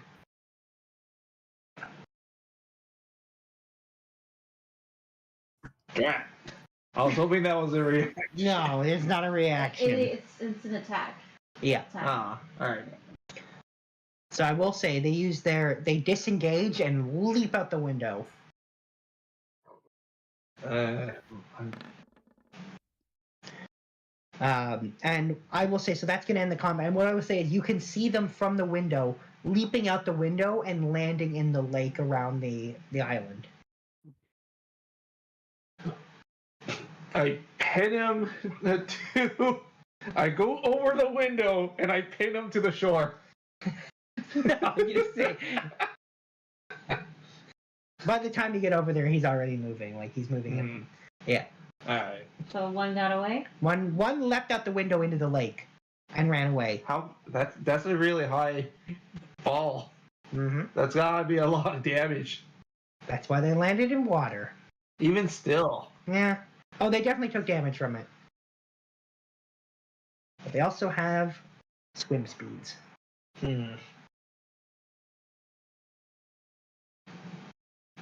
So take what you will with the fact that they ran away. Hunter's Market. Did you Hunter's Mark? He did not. He before? did not Hunter's Mark before. Pretty sure that is a range of like 30 feet. He's long outside of that. Tell me I'm wrong, but I'm pretty sure Hunter's Mark has a range of 30, maybe 60 feet. 90 feet. He's still outside of 90 feet. Yeah, okay. He's still outside 90 feet. Way outside. Yeah. All right. So he ran off. Like once he hit the water, he didn't come back up. Well, we tried. I mean, the room is clear. It's time to start moving bodies. How about that dynamite? Yeah. Well, you start to set up the dynamite so that you can blow up this thing, and pull the Yuanti that you knocked unconscious outside of the radius of dying from an explosion. So you spend a few minutes doing that, and I think we're gonna call it this group there. Okay.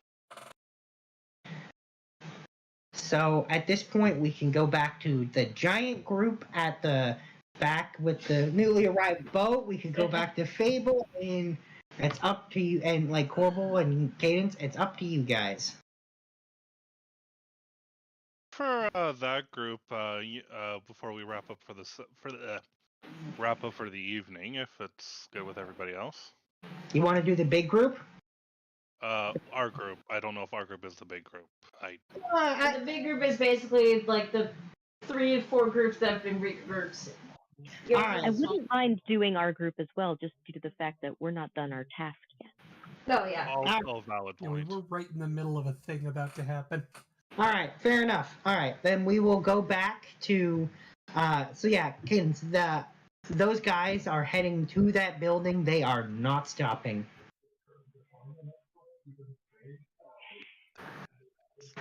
So, just so I get a quick recap, Cadence was playing her bagpipe drum thing and ran away to distract the guards, correct? Correct. Okay. And as this happened, we would have taken advantage of this to try to infiltrate the tower, or were we already inside the tower? We're already working on getting to the tower. You're inside the giant, basically complex that's the smaller temple, the palace. There's a bunch of towers, one of which includes the thing you're looking for. You don't know which. There are probably other things here you don't know about. Okay.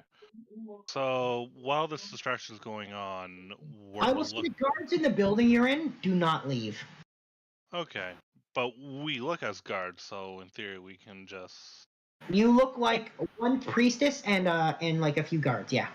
Yeah. Okay. So, do you want to just try to casually just walk in? I wouldn't mind, before we casually walk in, if there was a way that we could just kind of like hang out in the vicinity and observe and see what people do coming in and out of the tower. Now, I would have asked our Yuanti guide which one would be the tower that we're looking for. Yeah. So what your guide will tell you is that it is potentially all the towers because they keep moving it. Great. So how many are you talking about? There are 3 potential towers. It's in one of the 3. Okay. Then here's the shtick. I'm going to tell Corbel and Pip that I'm going to pretend like I had a vision. That something was wrong and that something was going to happen to the towers. So I am doing a quick observation and a look around. Would you like those towers to experience some turbulence as you say this?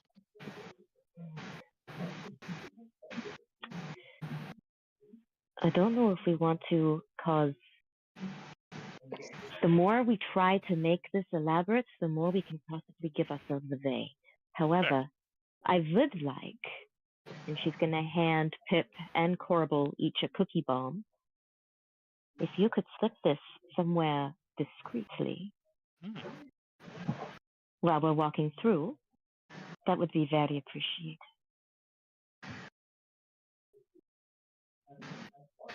Okay, I've got an idea here. Well, let's see how my performance goes first. Okay.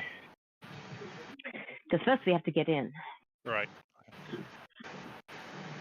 So, who are we mostly seeing coming in and out of these towers? I'm assuming it's soldiers. Yeah, in fact, you see no priestesses going anywhere near those towers. What you see is the upper caste of soldiers. Okay. So,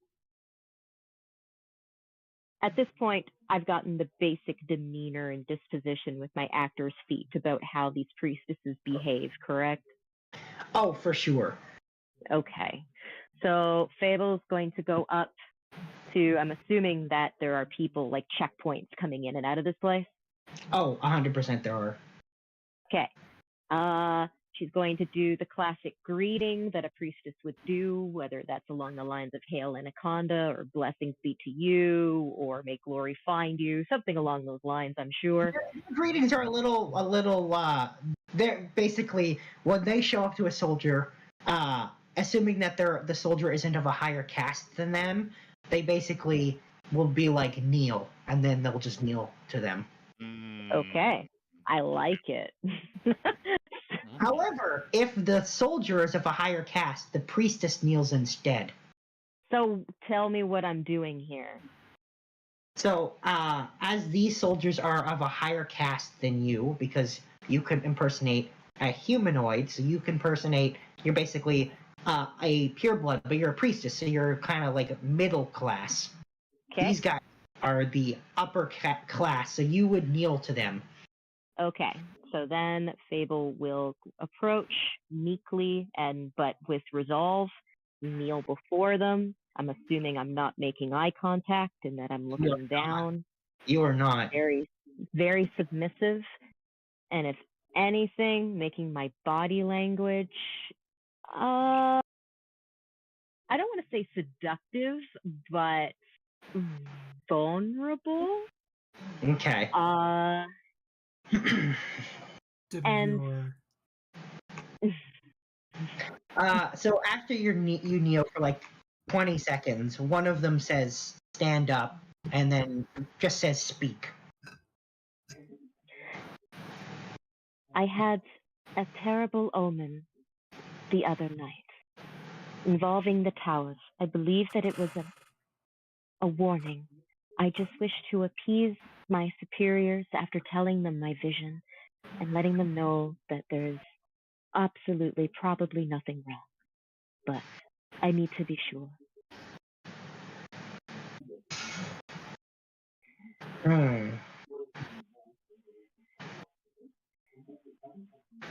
And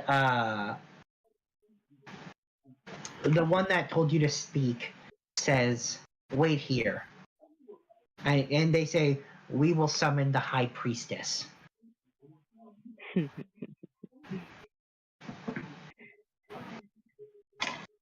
Fable will say, of course, if that's necessary, if I find something. But if there is nothing to be seen, she must have so many more important things to deal with than having our heads roll for bothering her over nothing. And you can see that it spooks the everyone but the most most important of them looks a little concerned. But he says, if you are right, we will be rewarded. If you are wrong, we all die. But that is the way things are. Fey charm. Oh shit.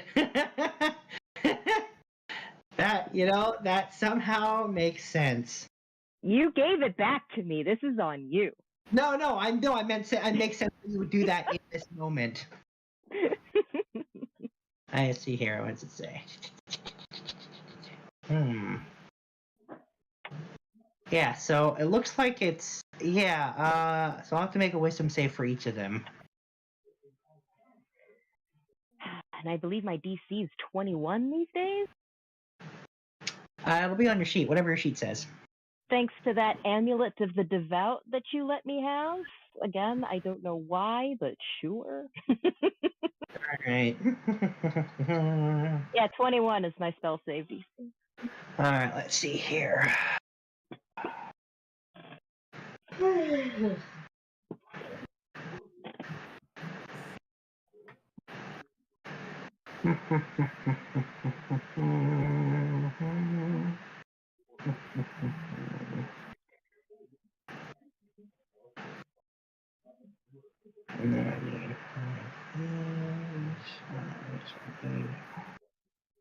Just a sec, I'm getting the stat blocks I need for this.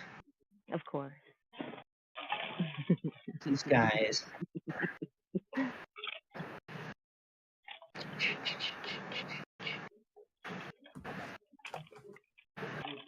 You're really making me work for this, by the way. Oh yeah, I'm not just gonna give it to you on a plate. So let's see. This guy has. I haven't even been given a persuasion roll. It's just been deflection.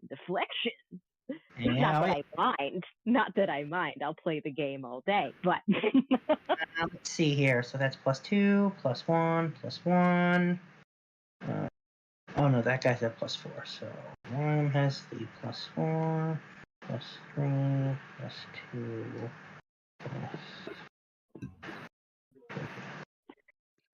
All right. So the highest one has a +4 to this. Okay. So we'll start with him, because that affects everyone within 10 feet. So it's going to be on all of them. Okay. So we'll start with the highest one first. There we go. All right, so that's him. Well, that's a failure. And then we'll start with the next two, which both have a +3. And then the last one has a +2. That's not going to be there. And then the last one, the least likely and the lowest of the group, has a solid +2. And that's a net 1. All right. You are all mine. They are all charmed for however long that charm lasts. What is it? It's like, I don't want to guess. I'm looking it up. I can't remember what it is. It lasts for... it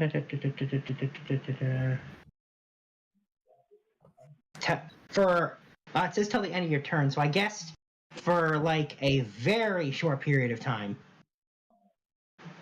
So for like 6 seconds.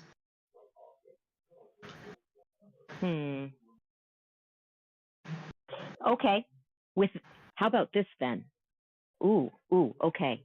So instead of the charm effect, can I use the fear effect to manipulate fear effect manipulate the fear of their situation, just to make them flash fear from what I just said? Yeah. You know what? Yeah. There is a fear effect. So if you're using this for the fear effect, 100%. You know what? I'm gonna give you that one. So I'm gonna say they feel a moment of fear, not on the threat of death. They feel a moment of fear on the thought of something happening to the thing that Anaconda put there. So they're not afraid of dying. They're afraid of failing. Yes. Beautiful. I can work with that. Trust me, it will only take a moment. Everything must be perfect. And he's going to let you through. However, along with it, or I was about to say, however, he tells the guards that are with you, who are at a much lower caste, to stay, and that he will go with you. Okay. So just the two of you will go up there. Okay. I will gesture to Corbel and Pip and bow, and not bow, but just signal to them that this is fine. But flash my hands a quick signal to take care of their own cookie bombs. They each have a bomb. Put them somewhere. Yeah. Actually, I will say you noticed that as you were walking along the halls after giving Pip, he already placed it. Beautiful. Yeah, he on one of the doorways you passed, he stuck it on a pillar, on the back of a pillar near a doorway. Because what I wanted to do with mine, and I don't know how discreetly this could be done, is through one of the rings of elemental control that I have the stone shape spell. I was wondering if I could put the cookie bomb and shape the stone in like some sort of like a wall or something near like a You could try that. I will tell you though, you will be casting a spell, which is a really noticeable thing. Even if it's with an item. Yeah, 100%. You still cast it. You still chant like it's a really noticeable act to cast a spell unless you are a sorcerer using subtle spell. Oh, okay. It's not something I could just whistle and hey, look, there's a thing and do it. No. So you can attempt that for sure. Stone Shape would let you do that, but I am warning you that you will if you do that, you will draw attention to yourself because casting a spell is not subtle. All right, then at that point we're not going to do that. We're going to try to very discreetly, just maybe there's like a garbage bin or some other receptacle. There are, I'm going to say there are some garbage receptacles. I mean, or actually, I'm not going to say garbage. There are receptacles. They look more like places people put offerings again, just like similar stuff. But there are like yeah, perfect place to create a shrapnel explosion. I will remind you, you also probably don't want to create shrapnel. Because shrapnel is only used for hurting people, and you're not supposed to kill anyone. Yeah, we're not trying to kill them, we're just trying to hurt them really badly. God damn it. Shrapnel doesn't imply, like... Okay. Shrapnel doesn't imply injury, that implies cutting. No, it implies heavy injury and death, yeah. But that's fine. You do want to be careful because you want to put it somewhere... Again, you don't want to kill anyone.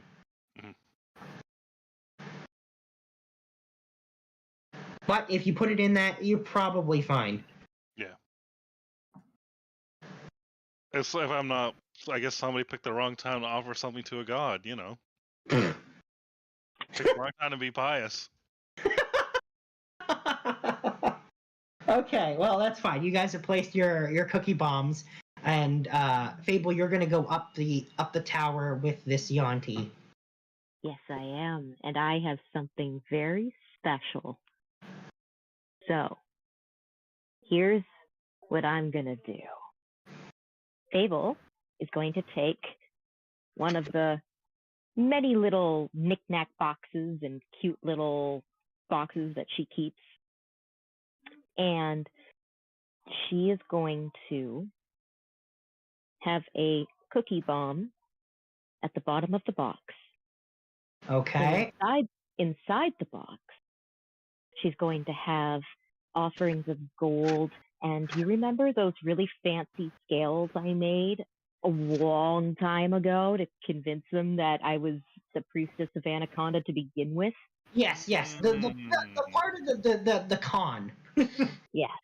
Yeah. I'm going to take some of those with the box. Uh-huh. Okay. And I'm going to reach a point that looks very important and easily breakable.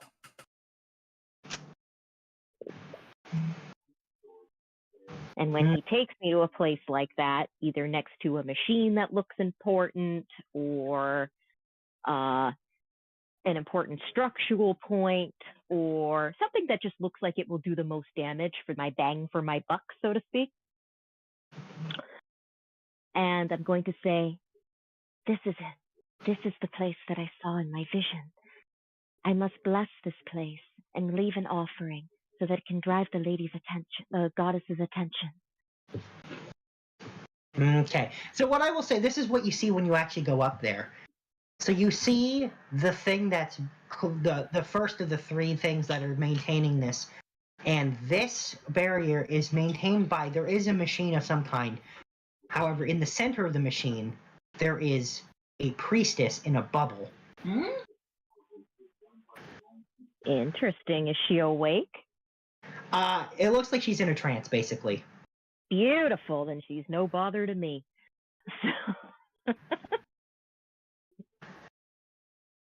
I am going to look at that woman, though, and I'm going to just say, what an amazing honor that must be.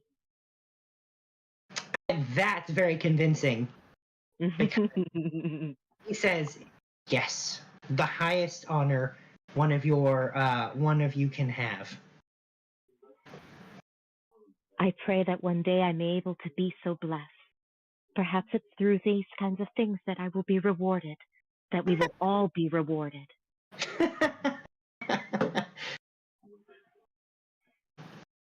Oh yeah. He's going to basically wait there while you do whatever it is that you're gonna do. I'm just going to place the box where I need it to be placed. And is he watching me? He is watching you. Okay. But now you get the vibe that at this point he's not watching you from suspicion. He's watching you from like concern, basically. Okay. So yeah, I'm going to. How many cookies do you think I can hide on this box? Like, how many cookie bombs are you going to give me to be able to hide discreetly in this offering? I would love 3. I will give you 3, and if you want more than that, you're gonna have to roll for it. 3 is beautiful, and I'm going to leave the gold, and I'm even going to leave the box open so that it doesn't look like I'm hiding anything, and he can see this beautiful offering. And I won't mention the scales, but I'm going to have them there just as like, well, of course I have these kind of an attitude, and do a what looks like a prayer, and get back up and dust myself off and look so appreciative and look up at this Yuanti with these big, doe, thankful, grateful eyes.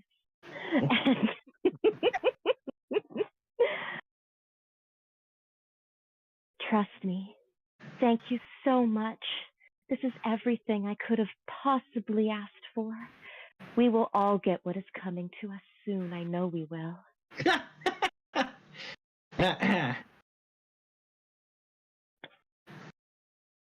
We can go now. Thank you so much for this opportunity. I owe you everything. So, he will say, he's just gonna say, praise Anaconda, and then he's gonna, like, kind of lead you back downstairs. And beautiful. Past the checkpoint, and then say, now be on your way. And she will bow as she steps back and goes back to find her boys with a ridiculous grin on her face. Yeah. Makes sense. Yeah. Well, he is, he's now just resumed his duties like nothing happened. All right. One more spot, guys, and then we're done. Let's go to the council.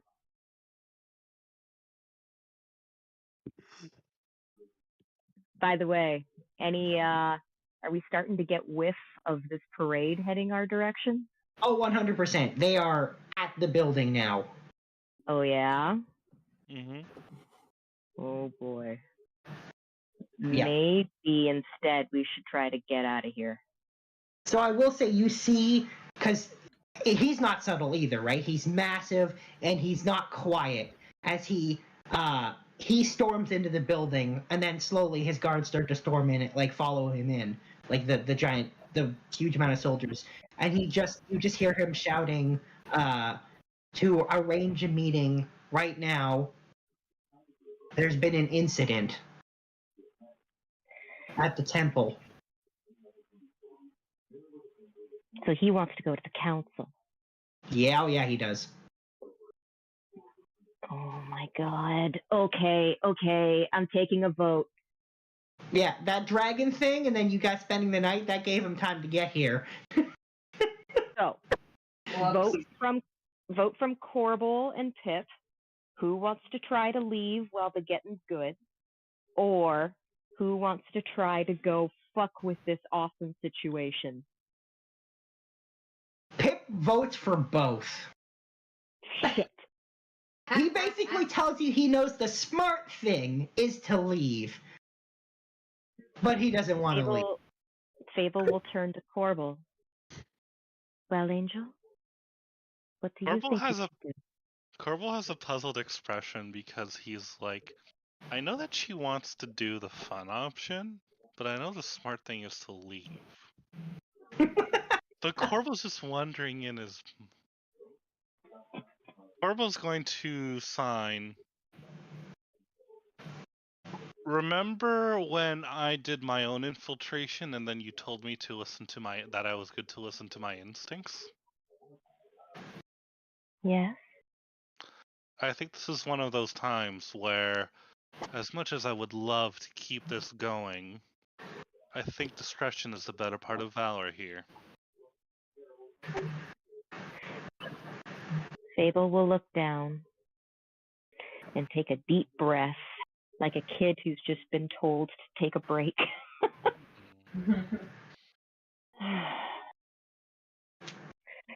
You are wise, my angel. It pains me to hear my own words coming back at me, but you are correct. We should probably get where the getting's good. And Pip will go with you, but he will make a comment that you're less reckless and fun than before, and you're more sensible and less like him. And he says probably for good reason. Corbel's gonna smile at that comment. Oh, he's fully aware of his own flaws. He just has no intention of changing. Well, let's try to get out of here then. So I will say you guys are going to walk out because they're not trying to stop anyone from leaving.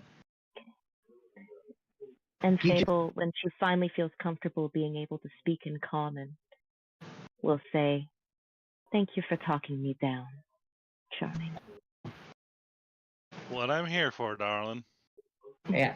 However, so I will say we're going to quickly move to Cadence. And Cadence, as you're running around the city with your drums, trying to draw attention, that you have drawn a lot of attention. Like lots of Yuanti are trying to find the source of the drums and are chasing after you. And it's becoming, as time's going on, it's becoming harder and harder to avoid them as they are now kind of closing in on the area you're around.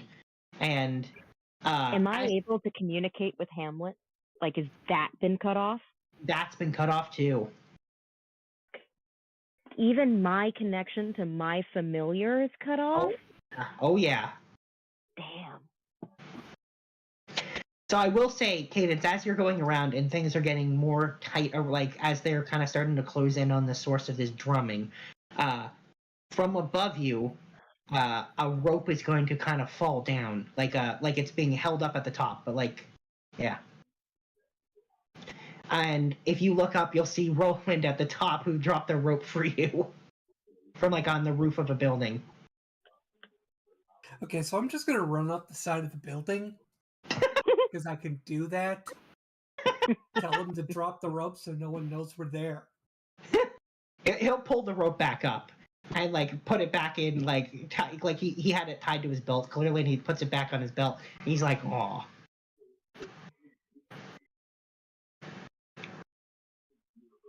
Stealth mission.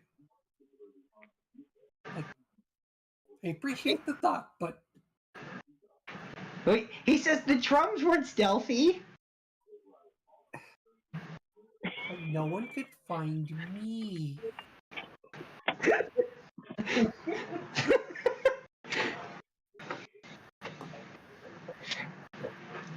He's gonna say, "All right."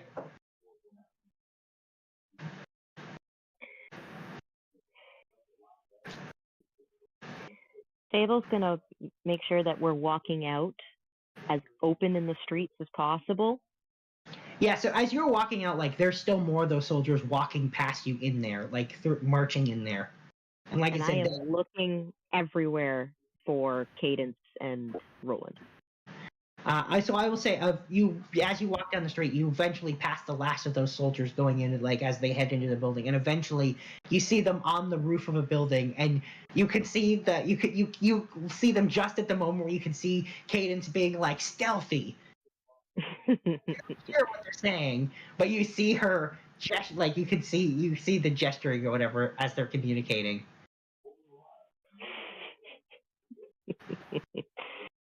Well, how do you suppose we choose to get their attention? Any suggestions, Papa? He says, "Nothing that you'd allow me to do."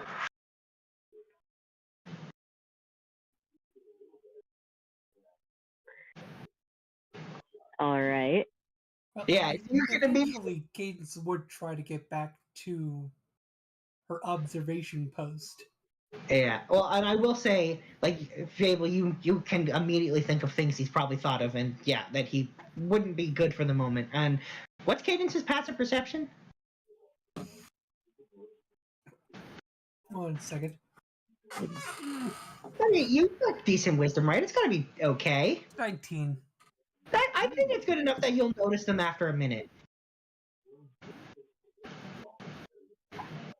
Fable's also going to take her hand mirror and she's going to reflect the light right into Roland's eyes. Which, as soon as it does, he kind of jerks his head to look at it.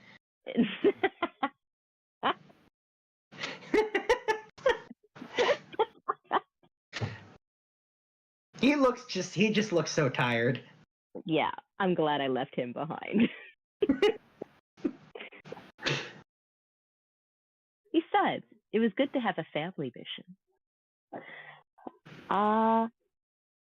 Let's head back to the hotel, shall we?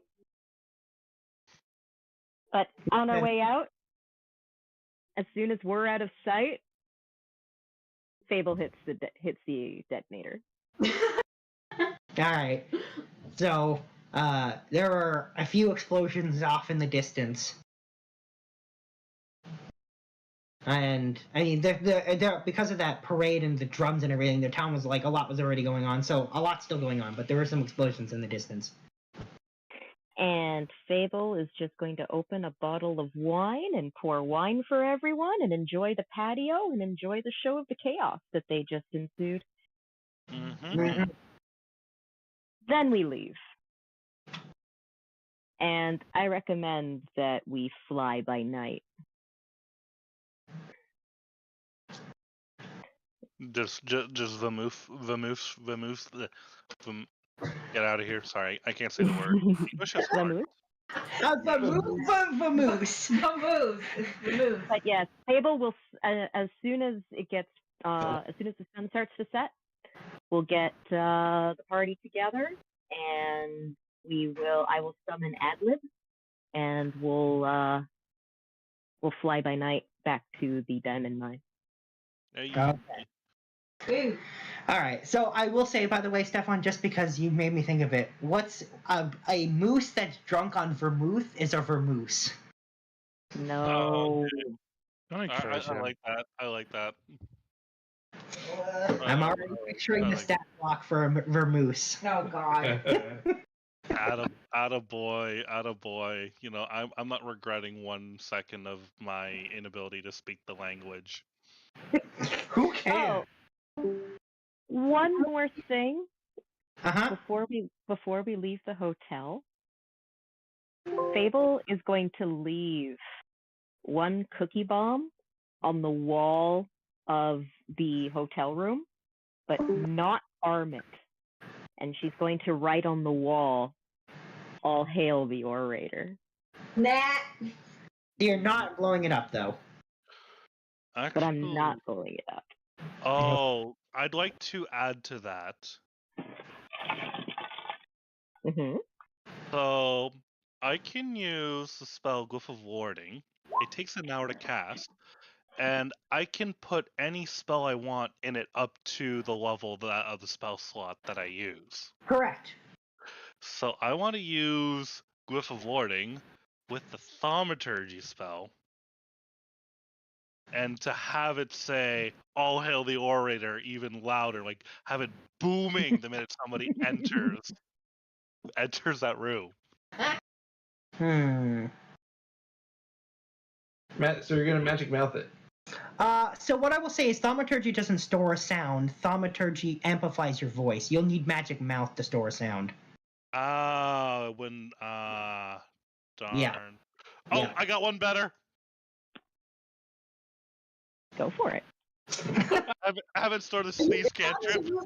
You can absolutely store the sneeze spell in it. 100%.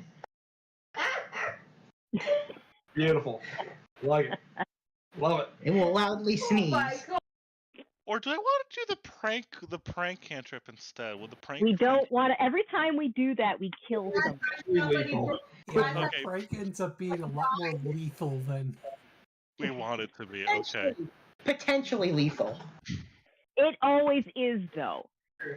Well, no, lots of the things don't actually do any harm, but you never know. It's a roll of the dice. Remember the train thing? Yeah, I mean, some of them are very deadly, and some of them aren't so deadly. It really depends. Like, the one that peels all... I wanted to prank something, and I got the insta-kill one. Like, what? Right? Every time we try to do this out of fun, we end up being douchebags. So, no, we're not going to do it. Yeah, you aim for the banana peeling where it takes all their stuff off, and you get the train that runs them over and kills them. Yeah. It's a mixed bag of stuff. It's just the dice decide what happens. And every time it's a giant train wreck. But yes, I'm going to leave the evidence of the explosive so that they can see it was me that did it. And I'm going to put the message, "All hail the orator." All right. Well, you have blown up one of the 3 things maintaining the barrier. Hey, wait, does that mean that she killed the priestess inside the barrier? To be honest, I think she was pretty much already dead. Oh, okay. Yeah, but yeah, I she is dead. think she was basically just a battery at that point. Yeah, she wasn't technically dead. She is dead now. I don't think there's much we could have done for her. I mean, short of you absolutely throwing stealth completely away, there was nothing you could have done. And even then, like... She kind of already sacrificed herself by becoming the battery in the first place. Yeah, so that when I said that, I think Kate picked up immediately that thing is running off the life force of the priestesses, basically. Yes. Yeah, this is the fucking Starforge from Old Republic video game. That's what this is. They have to like change a priestess every time. Well, it's not like they do it every day, but eventually the priestesses will die and they'll replace them with another one. They consider it something worth doing. That's fucked up. At least it's not as bad as maintaining the Emperor. Yeah. Right? Thousands of psychers sacrificed daily. But this is the thing. For Yuanti though, Yuanti priestesses doing that is considered that's something they. Oh yeah, to be a martyr is to be the ultimate thing. You want to be a martyr. Oh, for sure. Like sacrificing themselves and giving their life for Anaconda like that. That's 100%. Like they are all on board for that.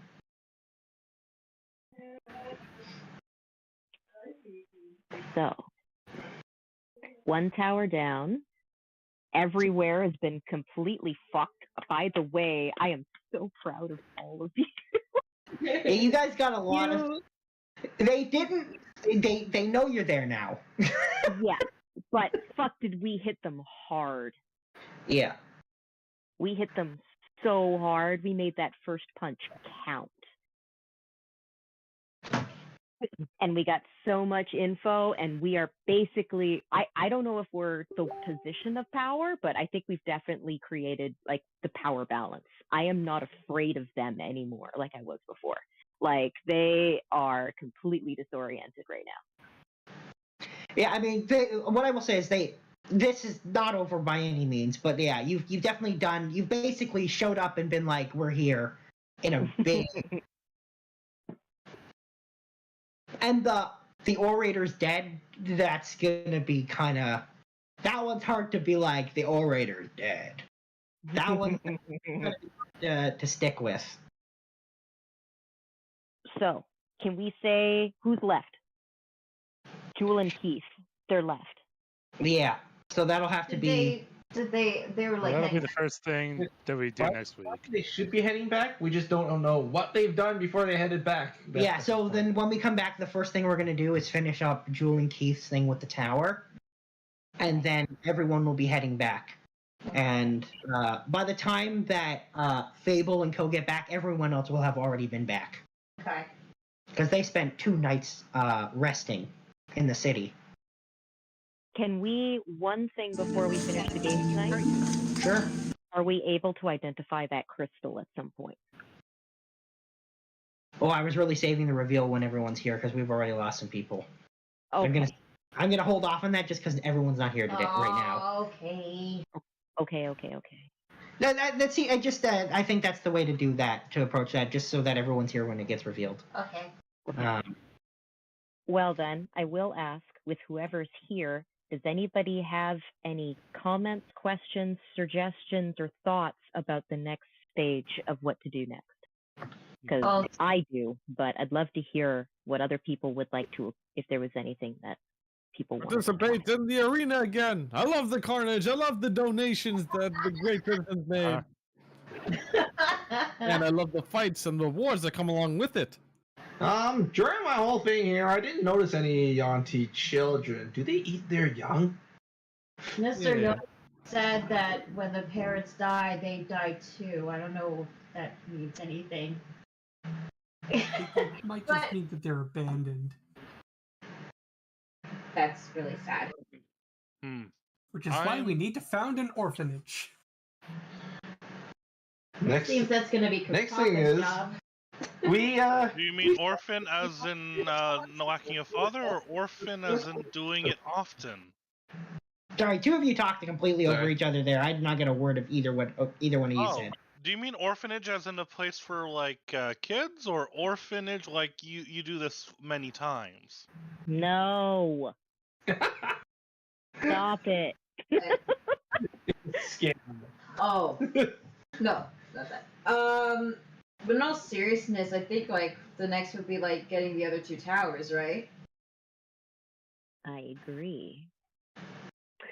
I'd also like to prepare this ritual so that, and to find out what this event that's happening in a week is, because I would love to interrupt the middle of it and use that as the opportunity while we're in the middle of disgracing their god to be the time to challenge. Where were the other 2 ones? I think one of them was in the temple, right? No, none of the temple didn't. There's one in the central fortress. Fortress, okay. And there's one at the Broodguard Tower, but it's not the machine that they're breaking. It's somewhere else. Okay, so Broodguard Tower and Fortress. Yes. And I recommend that we hit them both at once. And I think we should hit them quickly. So both at the Sorry, both at the same time, you mean? Yeah, I think we should hit them at the same time. I think we should hit them hard, and I think we should hit them quickly. Take advantage of the chaos that we've just created, and fucking go for those 2 towers. Okay. You know what? I agree with this plan. I like it. Hit them hard. Now speak my lingo. So should we split teams into 2 for this one then, or should we like have like a 3rd team to cause diversions? No, I think we our own split it. diversion. I think we split it into teams of 2. One of us ride a dragon, the other of us ride a rock. Now, I will remind you that the central fortress is the most heavily guarded place on the island. Oh, we're getting an echo again. I think probably from Paul. Yeah, we're getting an echo from you again, Paul. Oh, sorry. So that's the place where we're gonna want to make go boom boom. So like I was saying, the central fortress, you guys know, based on everyone who's seen it, it is insanely heavily guarded, and splitting is probably not smart. Okay. So we gotta do one at last. Okay. So we can't split this. We got to do this one at a time.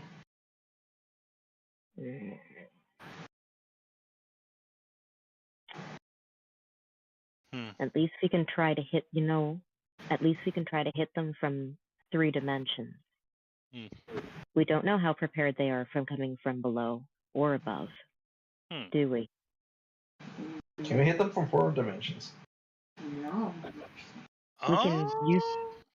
We can hit them from the worm, from below. We can we have the Drow with us as well, and she's checking out the tunnel systems under this place. And we have, I have my Earth Elemental that can dig us a tunnel. It'll take a while, but beautiful. It would take forever. It would take yeah. So a purple worm. I'm sorry, albino purple worm is faster. Why not both? I don't know that. So we'll take. Okay. We can get the purple worm to dig us a tunnel underground. We have a fucking black dragon. Let's use him to attack from above. And then we can also attack from the ground. How would the ground attack work? Well, there would have to be a few of us that would have to try to sneak as fast as possible and take advantage of the chaos we create to try to get inside. I can create doors. The Rakshasa can create dimension doors. I could use Stone Shape to create a I'll door. remind you, the dimension door won't work as long as the barrier's up. That won't work. But I could use Stone Shape to create a door through the fortress wall, correct? Remind me, is Stone Shape not, isn't that the cantrip? Because if that's the cantrip one, absolutely not. No, not the cantrip one. I'm talking about the thing I get from my item. It is a 4th level spell. I just populated it. Oh, that is Stone Shape. Okay, I was mixing up with yeah. I think you mixed it up with something.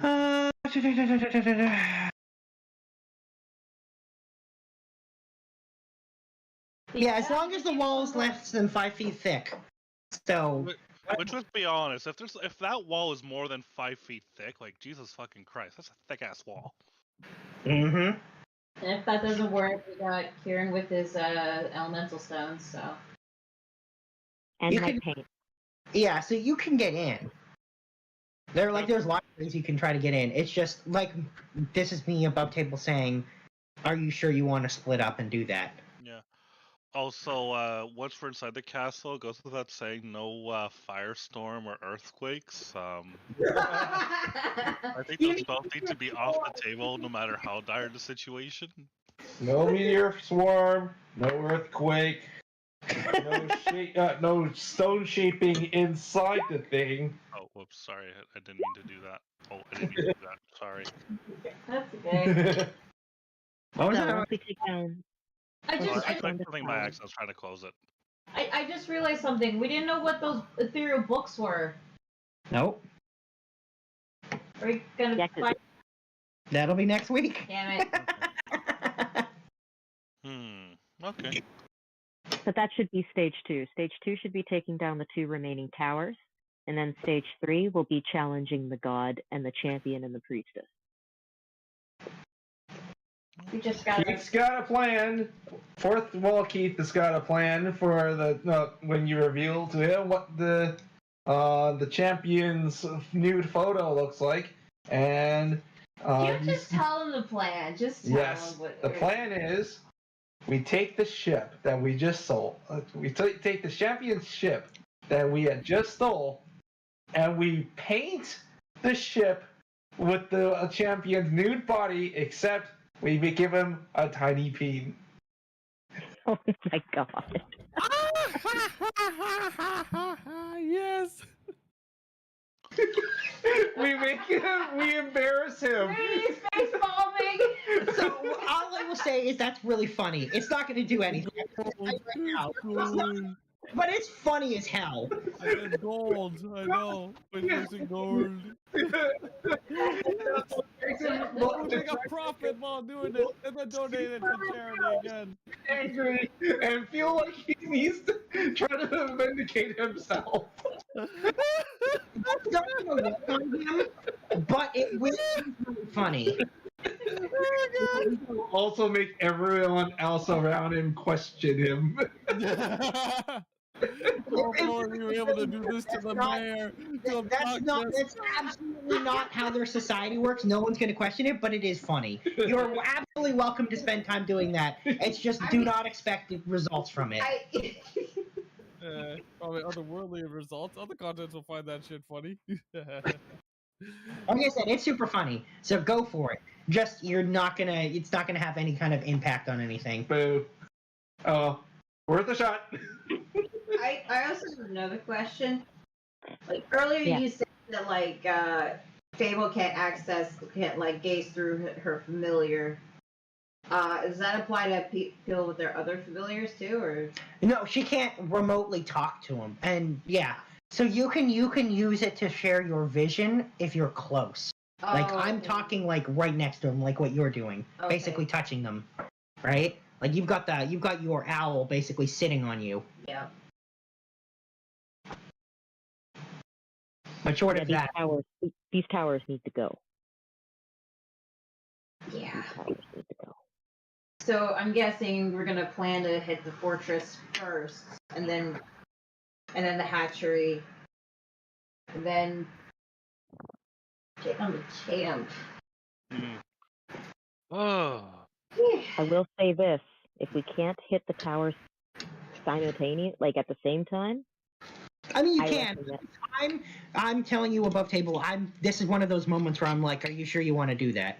If you think we need 24 people that we brought with us to be able to take down this tower, then I'll take 25 people with me. I will. I'm not avoiding that. But I worry about you, the dungeon master, having a party of 25.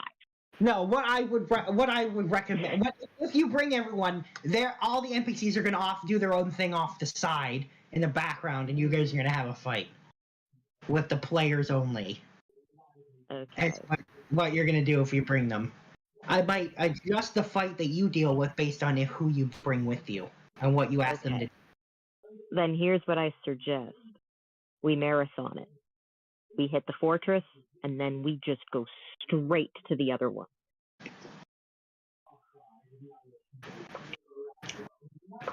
Right. That's a plan.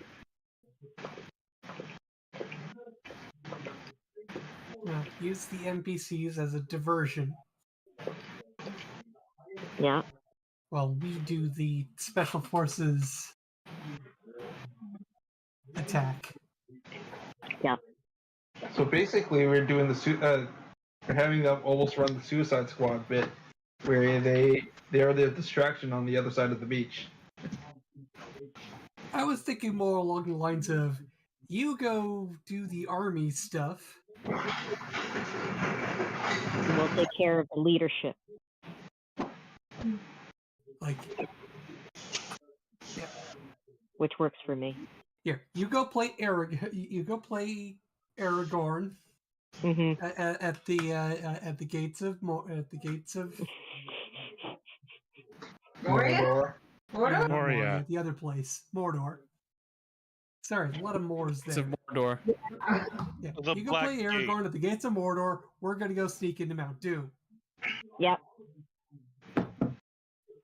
See, but one does not simply walk in to Mordor. No, you need to have an invitation. Structure. Someone was going to make that joke as soon as you.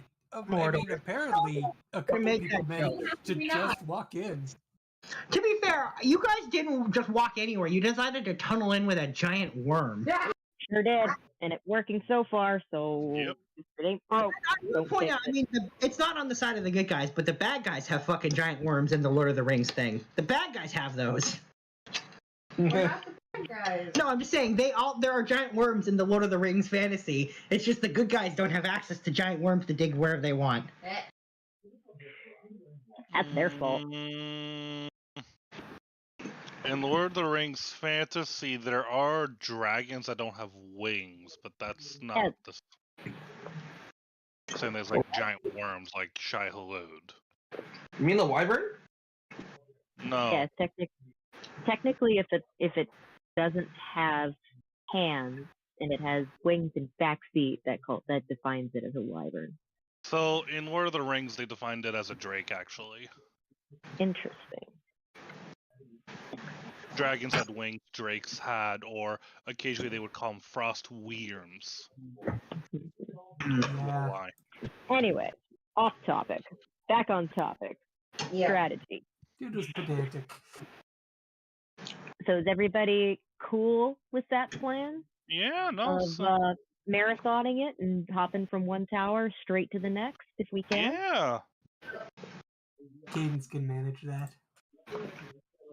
I feel like Kane's just gonna hop it. Yeah, it's just a question of getting the right spells ready and ahead of time, and we should be good to go. Excellent. Yeah.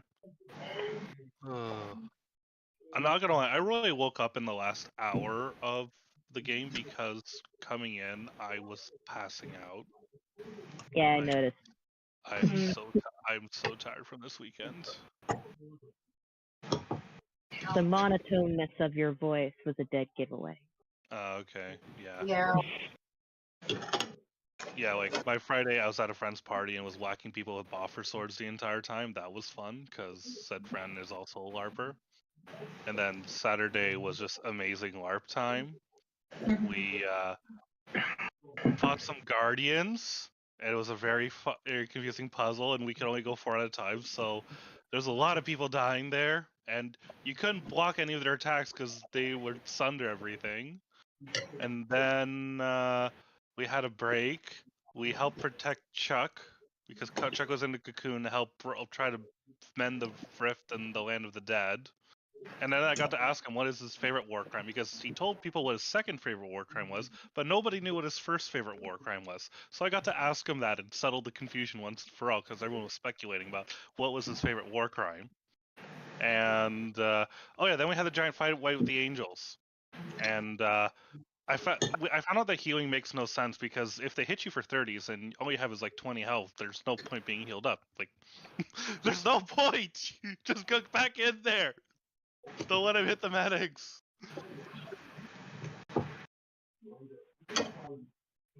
It was fun. And then I learned how. And then on Sunday I learned how troll ball is played. Yeah. There's an actual LARP sport called troll ball, where you take a soccer ball that's supposed to represent a troll head, and it's in a bag. And what you do is, if you hit somebody with your sword, they have to take a knee and turn towards the back, and then a medic can come revive them if they grab their sword and then bring it back to their end of the thing. And you can obviously parry with a sword, but basically the whole point of the thing is you need to grab this ball that's in a bag and put it in the enemy end goal. So it's like... So soccer with extra steps. Soccer with extra steps and boffer swords. It's a lot of fun. Apparently there's like leagues and like different the big LARPs will have like actual tournaments of troll ball. Fascinating. I need to drag you guys over to Mistfall at some point.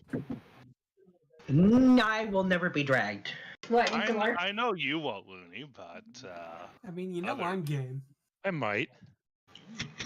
Wait, I want to give it a shot. I've LARPed. Well, folks, Done it like even once, built I buffer think. swords. I think I'm going to get off and finish watching Little Pet Shops of Horrors. You don't know what you're dealing with. No, you never did. Yeah. Still But, one of my favorite things in New York, and probably the weirdest of all the shows I saw when I was there. I'm going to go for a call. I'm gonna step off.